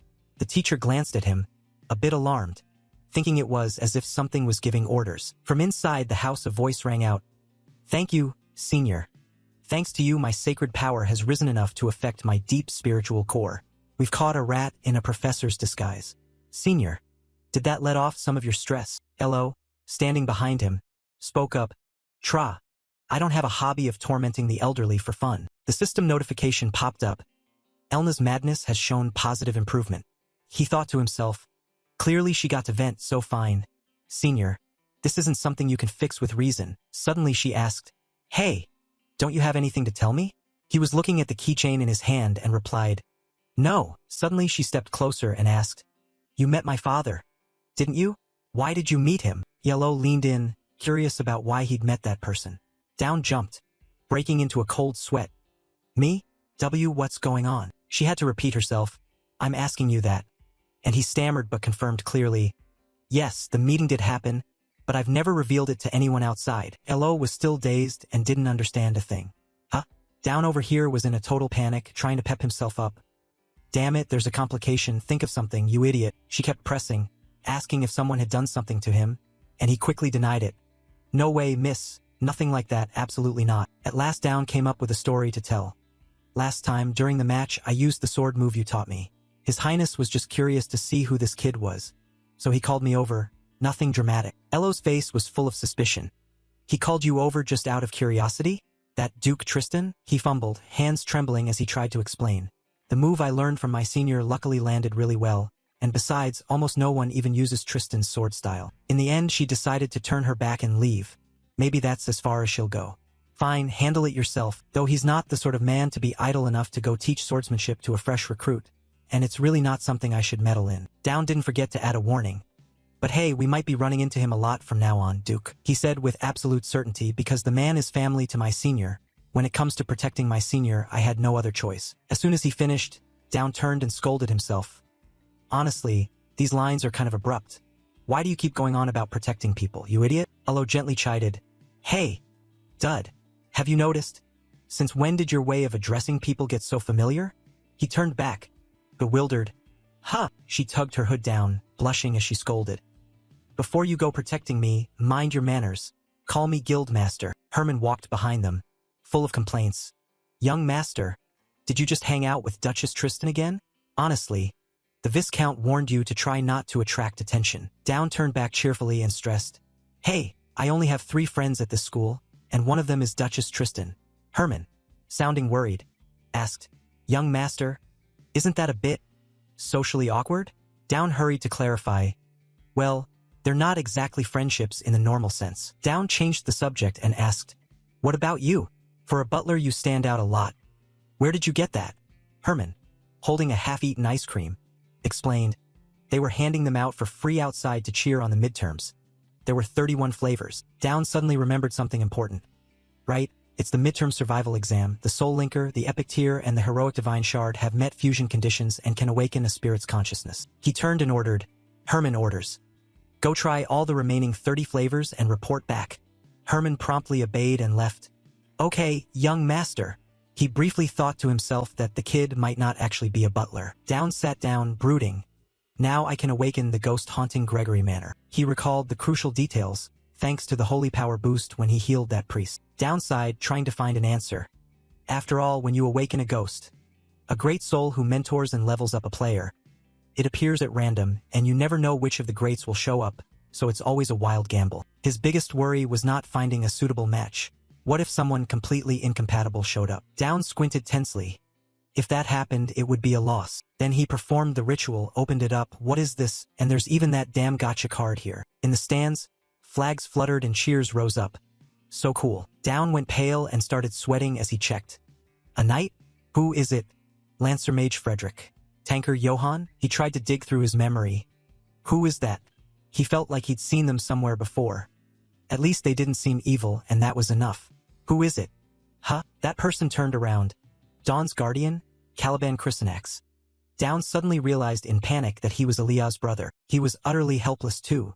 This was totally ruined. In the desolation, Caliban Chrysanax stood dazed and alone. "Hey, you're just standing there? Come help. This is literally a living hell." Elia shed tears. The Crimson Knight tragedy had been caused by the chained demon's creature. And Elia's brother rose up. Guardian Caliban. The one who sacrificed his life to stop the Crimson Knight tragedy. Caliban Chrysanax became a great hero. His heroism forged by that sacrifice. The image of his father. The image of his mother. Elia cried without stopping. He had said he would come back. He said, "Just wait and I'll return." From that event, Elia followed in her brother's footsteps. Yet all those deaths were nothing but tragedy for their family. And on the day she lost everyone, Elia decided she would walk the same path as her brother. Becoming a demon slayer left her an orphan. Cheers erupted, urging them on. The one who finishes first among you will face Elia. When she came of age, Elia was awarded the title of the sole special class warrior of this round of homeland training. Everyone give Elia a round of applause.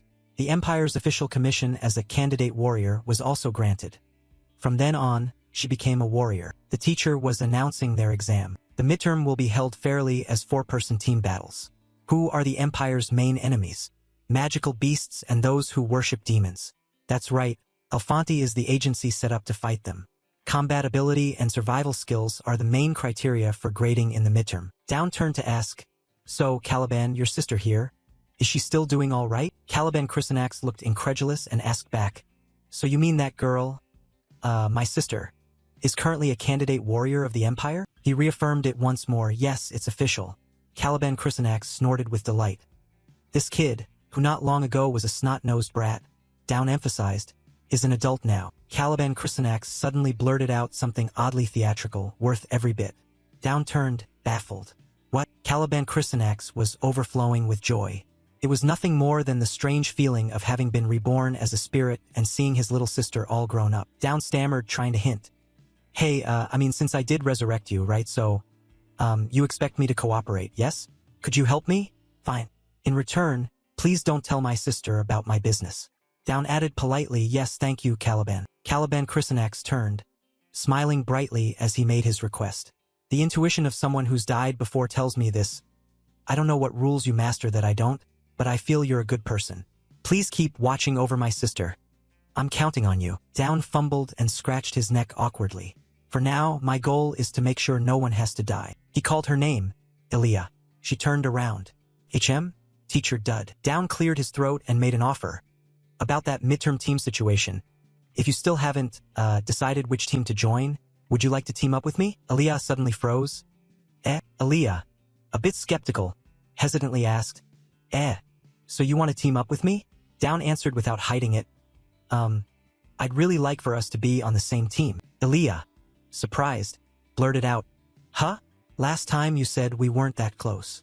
Down hesitated, then replied honestly, I already apologized for that, didn't I? She started calculating something again, her brows knitting slightly as she thought, saying it like that probably means you plan to send me on those weird errands like last time, right? At that moment he stepped forward, cheerfully brushed aside the obstacle and grinned broadly. Come on, just say yes. After all, that girl's been studying you day and night to win. He added casually, always calling you master, master. Haven't you noticed? Hearing that, Down could only force a smile and avoid his gaze, replying, then don't be so formal. Let me borrow them, okay? The girl on the other side screamed in excited alarm. They're counting on you? Please join our team. But when she saw him beaten down with his head forced toward the ground, she immediately shifted her tone.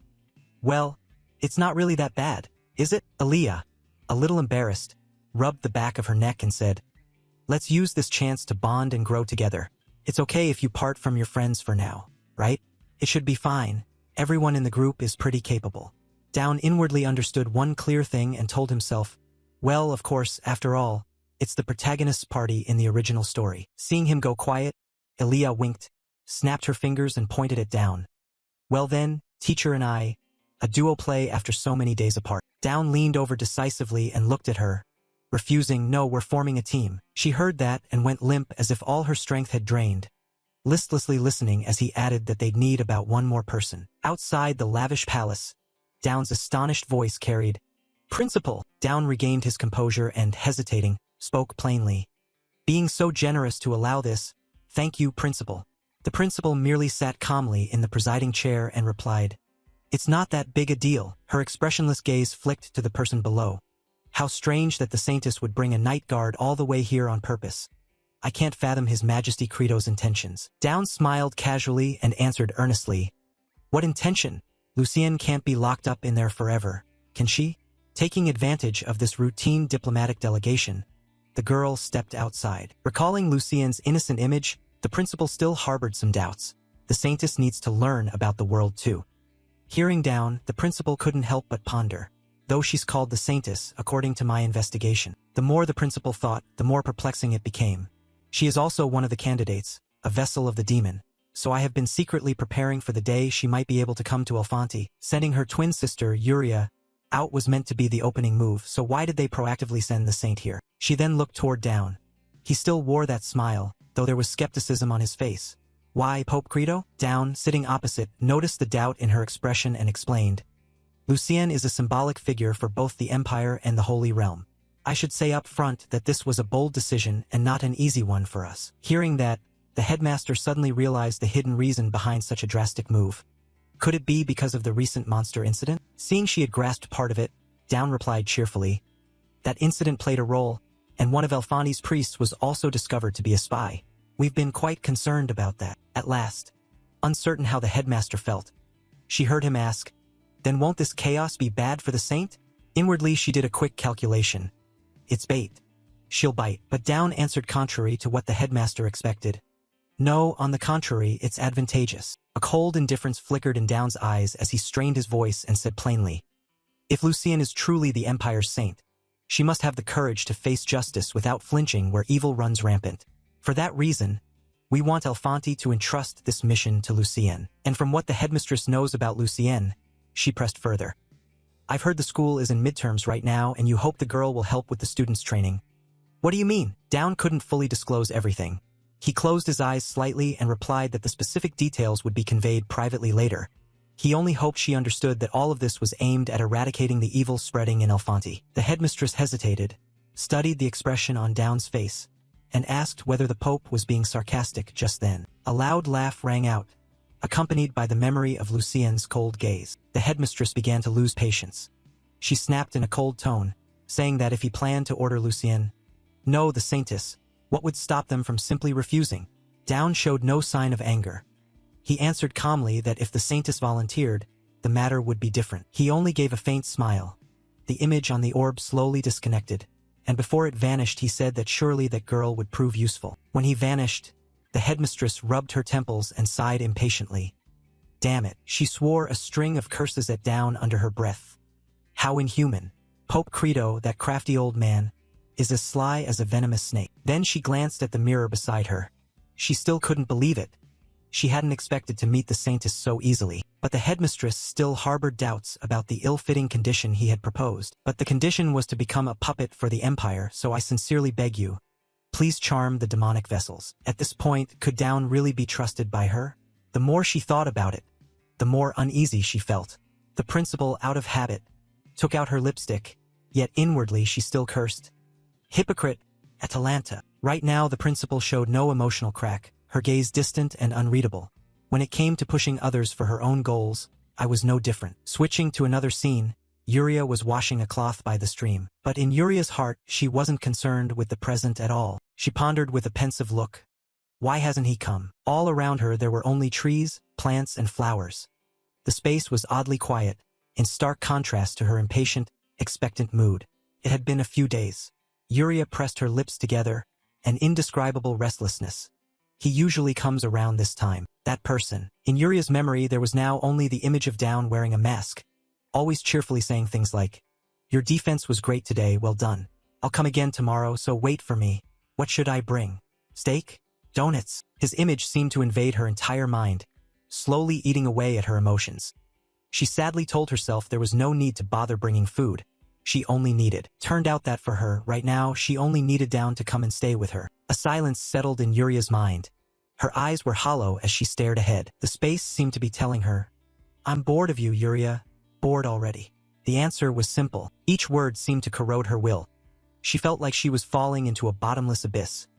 Yuria Greyhoundsher, Alfonte's lonely outcast, had betrayed the Holy Kingdom. But in Yuria's small mind the familiar voice of Down rang out. "When you grabbed your sword and ran, hadn't you already steeled yourself? That damned fate means you have to cut down anyone who comes near." An answer Yuria had pasted onto herself. Hadn't you been able to bear it? That person planted a resigned thought in her head. A hidden hatred. This is the cursed life you chose, Yuria. It was an emotional flutter born of a momentary illusion. Reality hadn't changed. Yuria's small body hung in the fixed void, each phrase seeming to want to swallow that tiny form. "You're alone." It drowned her fragile feelings. She would be alone forever. In a panic, Yuria finally broke free. She clutched her chest and tried to gulp down every breath. Questions kept echoing in her head. Left all alone in an empty forest like this, who will you look for, and who will come to you? It broke Yuria down. Those pretty eyes welled with tears, and that voice continued to pester her mind. Someone who can't even cry out for help like you. It was trying to steal the small tender feeling Down had given her. "You can do it." And at the same time a familiar voice rang out. "Why are you crying?" Down, he looked pretty exhausted, clearly rushed to get here. He was holding a pack of snacks and, out of breath, asked, "Did something happen while I wasn't here?"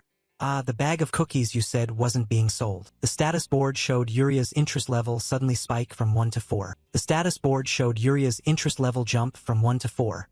She looked up at him with tear-filled eyes and stammered, You don't hate me, do you? You're not tired of me, right?" Down tilted his head in puzzlement. "What are you saying?" "Actually, I came because I wanted to ask you for a favor. One thing, I have to leave here." As she was saying that, Yuria suddenly sprang up, making him freeze. "Are you okay?" But instead of answering, Yuria broke into a radiant smile. And as if moved by an invisible force, she swung the chain in her hand and sent the bag of cookies Down was holding flying. "Anything's fine.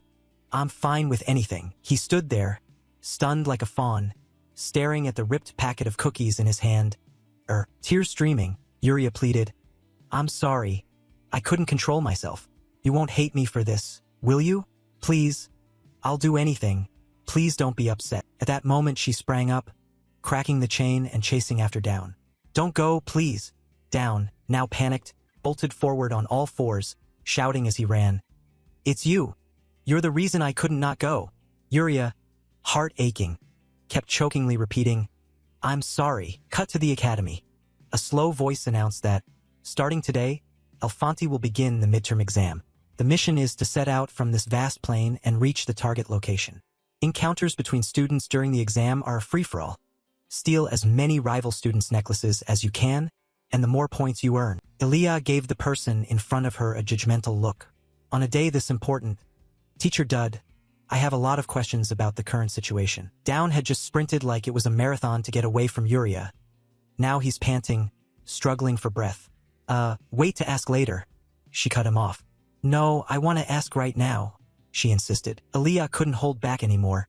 pointing angrily at Yuria, who was being dragged down with a chain around her neck. Is this a fetish? No. What the hell kind of situation is this? Down, sweating profusely, stammered an explanation. There are reasons for everything, of course. From one point of view, it might look like he's a serious pervert. You know that too, don't you? She shouted. At that moment, Yuria hurriedly spoke up, embarrassed and trying to defuse things. It's my fault. I suggested walking like this, because it feels both more comfortable and much more secure. Hearing that, Elia looked stunned as if struck by lightning, her face slack. What on earth is going on? Is that kind of interaction part of the concept?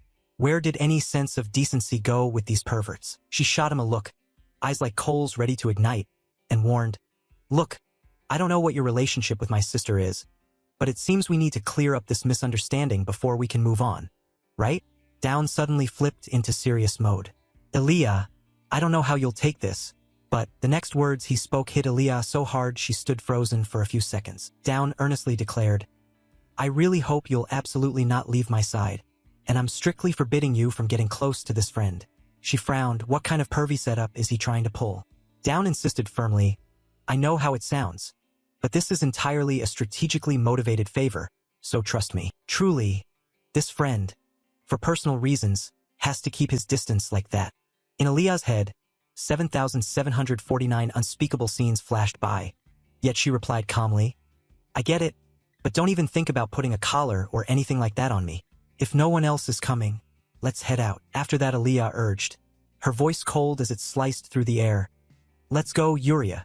While they walked, her curiosity flared again. So, what's your specialty? Down cried out in despair. I told you not to get close. Elia, not to be outdone, snapped back. No way. I'm not going anywhere, you pervy teacher. Elsewhere, a limping figure shuffled forward, a rasping voice escaping him that sent a nearby rabbit grazing the grass into a panicked leap. The poor thing nearly died of fright. The blond man, drenched in sweat and panting, gasped, Everyone okay? Is anyone hurt? He sighed as he looked around, safe for now at least. The person sitting under the tree strained to speak. Talion, you couldn't even handle that transfer student from the Tribal Alliance? Talion raised an eyebrow and stepped forward, a hint of mockery in his voice. If it weren't for me, everyone's protective magic would have shattered and they'd be eliminated. Right? The other stammered. That's true. But that girl really did try to kill someone. The black-haired guy beside him suggested. Why don't we play it safe and pick off weaklings like Dud first? The fellow next to him, half asleep, agreed. Yeah, that con. While we've got the chance, stomp him flat. Guy's a country bumpkin who somehow got into Elfanti. He's been annoying. Let's raid him now. But surprisingly, Talion flat out refused. I'll pass. They were taken aback. What? Do it. You hate him too. Talion shook his head. I used to, but not anymore. The black-haired man, suspicious, said. What, have you been won over by Dud? Talion's pendant swung lightly in the breeze. His next line sounded almost philosophical. It's just that my view has widened. I realize there are a lot of strong people in this world. Meanwhile, elsewhere, after knocking someone out, Ridu looked up with hollow eyes and sneered. This world has far too many weaklings. She frowned in obvious annoyance. Why isn't there a single decent one among them? After getting to her feet, Ridu lifted her leg high. Battlefield, combat, a life-or-death duel. Her face seemed to sink into shadow, her voice icy and unreadable. In the end, how was she keeping that up? Ridu spat a curse, damn imperial scum, then brought her foot down to stomp the unconscious figure on the ground. Just as it was about to land, a flash of light appeared. Elo arrived just in time, her sword stopping Ridu's foot that was about to strike. The moment she saw Elo, the corner of her mouth lifted into a pleased smile. This is... Elo returned a cold look, her eyes flashing with appraisal. Suddenly a slash cut through, sweeping the opponent's foot aside. White light and black lightning braided together and erupted in a seismic blast. The ground was riddled with cracks. Elo warned in a chilling tone. A transfer student taking refuge shouldn't be so conspicuously flashy, Ridu Garda. Ridu's eyes were bloodshot, veins throbbing with the thrill of battle, like a predator who'd found its prey. There, inside, she sized up her opponent, a brat actually worth noting. Elo, still aloof, leveled her sword at Ridu and reminded her. As the supervisor, I can't ignore excessive violence. Control yourself from now on. Ridu sneered contemptuously, her voice provocative. Don't like it? So what? Elo kept the sword pointed and said that if this were a battlefield her head would already be pierced. But since it isn't, I'll just give a warning. Ridu, unconcerned, stepped up to the tip of the blade, almost pressing her forehead against the steel. Fine, to me this is the battlefield. Stab. Go on, try stabbing me. The sword lightly grazed Ridu, but she kept taunting in a sultry yet vicious tone. If you draw a sword, you should see blood, right? Can't even do it with it right up to the mouth? Elo's hand on the sword tightened. Ridu, like a mad woman, kept spitting insults. Imperial women all end up the same. Types like you turn up in my tribe sometimes. They're the kind with real strength but no resolve. Fools who, even when their lovers are taken, only cry and do nothing. Elo's eyes narrowed. Her gaze was cold as a blade. Ridu strode forward with arrogant steps. She simply couldn't stand them whenever she saw them. She curled her lip, a challenging smile slowly spreading across her face. On the surface Elo remained composed, but deep inside, a demon had quietly awakened. Black streaks of lightning suddenly appeared in the sky, causing Ridu to widen her eyes in astonishment. She went blank as her father's admonitions rang in her mind. Ridu, the tribe is not the whole world. The stronger you become, the bigger and stronger the world will be. Ridu quietly admitted inwardly, "It's true, isn't it, father?" Watching the black bolts of lightning gathering toward her, she narrowed her eyes with delight. Seriously, what audacity. Ridu Garda leaped up and launched an attack, her face a fierce glare full of killing intent aimed at the opponent before her. On the other side, Elo kept her cold expression, watching Ridu's moves. As Ridu closed in, Elo's voice turned serious and she forced a teleport. At that moment, Ridu's eyes had gone completely black with terrifying blue pupils, a triumphant smile still on her face. But, just as Elo expected, the instant Ridu's foot swung close to her face, she began to flicker and vanish. Ridu's eyes bulged in confusion. She had no idea what was happening. A heartbeat later, Ridu disappeared. All that was left was a gust of wind and Elo's figure with a sword, watching after her. Ridu had been teleported back to the hall, dropping from the air onto the hard floor. It made you wince just watching. She squinted, let out a soft groan and clicked her tongue. Tay. Amid the shabby lot sitting in the corner, she monologued to herself. What, me eliminated already? Just for arguing back? She sighed. So that's how this plays out, the student council president. Then suddenly she froze. Wait a minute. Elo's image flashed instantly through her head. This couldn't be written off as a simple skill gap. It felt like she was born different. Ridu bit her nails, thinking it over. But why would she suddenly break her calm and show such killing intent? Had the student council president been poked where it hurts? Because I called those empire types indecisive? The two guys who'd just been roughed up were sweating as they took in the scene and told each other, "Hey, we're not getting beat up here anymore, right?" Ignoring everything around him, Ridu sat with his legs spread, grinning wickedly and thinking, maybe it's because I said that even if my lover were kidnapped I couldn't do anything. Who said that? Anyway, elsewhere, Yuria flipped into killer mode, her eyes going black, and a notification popped up. Riru Garda has begun to take an interest in you. Another announcement followed. Elnoa, affected by you, has unlocked the skill Divine Wrath. A chaotic scene unfolded as an explosion sent everyone flying. They could only scream in panic. What is this? Why did this happen all of a sudden? Down, having managed to get out of the blast, shouted that he hadn't seen him even once since that day. Elia bit his lip as he ran but still turned back to scold. What is this now, Mr. Down? What are you muttering to yourself? On this side, all anyone could see was Yuria going berserk with slaughter. Curses rang out everywhere. You fraud! Down! Elia! We'll save you, hang on. Elia paid them no mind and turned back to Down. Mr. Down, how about we stop for a moment to clear up this misunderstanding? Down shot a disapproving glance. No, absolutely not. He grabbed the chain at her neck and dragged Yuria out of the blast, saying he's still busy trying to keep her under control right now. He was tugging and shouting loudly, "Hey! We were only trying to rescue her from that pervert." Yuria drew her legs up, eyes wide and bewildered. She looked adorably clueless. Seriously, guys. Down sank into a flood of thoughts. We really have to fix this scammer label. All of Elia's obsessive fans swarmed at him alone. Then suddenly Yuria shot out from behind, smiling blankly to his astonishment. Elia, seeing Yuria, rushed over. No, Yuria, this exam. Can we end this properly? But before he could reach her, Elia was blocked by that green-headed fanatic and his stone monster. The man cried out gleefully, "Miss Elia Chrysanax." Then he stuck his tongue out like a pervert and confessed, From the very first day of enrollment, I've always admired your combat power and your dazzling looks. Seeing Aaliyah's tense expression, Down asked, Aaliyah, you have this many fans? Over here, the pouty greenhead was whining. For some reason you were kidnapped by that perverted scammer, but I ranked 10th on the entrance leaderboard. We'll save you and treat you to a meal at the Twilight Pupil. Hearing that, Aaliyah turned to Down. That place was trashed by the guildmaster, wasn't it? Down corrected him. No, actually it was Count Riverbeck. Aaliyah scowled at the pouty guy. Hey you, first of all, I was absolutely not kidnapped, and secondly, this person is not a fraud. The guy still wouldn't let it go and asked again. So that makes him a pervert, right? Aaliyah hesitated as she swung her sword. That Down cut in, hey, why not just say you won't go? The green-haired guy saw Aaliyah get into a fighting stance and panicked. I don't intend to fight anyone. Down and Yuria gaped, thinking, the Knight Department, the Magecraft Department, the Theology Department, all charging in together like this? It's the perfect setup for trait growth. Thinking that, he activated the ring on his hand and it lit up. He sent a message to Caliban Chrysanax, who was drooling in his sleep. Bro, wake up. Caliban replied. What's up? Down spoke into the ring. I need a favor.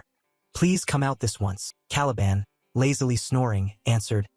Why does it sound so urgent? What's going on? Over here, through Yuria's eyes, a group was approaching. They shouted, Milady, heroes, please wait a moment.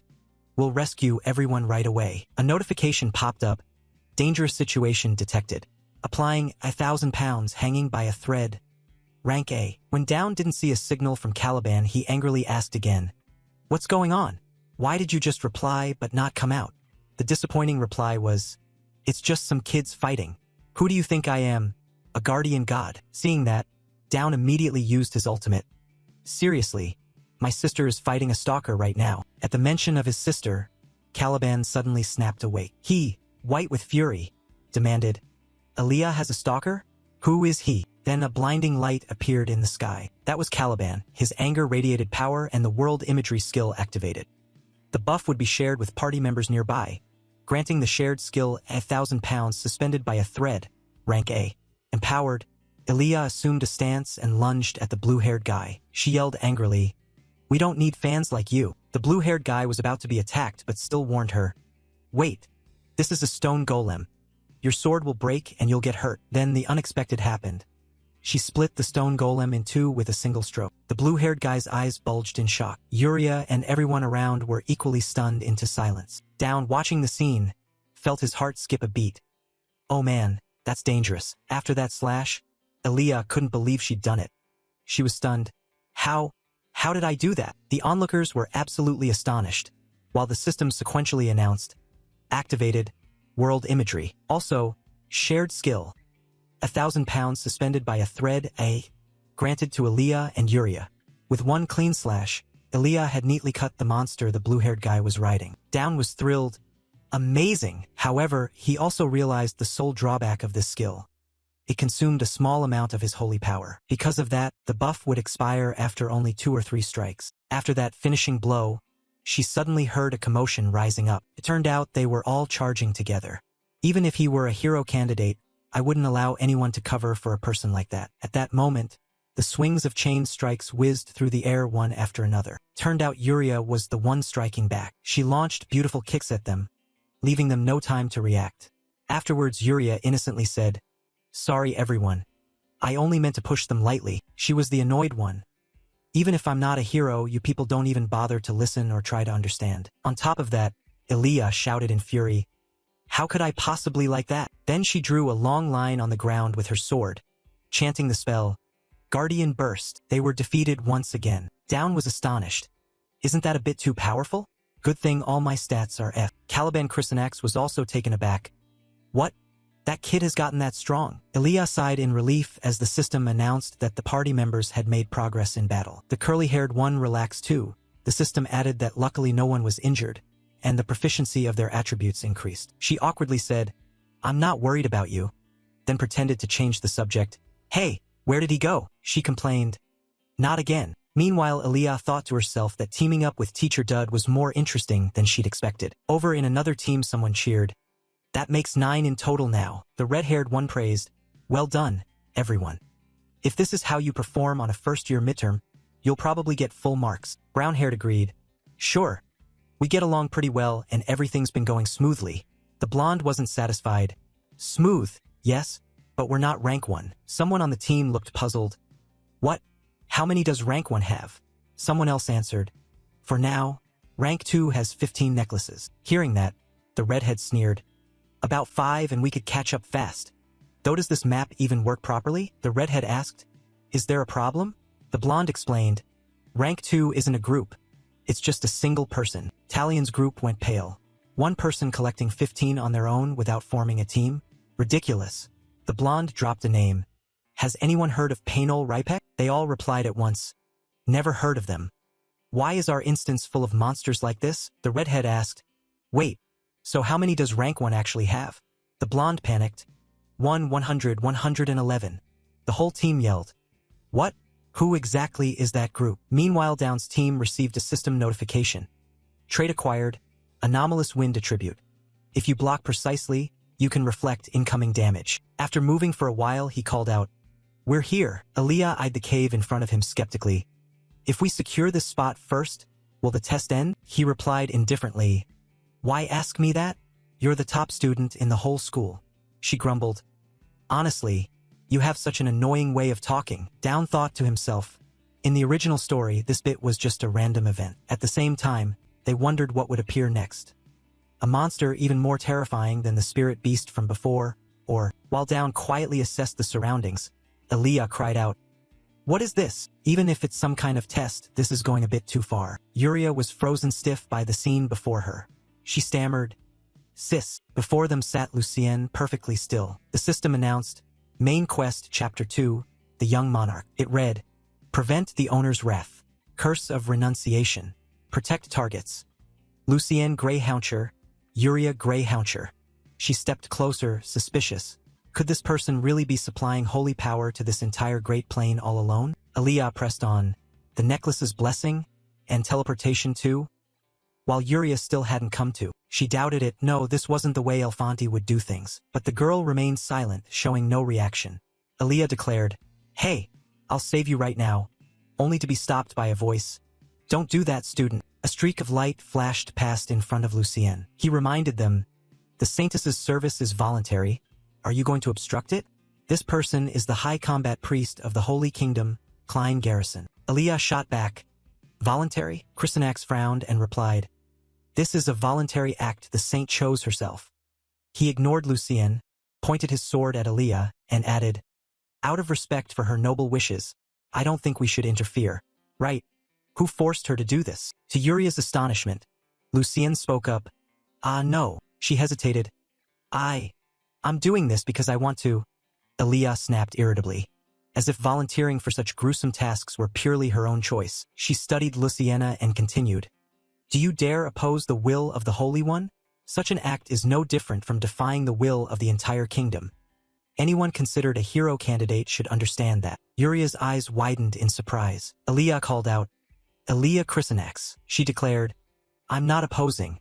I only want to save those who are suffering. Chrysanax coldly demanded, If you hold that position, must I beg you to stop? Down, gripping his sword, frowned and thought, I didn't expect to run into you here, Saint Lucian. He recalled one of the 3 hegemonic powers, the Holy Kingdom. Down considered the Holy Kingdom's corruption.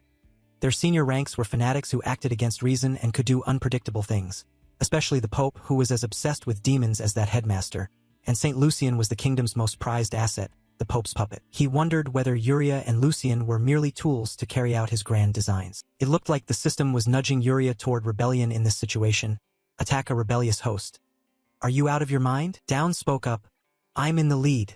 I think the Holy One should rest now. Chrysanax replied. She will stay until teams 2 and 3 arrive. Please wait until then. Down muttered. If you're wondering why they arrived so quickly, he guessed it was probably because of Elnor. Down clenched his hand, remembering that the monster attack had drawn their attention, and the Purger incident had only made them more certain. He thought about Yuria's rampage and wondered. They suspect Elnor because she was at the center of both events.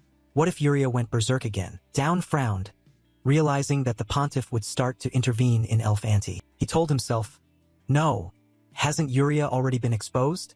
If that's the case, there's no other option. Then a glove suddenly flew into the air. The glove was thrown toward Chrysonex.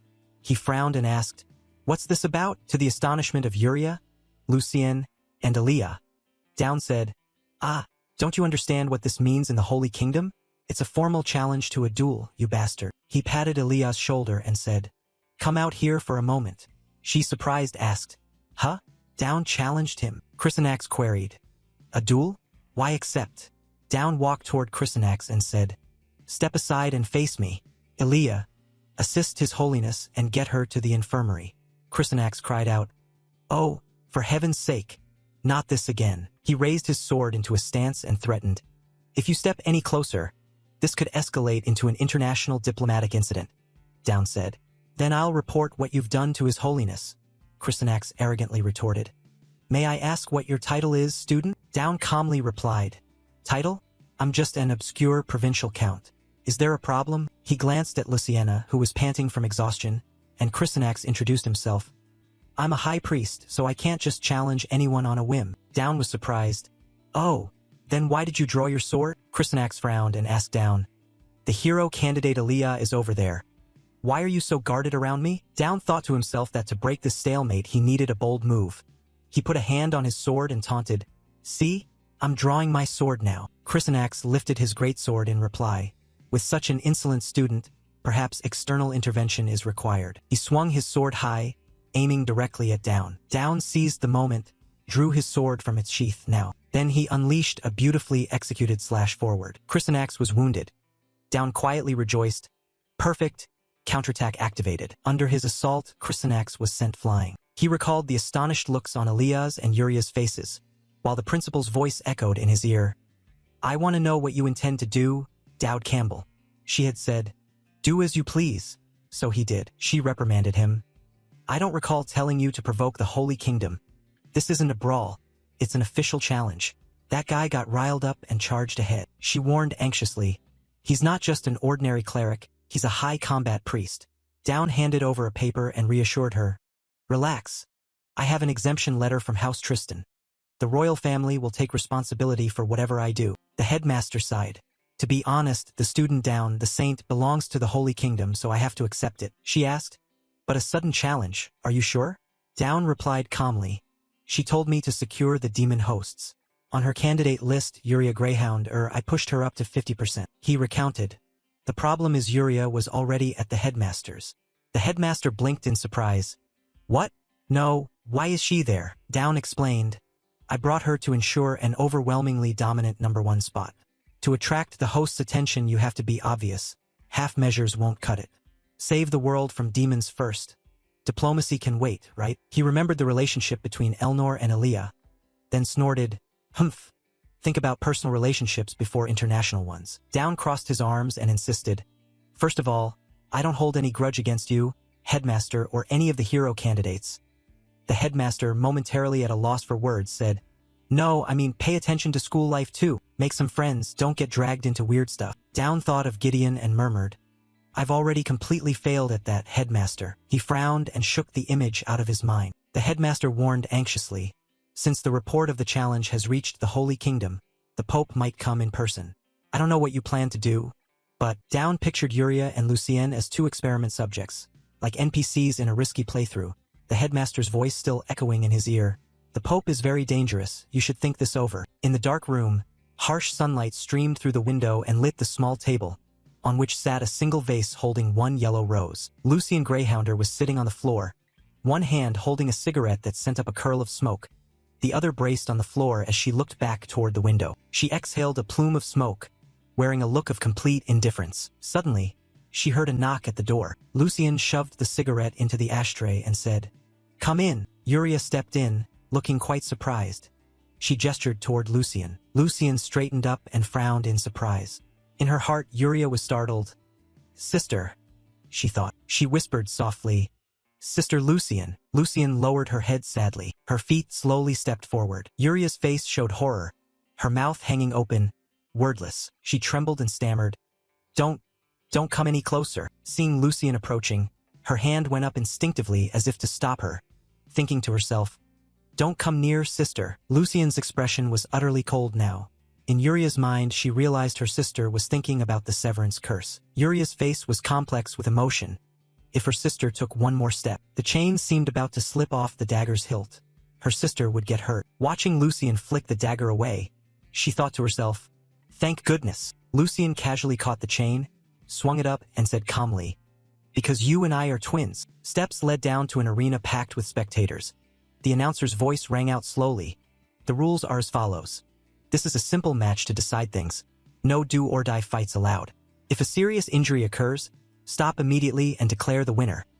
Otherwise, the match continues until one side surrenders. Do you both understand? Think of it as a duel quest, not a permadeath raid." Dowd's face looked tense. Delaying Yuria's awakening required Lucian at all costs. Otherwise, the obsession and the curse would gnaw at her mind like they do now. A nasty status effect if you were reincarnated into a game world. The two of them stared each other down. Meanwhile, Klein Garrison appeared surprisingly calm and unconcerned, while Yuria's mind threatened to collapse. The principal's eyes were fixed intently on the arena.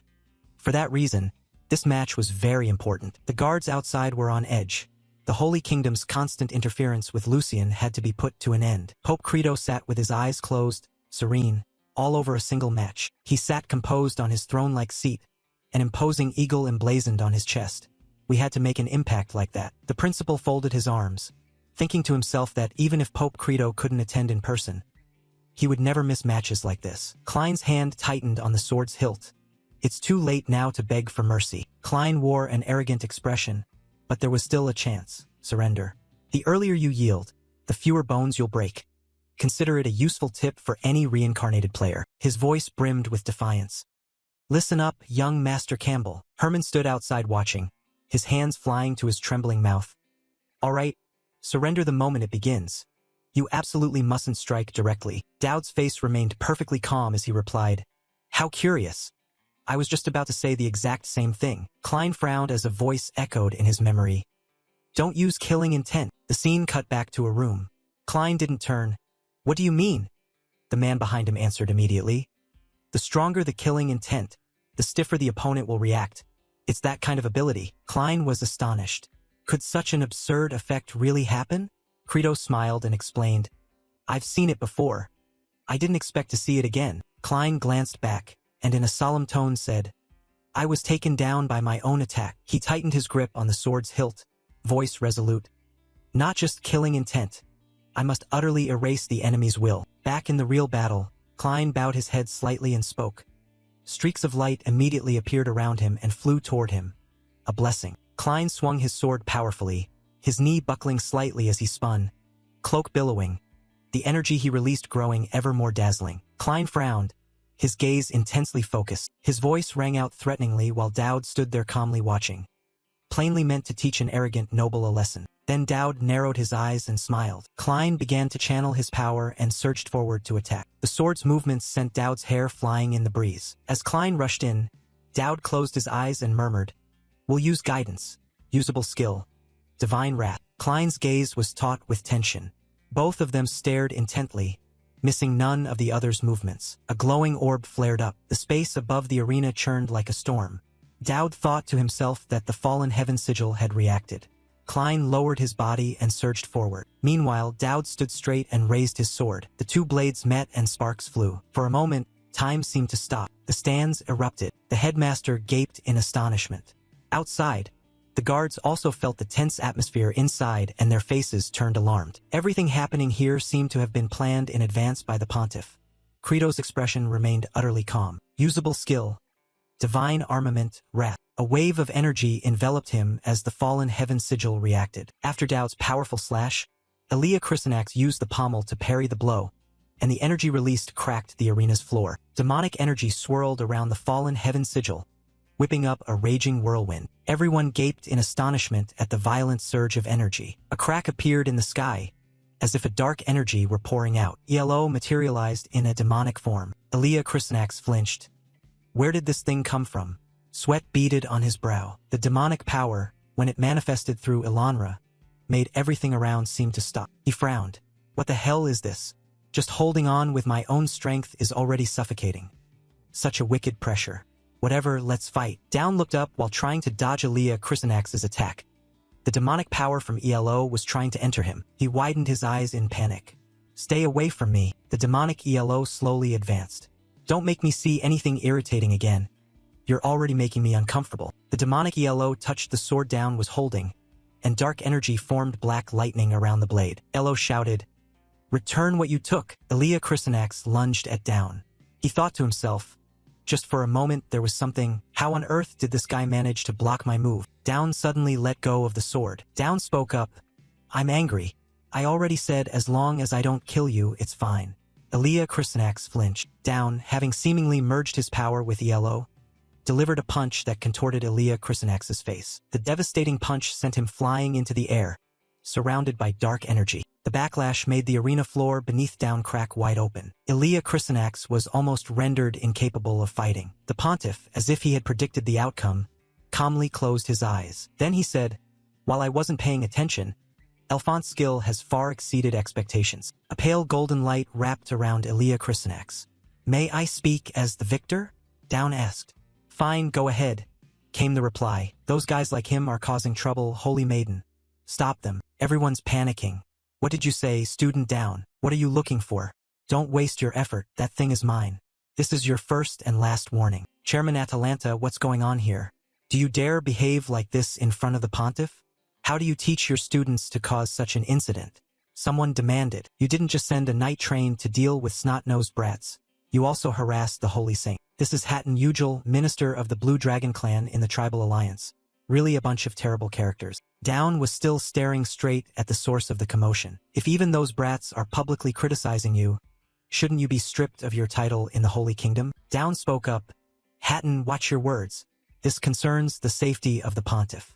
What do you intend to do? If you're angry, come down here and fight me. What can you do?" The pontiff pondered, then said, "Understood.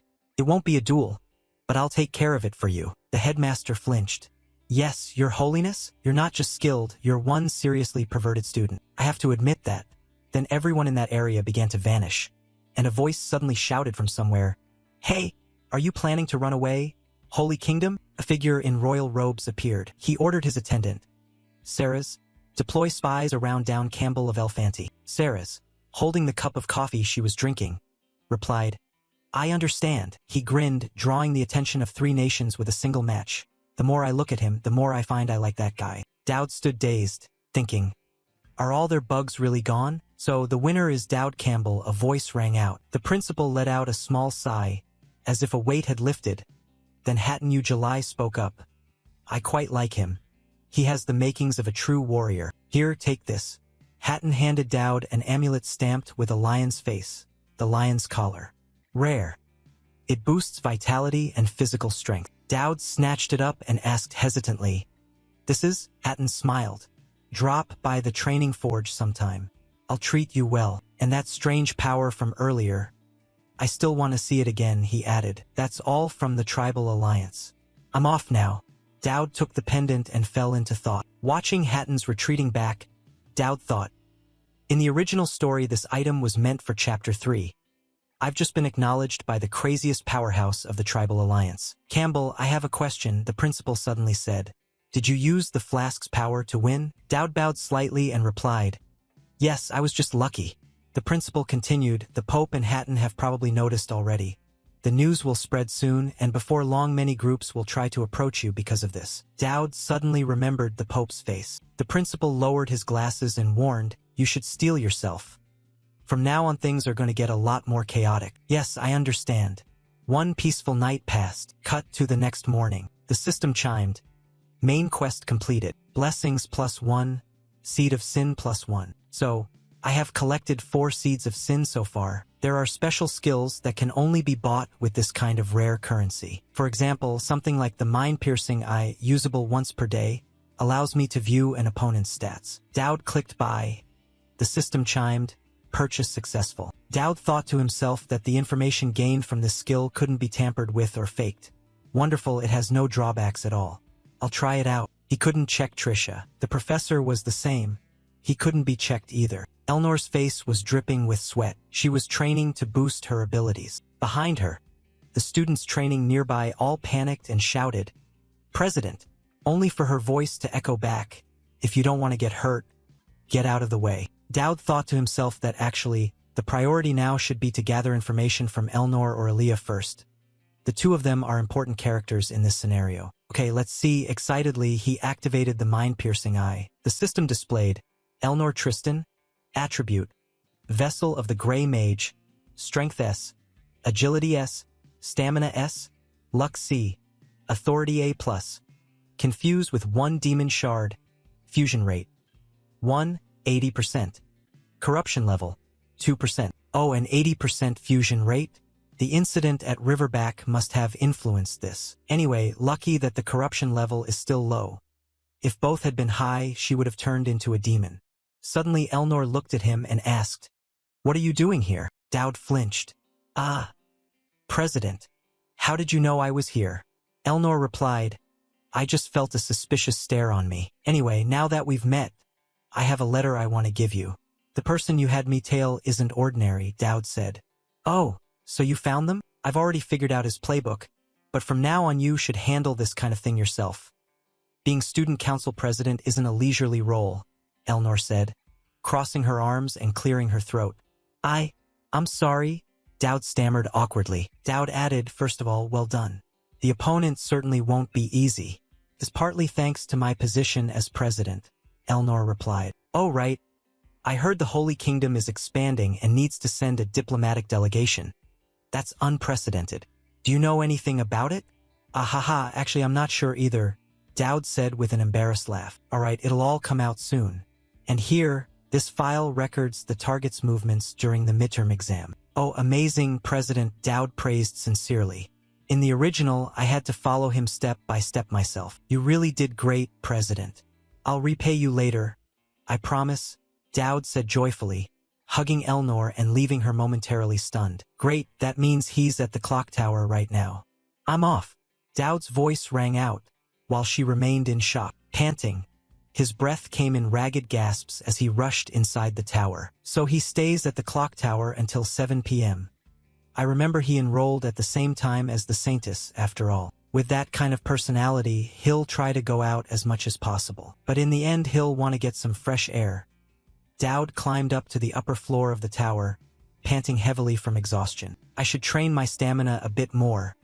This is the young King Valkarthus." Valkarthus turned his head and glanced over when he saw someone approaching. "Are you Dowd Campbell?" Dowd panted, forcing himself to speak. "Yes. You know me? Sit down, catch your breath. The Prophet told me to keep an eye on you. How could I not be concerned?" "The Prophet? He sent people despite already knowing about me? Your spy did well. Actually, I've been waiting here every day. I'm not someone who can take the initiative to request a meeting first. You understand we're enemies, aren't we?" Dowd narrowed his eyes, thinking. In the original story, the Prophet was just a petty demon worshipper. He never directly intervened like this. Valkarthus's eyes went cold. "His assessment of you was that you'd be the greatest obstacle I'd have to face here. Answer me, Dowd Campbell, will you stand in my way?" Valkarthus radiated a thick, murderous intent. Dowd, on guard, thought to himself. He already knows who I am and what I'm doing, and he's issuing orders about me despite never having met me. This is the same method, but mine. Is this what it feels like to be reincarnated into a game world? Valkarthus, a young man with golden hair and regal attire, confronts someone. Behind him, a terrifying shadow monster with glowing red eyes materializes, hinting at the sinister power he wields through forbidden magic. Dowd, a young man with black hair, listens intently as Valkarthus challenges him, asking if he intends to stand in his way. Dowd's expression is serious and thoughtful. The Grand Clock Tower stands tall against the warm hues of the sunset, casting long shadows over the magnificent architecture, setting a dramatic stage for the unfolding confrontation. Valkarthus expresses his curiosity about the extent of Dowd's knowledge and understanding of their plans. Inside the opulent hall, Valkarthus reveals his awareness of Dowd's investigations, stating that he knows Dowd has gathered significant information about them and came to this meeting fully aware of Valkarthus's identity. Dowd, with a bead of sweat tracing his temple, reassures Valkarthus, stating that he is certain Valkarthus bears no ill will, despite the tense circumstances. Valkarthus's golden eye holds a calculating gaze as he speaks of his plan to turn everyone in the academy into the undead, even if it means ruling over them afterward, revealing the sinister nature of his intentions. Against the vibrant sky, the clock tower signals the impending deadline.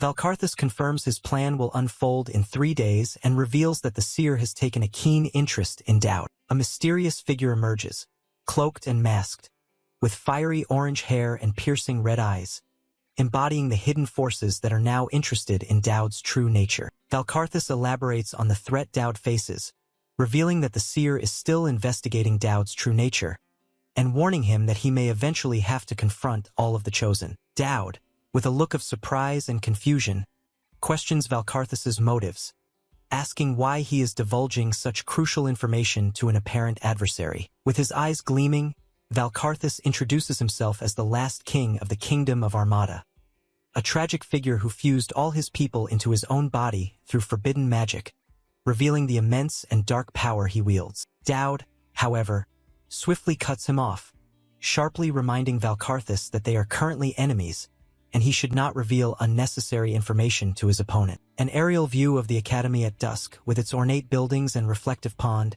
is shown as Valkarthus, his voice echoing over the scene, coldly states his displeasure at anyone disrupting his carefully laid plans. Dowd clarifies his position to Valkarthus, asserting that he doesn't intend to disrupt his plans but merely wants to make things fair. Valkarthus, intrigued, questions Dowd's definition of fairness. With a subtle smirk, Valkarthus agrees that a game must be fair, but quickly reminds Dowd that despite any knowledge he might possess, he remains at an absolute disadvantage. Against the backdrop of the darkened, imposing architecture, Dowd shrewdly deduces Valkarthus's real motive for their meeting, to confirm that Dowd is not a coward. Dowd, with a composed expression, calmly confirms Valkarthus's assessment, admitting that his deduction about Dowd not being a coward is indeed true. Dowd activates his insight vision, goggles appearing over his eyes as a blue glow emanates, indicating he's about to reveal something more profound, hinting that his assessment goes beyond just courage. Valkarthus, eyes closed and a slight smile on his face, confidently challenges Dowd to take a good look at him, suggesting he has nothing to hide from Dowd's special vision. The glitching background hints at the nature of his power being analyzed. Through his insight vision, Dowd perceives the horrifying truth within Valkarthus, a monstrous, shadowy entity composed of countless glowing red eyes and menacing mouths, a chilling manifestation of the millions of lives absorbed by his forbidden magic. Dowd's insight vision reveals the astonishing data. 2,134,423 forbidden arts are currently active on Valkarthus's body, each one an ancient magic distinct from other powers, and chillingly, each one costing a human life. The grotesque, monstrous face of the forbidden arts is starkly revealed, with a single, intensely glowing red eye and a macabre stitched mouth, embodying the immense human cost of Valkarthus's power. Valkarthus, his eyes now open, comments that such a technique, referring to his forbidden arts, would not be easy to use in battle, perhaps trying to downplay its practical application or his vulnerability. As night falls over the academy, casting shadows on the majestic clock tower, Dowd acknowledges Valkarthus's statement, knowing that such forbidden magic is normally employed in secret due to its nature. Dowd, standing firm, asserts that he too is ensuring fairness in this exchange. From off-panel, Valkarthus's voice responds with a cynical chuckle, remarking on Dowd's noble attitude. A large, shadowy figure of the mysterious masked individual looms over a small Dowd, symbolizing Valkarthus's deeper motivations. Valkarthus reveals that he personally wished to confirm the seer's evaluation of Dowd's true capabilities, adding that he now has his own thoughts on the matter. Valkarthus looks at Dowd with a hint of disdain, telling him not to take it personally, but that Dowd doesn't appear to be much of an obstacle to him. Dowd's hand clenches tightly, a clear sign of his rising resolve, as he challenges Valkarthus directly, proposing they make a bet. Dowd, with unwavering determination, lays out the terms of his bet. He will allow Valkarthus to proceed with his plan to turn everyone in the academy into undead 3 days from now, promising not to intervene, but with a critical condition in return. Valkarthus's gaze sharpens as Dowd declares his counterproposal.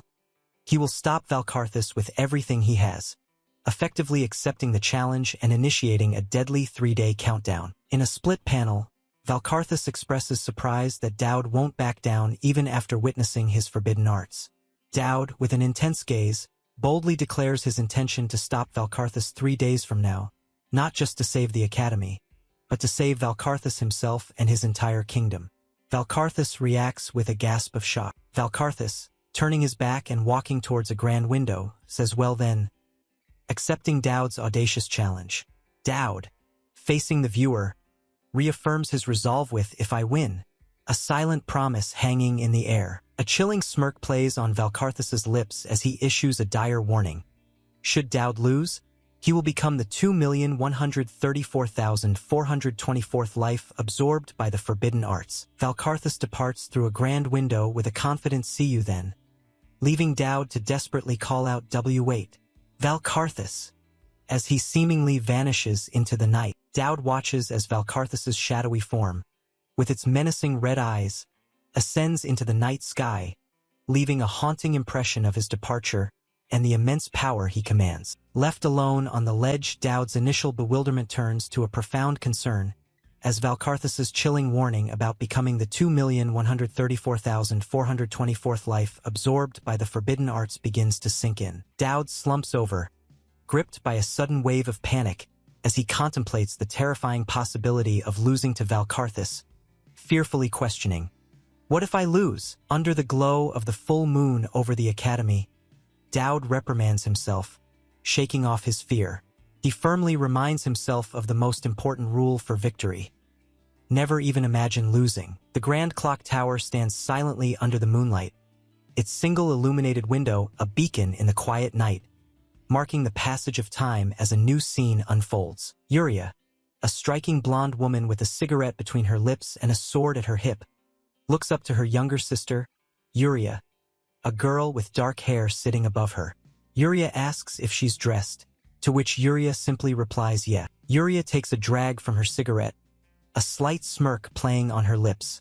She apologizes for her playful teasing, acknowledging that Yuria always responds through speech bubbles, then changes the subject to ask her younger sister about her outfit. Yuria looks shyly away, a blush dusting her cheeks, as she hesitantly begins to voice her feelings about the outfit to her older sister. Sitting on the floor in a white, ruffled nightgown, Yuria expresses her embarrassment, revealing that she's never worn anything like it before. With a generous gesture, Yuria offers her younger sister anything she desires, simply stating, "Take whatever you want." Yuria reacts with a surprised, likely touched by the offer. In a touching moment, Yuria, with a cigarette still between her fingers, expresses her regret over Yuria's suffering as her charm of protection, believing that offering her anything is the least she can do. Yuria gratefully accepts. A hand lights a cigarette with a classic flip-top lighter, as the speaker offers a moment of solace, assuring the other that they can relax, even if just for a brief while, in their presence. Yuria smokes thoughtfully, revealing her past fears that Yuria's heart might have been broken by the curse of severance. Relieved to see her sister still pure, she admits a darker truth, that she herself might be the one rotting inside. A chilling close-up reveals a black collar with a chain around Yuria's neck, as she emits a disturbing kukek, hinting at a darker, more unsettling reality beneath her innocent facade. Yuria's eye widens in surprise and concern as she questions her younger sister, "Yuria, what are you doing?" Yuria hesitates, trying to explain her actions. Kneeling, Yuria innocently explains the black collar and chain around her neck is a gift from Lord Dowd, which she must always wear to maintain a smooth relationship with him. Yuria further explains that Dowd wouldn't meet her without the collar, so she tried it on, asking her sister if it suited her. Yuria remains silent, visibly stunned by the revelation, as Yuria quickly adds that she doesn't value Dowd's gift more than her sister's. With a cheerful, almost naive smile, Yuria reiterates that she must wear the collar if she wishes to meet with Lord Dowd, seemingly unaware of the disturbing nature of the situation. Yuria's jaw clenches around her cigarette, her anger visibly building as Yuria desperately pleads, "Please don't misunderstand." A powerful wave of rage consumes Yuria.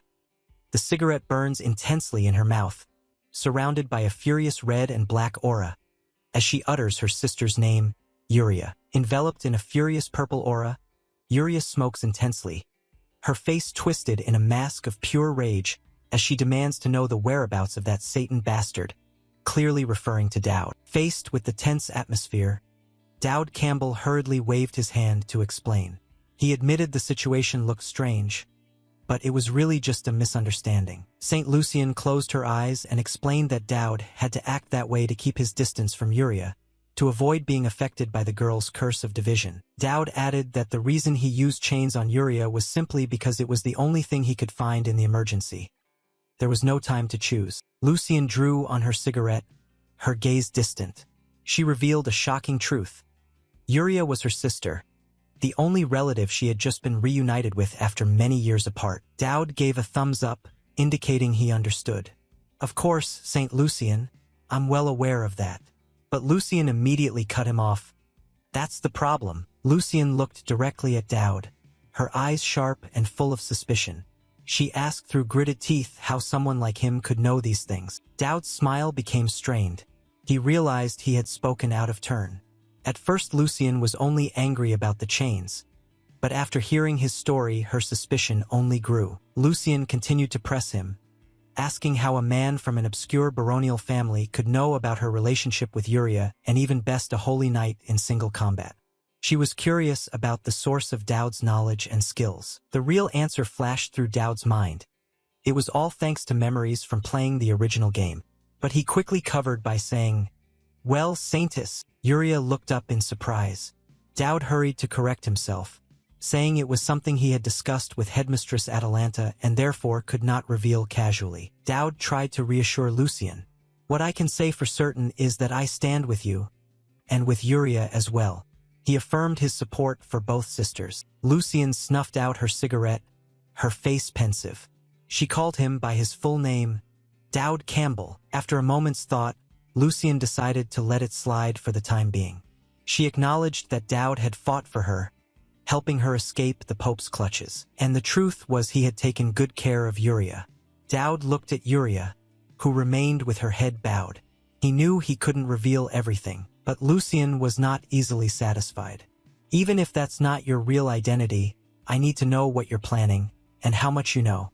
I need to know everything." Faced with Lucian's demand, Dowd began to reveal a staggering secret. He explained that in the Pope's scheme, Yuria and Lucian were essential pawns. The scene shifted to a mysterious laboratory. It was called the Homunculus Project. The title Saint was not something Lucian was born with. She had been created, assembled from various materials. Dowd continued, explaining that Lucian's divine power had been artificially constructed, and Yuria existed to support and amplify that power. That's how the Pope planned to build his own paradise, a heaven governed by his own definition of justice. Back in the present, Dowd concluded, but everything collapsed when Yuria escaped. He warned that the Pope would not stop. He had only relaxed his control while they were here. Yuria and Lucian sat together, listening to Dowd's warning. He emphasized that they needed to prepare thoroughly during this precious window. The scene moved to the Academy building. After hearing all the secrets, Lucian looked at Dowd and asked the question she'd been holding back. "Who are you really?" Suddenly, a system notification panel appeared before Dowd. "Main quest, Child King. The Academy will be attacked in 3 days." Aware of the impending threat, Dowd led everyone to a heavily guarded area. He introduced them to the heart of the star, a giant glowing crystal. Dowd explained this was a holy device, a relic left by a seraph, functioning as a protective barrier for the entire academy. The group entered the Great Hall together. Although Dowd admitted he had used his authority to gain entry, Lucian remained skeptical, asking whether this thing would actually help them. Dowd replied calmly. He flipped the situation back, asking St. Lucian whether she had criticized him for leading someone with chains. "But isn't your action even worse?" Hit in the soft spot, Lucian was momentarily flustered but quickly regained her cold demeanor, saying it was because she couldn't ignore the curse of division. Lucian explained her plan. She would have Yuria wear a hood and lead her with chains, pretending to escort someone possessed for an exorcism. That way, they could enter the sanctuary without suspicion, since ordinary students never come here. Once inside, Dowd asked Yuria to remove her hood. Then he turned and asked Saint Lucian and an orange-haired girl accompanying them to wait outside. The orange-haired girl, Elia, a knight, immediately refused. She declared her duty was to protect the saintess and to keep an eye on Dowd as well. Lucian agreed with Elia. She admitted she couldn't fully trust Dowd yet. The group stood in a wide hall, facing the glowing heart of the star. Elia displayed her knowledge, explaining that the heart of the star was made of the same material as Uria's sword and was a sacred relic not to be approached, let alone touched. Seeing this, Dowd praised her as an hero candidate, which made Elia feel relieved and a bit proud.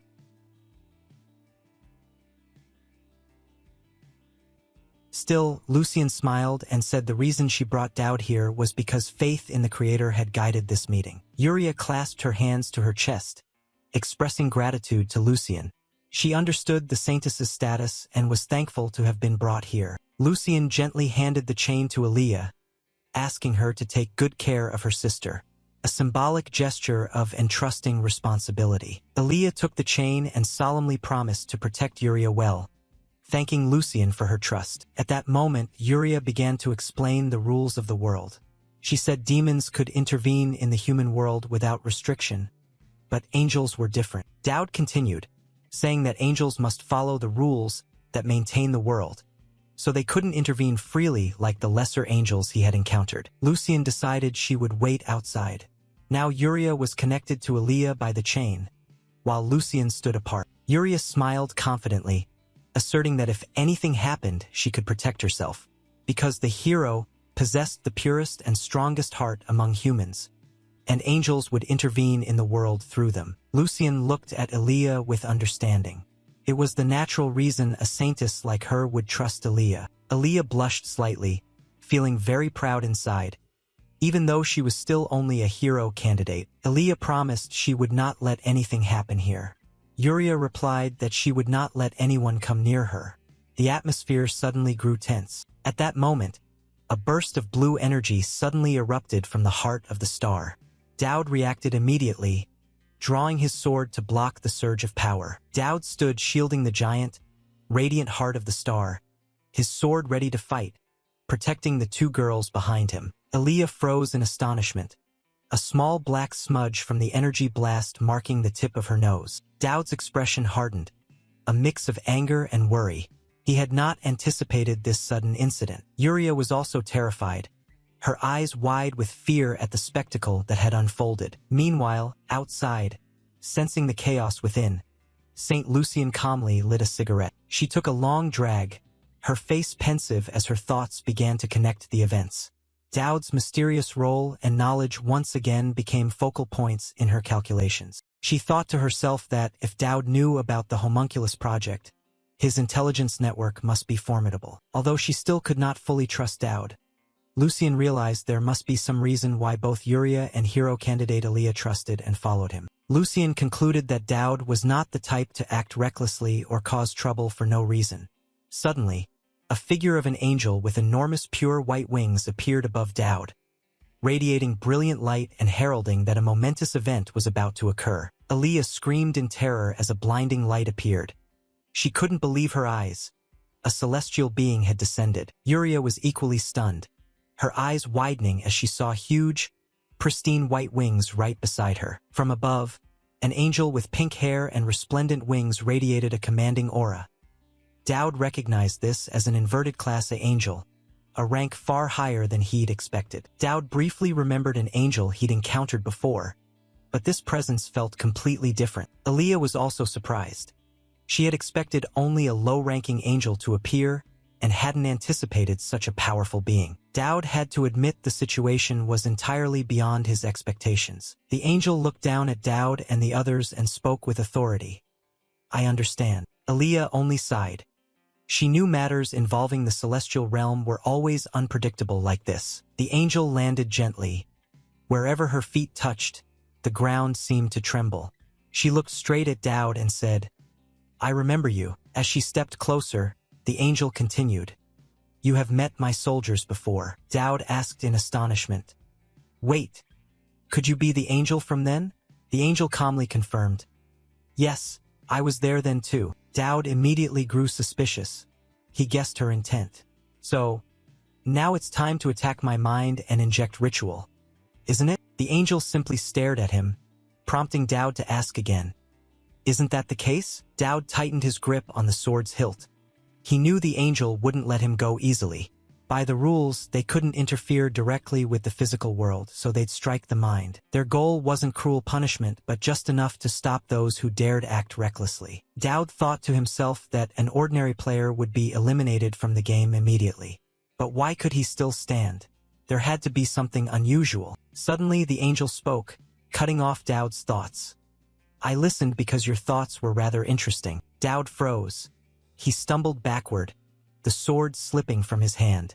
He hadn't expected the angel to read his thoughts. Dowd gritted his teeth, furious at being seen through. The angel seemed to sense it too, thinking briefly.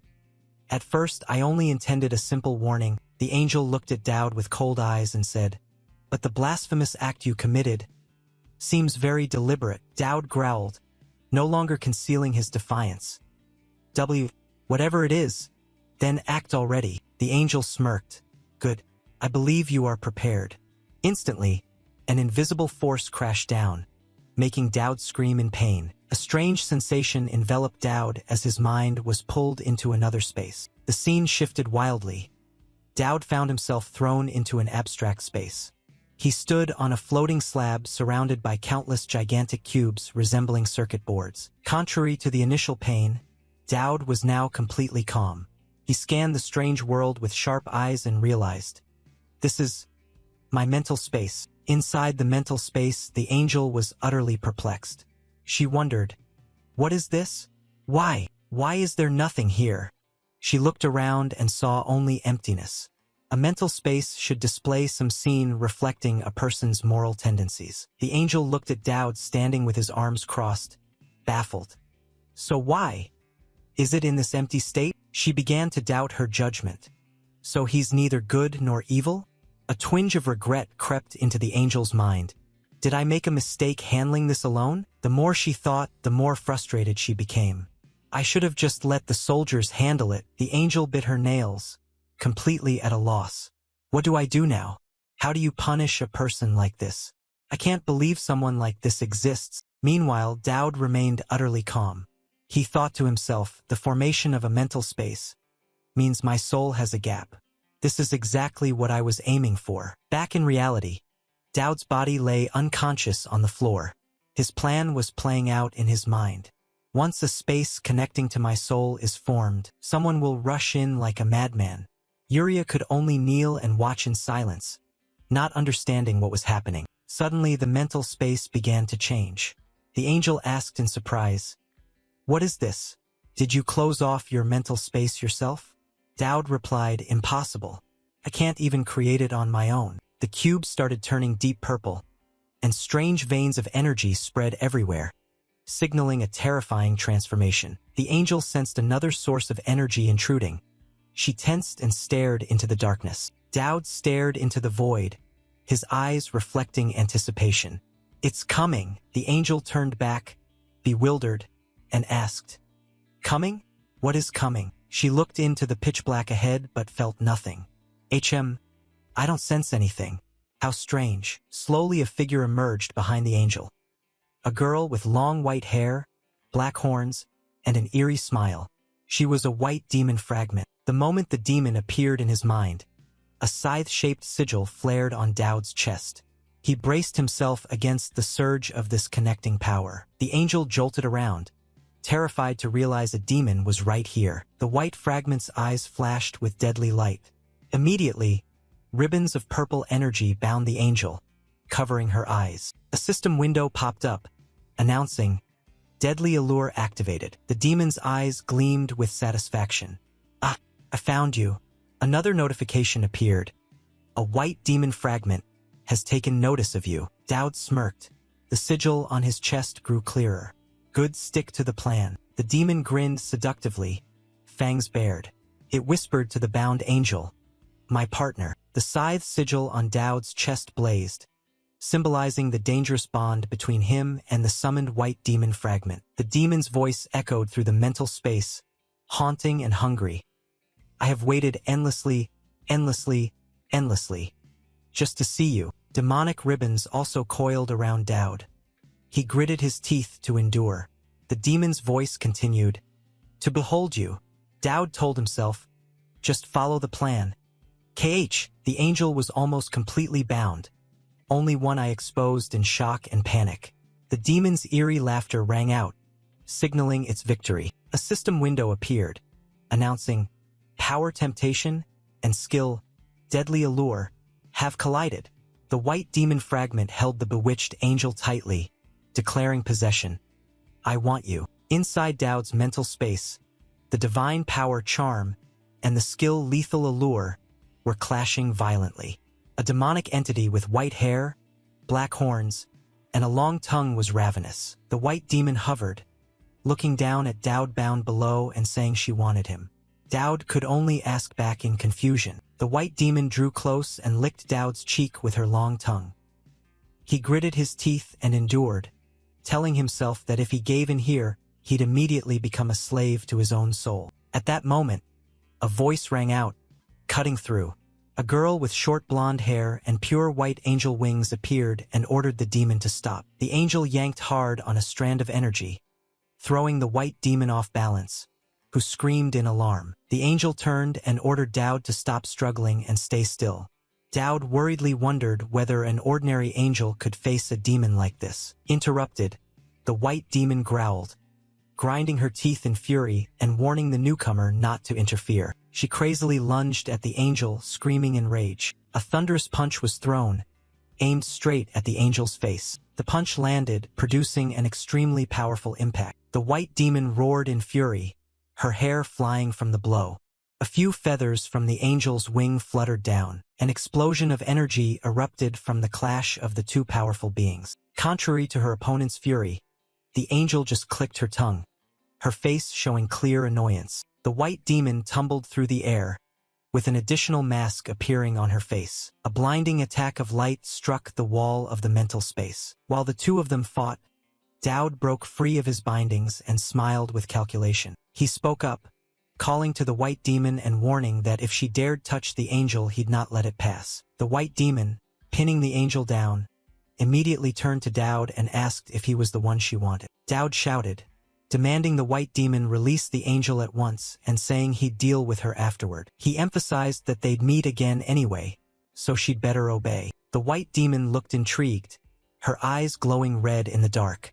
She asked if this was a promise. Dowd confirmed it was a promise, but he also didn't forget to threaten, saying the promise would sooner or later come true if she didn't comply. Dowd played his trump card, asking where a person's soul would go if they died in the mental space, and saying he'd jump from there. Dowd's threat seemed to work. The white demon glanced at him and spoke with loaded meaning. Rather than anger, the white demon laughed delightedly at Dowd's audacity.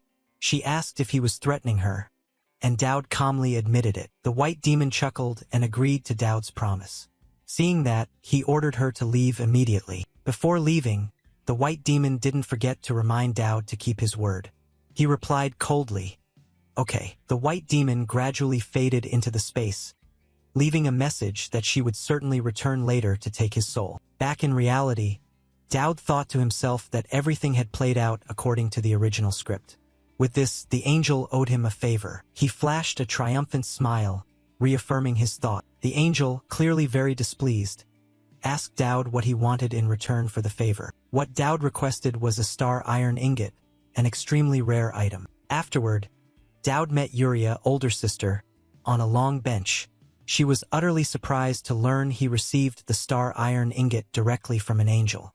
Dowd explained he would use it to craft an item to weaken the severing curse. Another girl, Yuria, stepped forward and asked Dowd whether one ingot would be enough. Dowd reassured her that he had prepared another ingot. He elaborated on the properties of star iron.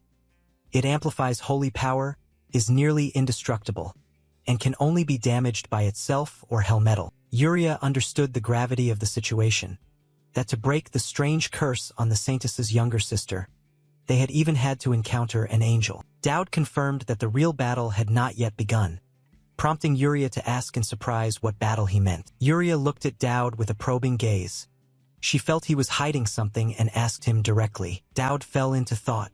A system window popped up, announcing an upcoming event, King's Boy Academy Attack Incident D1. All three girls, including Yuria, the younger sister, with black hair, demanded that Dowd tell them the truth so they could prepare as well. Dowd's eyes hardened with resolve. He decided to tell them everything and asked them to listen carefully. The scene shifted to a large school with an old clock tower. Dowd vowed that they had to save this school. The view swept over students on campus. A silver-haired female student was intently taking notes with a fountain pen. Another female student with purple hair and safety goggles was focused on welding something. A male student with blonde hair and his face shadowed gave off an air of mystery. Two other male students were chatting. One with red hair was confident they'd take first place, saying no one could beat them in tomorrow's final outdoor training. While other students walked together, Dowd quietly walked alone across the schoolyard. He reflected on these students. They lived ordinary lives, unaware of the truth or the threats lurking nearby. He thought about himself, someone with no memories of school life in the outside world, and thus unable to truly sense it. His train of thought was cut off by a strange voice. Someone asked him if he was used to always being alone like that. Dowd looked up and saw a mysterious woman in a tight black outfit, cloaked and wearing a mask, with blazing orange hair. He asked her in surprise who she was. The masked woman stared directly at Dowd, her eyes sharp. She answered mysteriously that she was a butterfly effect. In a grand hall, Dowd, a young man in a neat suit, stands on the staircase looking down. Across from him is a mysterious girl dressed head to toe in black. She speaks, saying that all the devotion and effort Dowd has poured in is what brought her here. The mysterious girl stares straight at Dowd, her eyes sharp. She repeats that it was his efforts that brought her here, then calls his name, Dud. Dowd looks surprised at the girl's words. He mumbles about that little disciple and then asks bluntly, "Who are you?" To his shock, the mysterious girl appears behind Dowd in an instant, making him start. Playfully, she says that since he always thinks one step ahead, she expected a cunning strategist, not someone who looks so ordinary. Her gloved hand touches Dowd's collar, leaving him utterly astonished. She continues her taunt, wondering if that unremarkable appearance is precisely what makes him different. Dowd is stunned. He can't believe someone like her could manipulate him so easily. He wonders if any character like her existed in the original storyline, and why she understands his situation so completely. Against the backdrop of an ancient castle, Dowd loudly demands that the girl reveal her identity. She merely smiles and replies that she is his most ardent fan. Still reeling, Dowd is pulled close as the mysterious girl links her arm with his. He blushes and looks uncomfortable. She reaffirms her position, saying she's not one of those nuisances who swarm him but rather someone who loathes them. Dowd racks his brains, trying to dredge up memories of demonic forces to trace the girl's origins, but it all seems futile. Suddenly, the mysterious girl produces a white card, the one she just took from Dowd. "Aha, here's the key," she says, as if she's achieved her goal. Holding the card, she taunts Dowd that he's left too many openings. Dowd immediately realizes and shouts, demanding she give it back at once. Dowd is frantic and anxious. He screams in despair because the situation is urgent, yet he doesn't understand why the system hasn't issued a danger alert. The mysterious girl shifts the subject, mentioning the supporting female character and those who constantly surround Dowd, calling them clingy leeches. She declares she wants to wipe them all out to clear her view, since they don't understand the real Dowd at all. With a piercing gaze, the girl asserts that only she truly understands Dowd. Holding the card, she continues to insist that she alone in this world exists to do that. Only her. Then the mysterious girl tosses the card away, leaving a streak of light in the air. The white card hovers in midair, carrying some mysterious significance. Dowd is stunned when the girl says that to have the right to stand boldly before him, only a villain like her deserves it. Even demons aren't on that level. Her sharp eyes lock on Dowd as she suggests he's surely prepared to face the minor warlord. Right? Perched on a high rock overlooking the city, she reveals a staggering truth.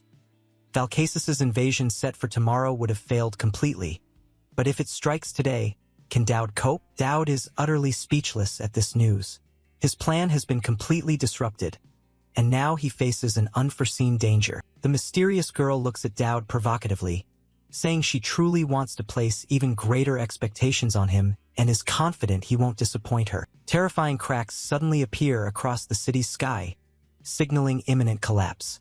Smiling with delight at the chaos she has sown, the mysterious girl whispers, "Make me fall for you even more," in stark contrast to the ominous sky.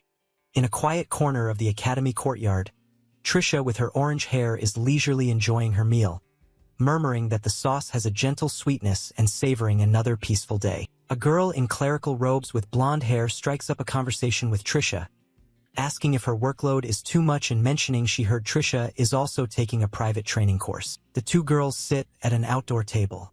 Trisha admits that even within the Holy Academy people are talking about her as a leading candidate for the warrior position. The robed friend teases that she's the school's star behaving innocently, but Trisha simply replies that she doesn't care about that. The robed girl adds that she knows Trisha's dedication to training is thanks to her fan club, and everyone praises her. Truly the demeanor of a warrior candidate. Trisha is a bit surprised and embarrassed to learn her fan club still exists. She hadn't expected it could inspire the other students so much. The robed girl shifts the topic to Dowd, saying he clearly quelled a disturbance last time.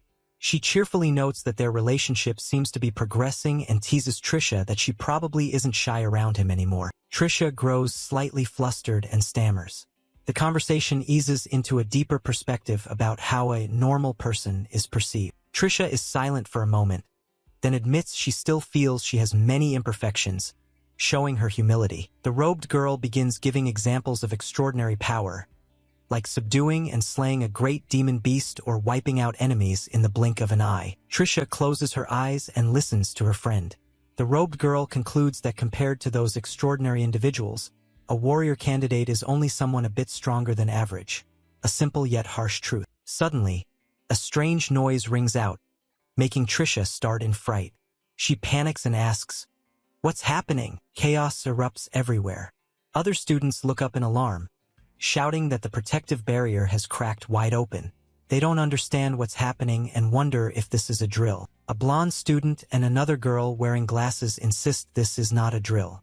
The situation is dire, and they shout for everyone to take shelter inside immediately. The barrier's rupture seems to trigger a powerful shock of energy, causing even someone with purple hair who had been sleeping to spit up blood. In another room, a red-haired girl with small horns senses the danger. A command is given. Everyone should grip their weapons and be ready to fight. From below, the city's protective shield, hexagonal in structure, shatters into glass-like fragments, revealing the pitch-black night sky. Trisha looks up at the sky with a desperate expression. She knows that once Serapin's barrier cracks, the demons will soon scent and come. In horror, she realizes, this wasn't in your calculations, was it, Dowd? Amid the chaos, a dark-haired girl wearing a single-lensed eye patch acts quickly and rushes toward the rift in the sky. The dark-haired girl concentrates her energy. Both hands emit a powerful green light, indicating she's preparing to cast some kind of magic. A massive green energy beam is fired, colliding with the crumbling barrier in what appears to be an effort to patch it or slow its collapse. Hovering in the air, the eye-patch-haired girl calls out Dowd's name loudly, reporting that everything is happening far earlier than expected. She stares at the rift with worry and suspicion, thinking that if even this is part of Dowd's plan, he'll owe them many explanations. Beneath the cracking sky stands a towering clock tower, its hands still moving as a grim reminder that time is running out. Right atop the clock tower, a massive, deep purple magic circle appears, shaking violently, signaling that the invasion gate has fully opened. From the dark magic circle, countless dragons and grotesque monsters begin to pour out, their roars echoing across the sky, signaling that a massacre is about to begin. Below on the ground, chaos reigns. Amidst people screaming and fleeing, a commander tries to restore order, shouting for everyone to quickly follow Talion's orders to organize the defense. Through the panicked streets, the command is given for everyone to run indoors immediately to take shelter. The monsters have poured in, and the top priority now is to ensure the safety of the new students at all costs. A roar resounds as a gigantic, clawed foot slams into the ground, heralding the arrival of an even larger monster. Before them stands a massive humanoid beast, muscles rippling, earth-yellow skin, and numerous blood-red eyes atop its head. It bares its sharp teeth and towers over the swarm of lesser demons, creating a truly terrifying sight. At that moment, a mysterious figure appears, his hand radiating a sinister purple energy. He mutters, wondering how the enemy could have announced the timing of the attack in advance. That figure is Talion, a young man with blonde hair and eyes that emit purple light. He smiles arrogantly and tauntingly, calling out to Dowd, "Whatever tricks you've prepared, don't make me wait. I'm bored of waiting." A giant reptilian monster with blue scales and a white skullcap on its head roars ferociously, signaling a sudden, chaotic attack. Immediately after, a male student screams in panic for help as a horrifying yellow monster covered in countless eyes and jagged jaws lunges toward him. A close-up of the student's face shows sheer terror. He is truly confronting imminent death. At the critical moment, a figure rushes in, Professor Elfin, who moves quickly to rescue the endangered student. Professor Elfin yells at the student to calm down and orders everyone to evacuate into the building immediately. Another red-haired professor restrains the student, warning him not to perform meaningless acts of bravery in this situation. Professor Elfin stands there, annoyed, realizing the situation is deteriorating. As he feared, the Academy's magical shield begins to crack. The problem isn't limited to the monsters inside the school. As headmaster, Professor Elfin tries to maintain the barrier. He worries that if the shield breaks, all the Kings of Ruin targeting Elfanti will converge, and that surge of energy could affect the Void region. Someone else witnesses Elfin's actions and shouts, baffled as to why the headmaster is doing that, highlighting internal tension and lack of information. Meanwhile, a blonde man and a nun are shouting frantically, urging students to run faster and get inside for safety. Savage monsters have overrun the area. Warnings continue to blare, telling everyone not to fight but to evacuate immediately. The Academy guards take positions.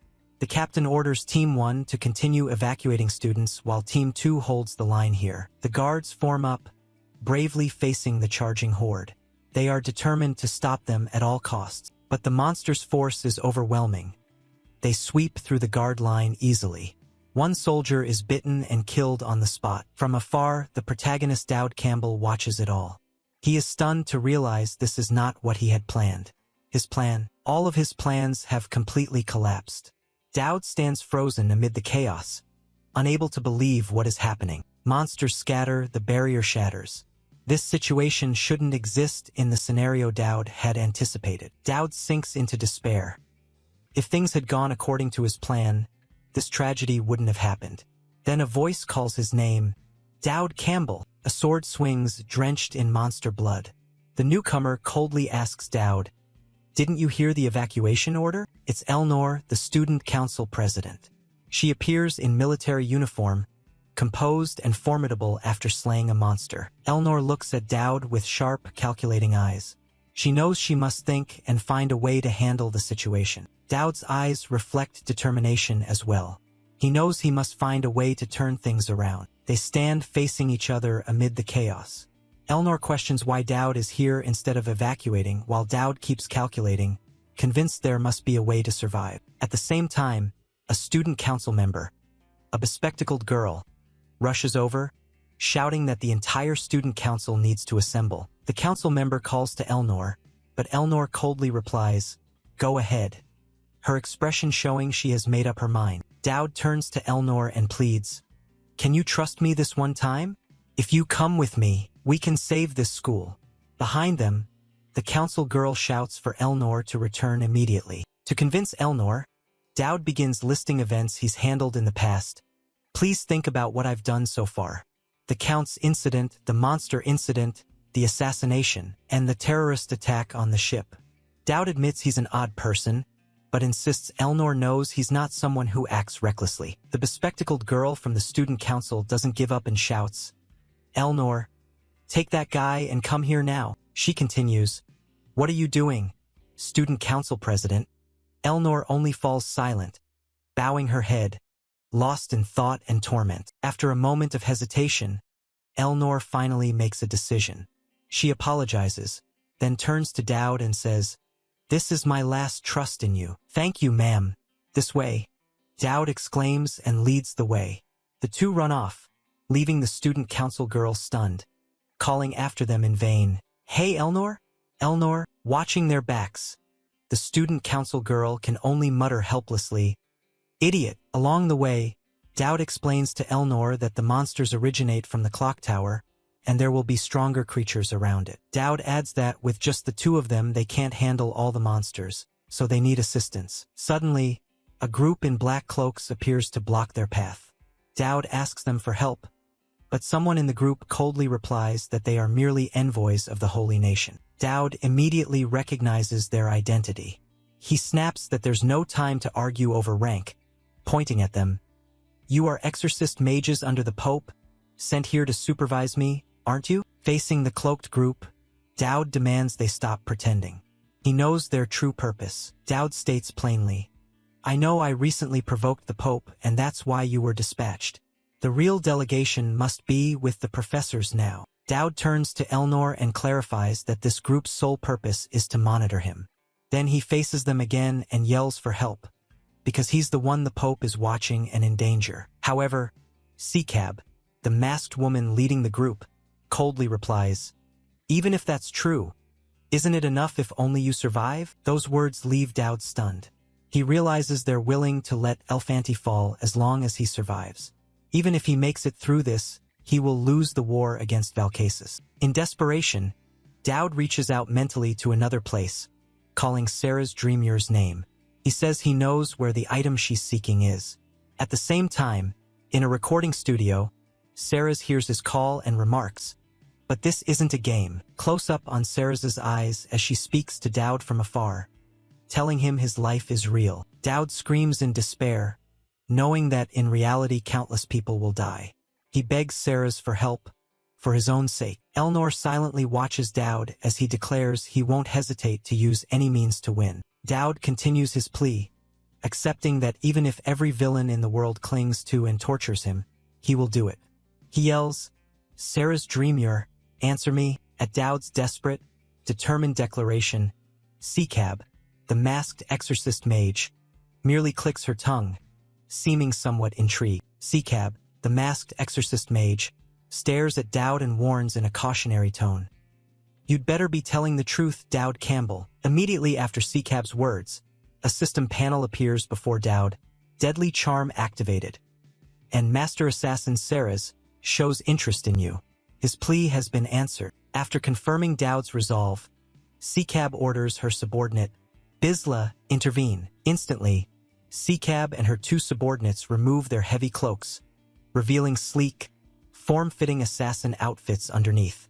They are ready to act, ending Chapter 50 with a surprising turn. The scene opens with the Big Ben clock tower looming against a bruised purple sky streaked with eerie cracks, signaling an impending catastrophe. A massive jaw with slimy, razor-sharp fangs snarls, ready to devour everything. Countless grotesque monsters begin to appear, from malformed golems to savage orcs. From above, three cloaked figures in black face off against a giant wolf-like monster, preparing for an uneven battle. Meanwhile, Dowd Campbell looks confused and anxious. He says, I don't know what you know about me or how you found out. But Elnor cuts him off sharply. We'll leave that for later. Her eyes show the situation is far more urgent. A masked female swordsman with golden hair draws her blade. The sword flashes a fierce golden light, poised to fight. Suddenly, a cat-eared figure with purple hair and a sinister grin appears. She taunts, Then you'll have to answer for what you said, Dowd Campbell. Immediately, the masked swordswoman jumps into the fray, quickly taking down one monster and skillfully attacking others. One of the cloaked figures is also fighting fiercely. He exclaims in astonishment, This power is absurd. Dowd turns to Elnor, whom he calls Chairwoman, urging, We don't have time, Chairwoman. We need to get to the clock tower now. He points toward the tower and adds, An enemy is waiting at the top. Elnor responds with skepticism. Waiting? You mean he's deliberately waiting for us? Seeing Dowd falter, she snaps, If you're going to make excuses, stop. She stares at Dowd and says, Since I met you, not a single word has been sincere. You always hide things or evade them. Then her tone softens. But that behavior always has its reasons. That's why I'm by your side now. Together they move toward the clock tower in the glow of sunset. Elnor says, "You don't need to come up with clever excuses. Just focus on what you have to do." Dowd thanks her for understanding. Elnor looks at him and remarks, "You certainly have many strange sides, but you also seem kind in your own way." The unexpected compliment leaves Dowd slightly surprised. He falls silent and listens, his face showing a hint of embarrassment at Elnor's perceptiveness. Suddenly, a huge, grotesque monster blocks their path. Dowd explains it's a creature from the original Flash Terror, with near-infinite regenerative ability, making it impossible to kill. The only way is to lure it away from the clock tower. Dowd anxiously asks Elnor, "Can you draw its attention?" Contrary to Dowd's worry, Elnor coldly draws her sword and declares, "I'll slice right through it." Without hesitation, she charges at the giant monster, swinging a powerful strike. Determination flashes in Elnor's eyes. Dowd can't believe it, wondering in shock, is she really going to cut it? Elnor unleashes a series of golden slashes toward the monster. But at that moment, Dowd spots another danger and yells a warning, "Chairwoman, left." Hearing Dowd's warning, Elnor's eyes widen in shock as she realizes the incoming threat. A massive arm of the creature crashes down from above, aiming straight at Elnor's position. Dowd can only scream in horror as he sees Elnor about to be crushed, the ground beneath her beginning to crack. In the critical moment, Elnor manages to react. She creates a blinding burst of light to evade the attack. Immediately, a blazing red streak of light flashed, seeming like a razor-sharp counterstrike against the monster. Elnor successfully parried the blow. Her face shone with determination. Her sword had stopped the devastating strike. Her hat flew off, white hair whipping in the wind. Elnor gathered her strength and swung an immensely powerful strike at the monster's body. But as a result of the impact, her sword snapped. Surprise registered across her face. Dowd realized the harsh truth. A monster that even Tristan's swordsmanship can't handle? He understood this creature had been designed from the start to be unkillable. Dowd was caught in a dilemma. There's no time, I have to get up the tower, but I can't leave Elnor like this. Just then, Elnor called his name, Dowd Campbell. Though exhausted and wounded, Elnor resolutely said, "Even if I have to die, save Elf Auntie." Dowd was utterly stunned by her words. He could only stammer, "What?" With eyes sharp as blades, Elnor shouted, as if to rally him, "You're not going to lose your fighting spirit just because my sword broke, are you?" She loudly intoned her full name like an oath. Elnor Araniariza La Tristan. In that moment, a horrifying realization flashed through Dowd's mind. He monologued inwardly, "No matter how the system is, no matter what the original story says." He looked at Elnor with a completely new awareness.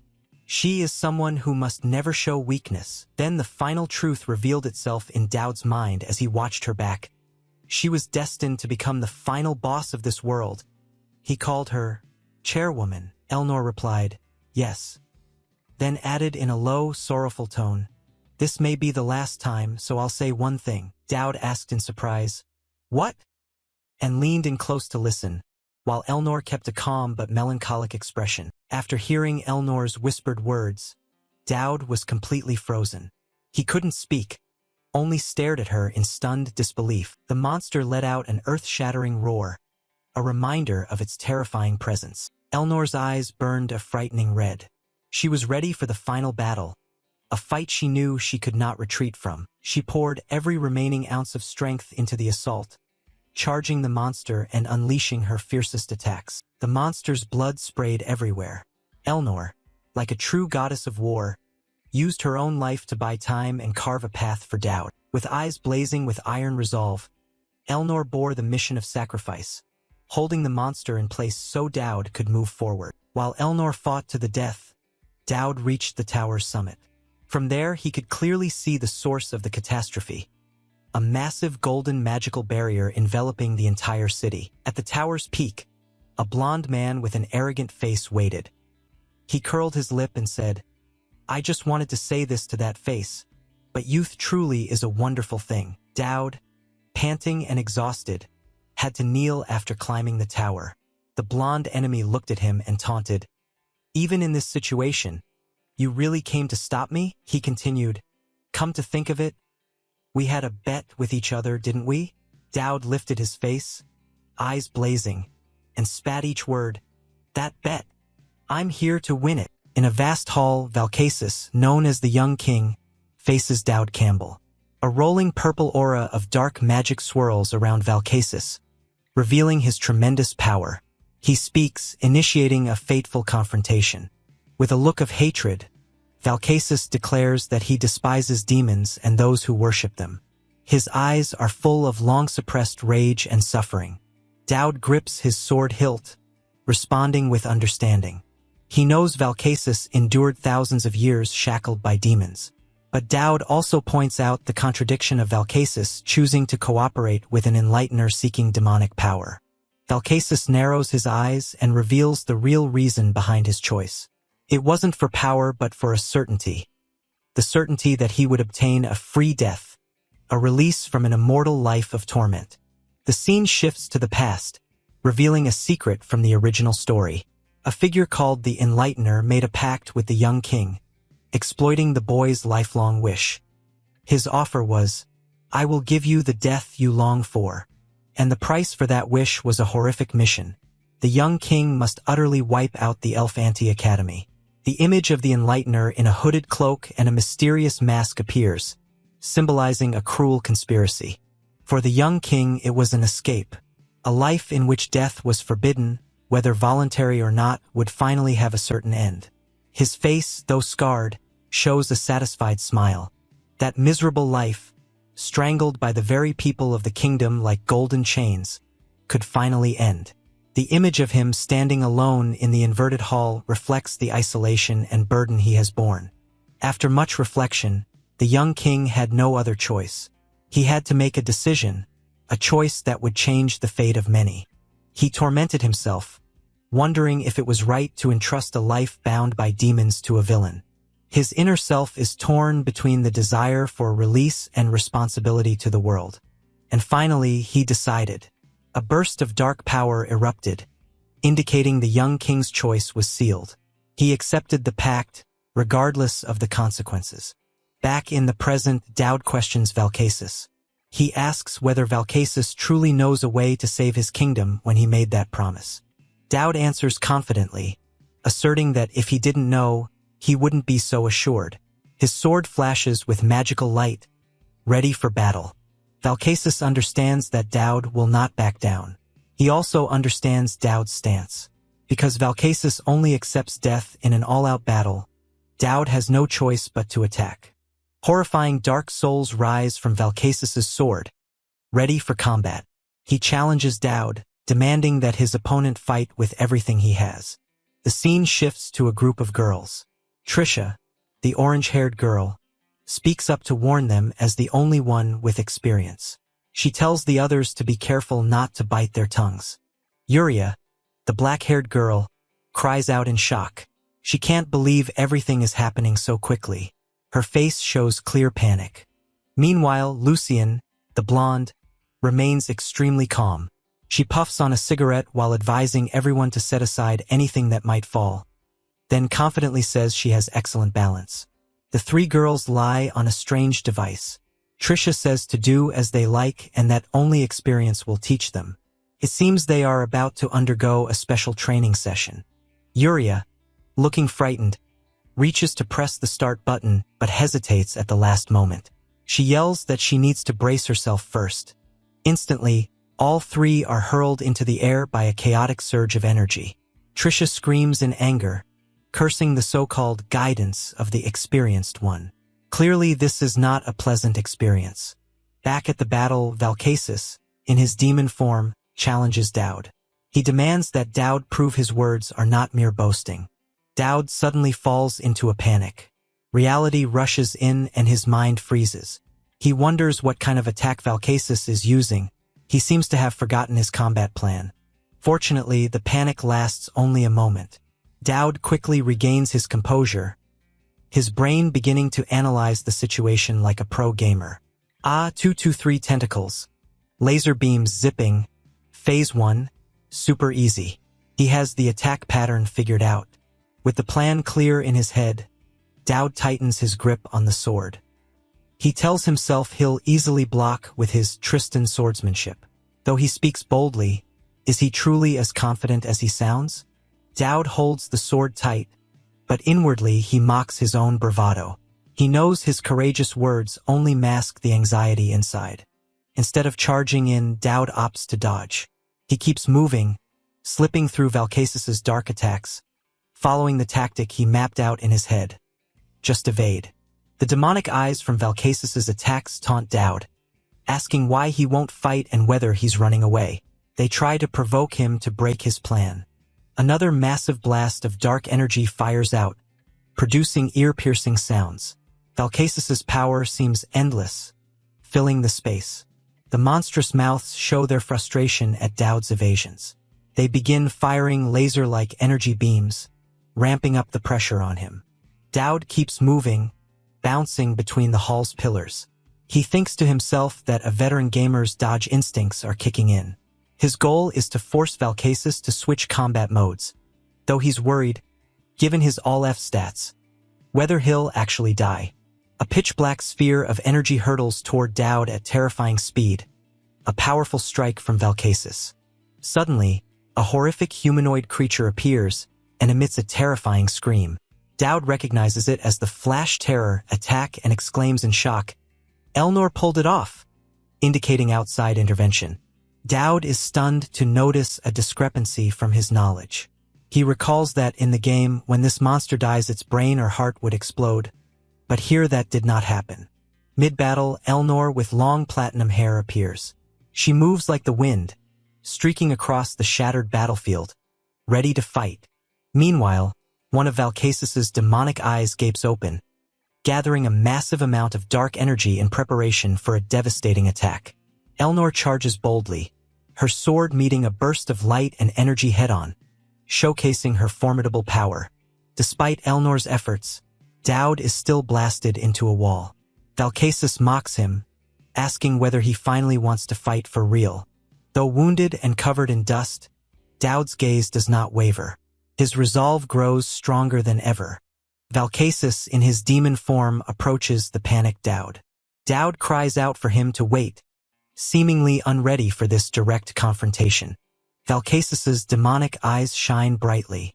He declares that once this form is revealed, he cannot stop. This battle has reached its climax. Dowd is struck by a powerful blow. Valkasis looks at him with contempt, saying as expected Dowd is no match for him, but he will remember his bravery.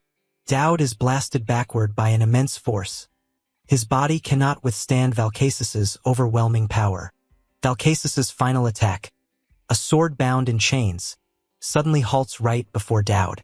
Even Valkasis is surprised by this unexpected intervention.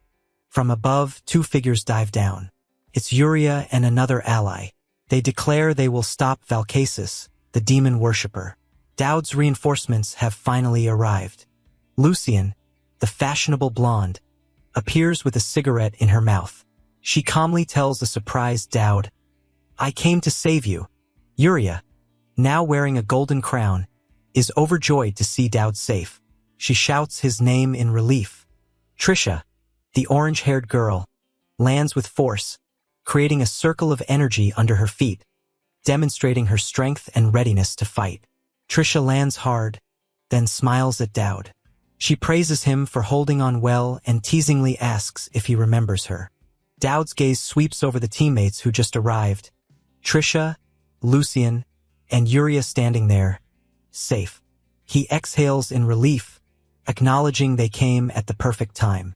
Though outwardly calm, inside he's screaming with joy, thinking if they'd been a second later he'd be dead. Yuria eagerly steps closer to Dowd. She realizes the iron ring he gave really works. Now she can approach everyone without the curse holding her back. She hesitantly thanks Dowd, her face lighting up with happiness. The chains that once bound Yuria shatter and transform into a radiant stream of golden energy, wrapping around her body. Her curse is being converted into a new power. Witnessing that sight, Trisha and Lucian are astonished.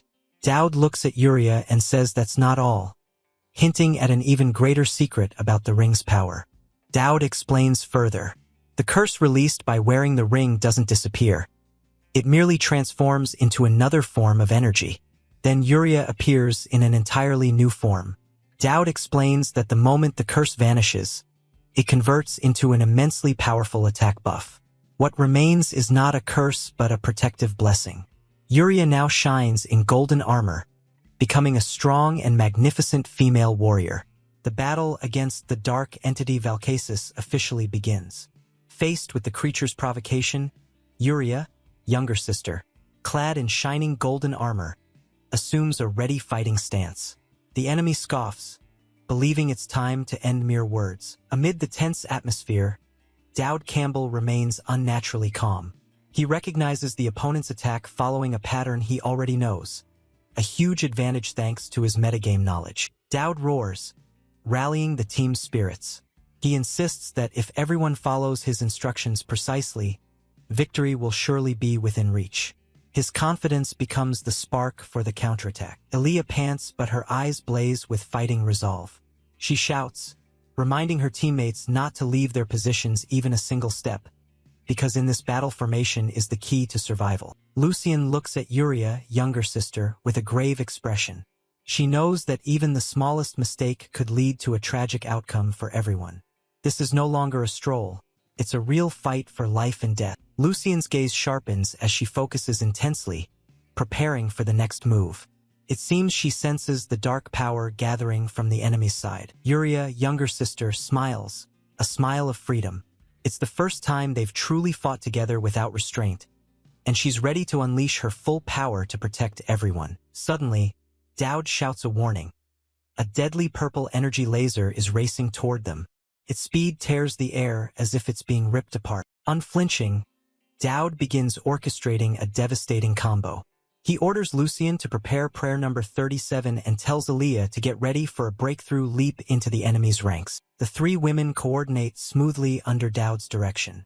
Yuria, younger sister, charges forward leading with her blazing sword, ready to cut down any obstacle before her at his command. The monster Valkasis opens its mouth full of sharp teeth, gathering an immense dark energy.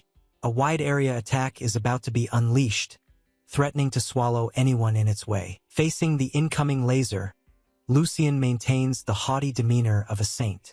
She scoffs at the enemy's doubt and trusts Dowd Campbell's plan absolutely. Boom! The energies collide violently, producing an explosion of blazing purple light. The entire clock tower square trembles under the monstrous impact. Yuria, younger sister, strains to hold the line. Despite the immense pressure, she stands firm, her sword and armor blocking the destructive energy. She exhales in relief as the attack is successfully stopped. But the danger isn't over. Dowd loudly announces an incoming tentacle assault. He carefully instructs Yuria how to dodge and counter, turning their combat movements into a deadly dance. Summoning all her strength, Yuria, younger sister, swings a sweeping slash, repelling the enemy's attacks. The force of her blade makes the air itself tremble. Though exhausted, Yuria insists she's fine. Her resilience is the strongest bulwark for the group right now. At that moment, Dowd orders the team to fall back to prepare for a new counterstrike. The sudden change of tempo starts to confuse the monster. Aaliyah, trusting Dowd absolutely, charges straight at the creature even though he'd warned that a single scratch could be fatal. She'd rather risk her life than miss the chance to strike. Lucian quickly casts a support spell. Under Dowd's directive, she pours all her mana into buffing Aaliyah's attack, creating a radiant aura around the orange-haired girl. Empowered by the saint's strength, Aaliyah launches like an arrow. She knows the monster is recharging its laser, and this is the golden moment to finish it. Across the shattered courtyard, Aaliyah aims straight for the heart of the dark entity. She's ready to unleash her most powerful technique with her teammates' support. Rapid slashes. A flurry of blazing consecutive strikes rips through Valkasis's defenses. Aaliyah executes the attack at terrifying speed, giving the enemy no chance to retaliate. Valkasis begins to tremble as it realizes it's been completely read. The monster cannot fathom how this ragtag group can coordinate so flawlessly that every chance to retaliate is stripped away. Skepticism shows on Yuria's younger sister face. She knows Lucian is powerful, but the way the team fights in such tight harmony, like they've trained together for years under Dowd's direction, is astonishing. The team's coordination is so perfect it's unbelievable. Under Dowd's command, every movement and every strike meshes seamlessly, leaving no gap for the enemy to exploit. Lucian, cigarette cocked arrogantly at her lips, is likewise amazed by this synchronization. She quickly urges Yuria, younger sister, to keep up the pressure and drive the monster into a corner. Dowd observes the situation with the keen eye of a seasoned tactician. He silently praises the team's effort as everything unfolds exactly according to the script he'd laid out. Sensing the moment is ripe, Dowd decides to ramp up the tempo. He tells Aaliyah to prepare a major strike, to summon the power of a true guardian. Burst stream.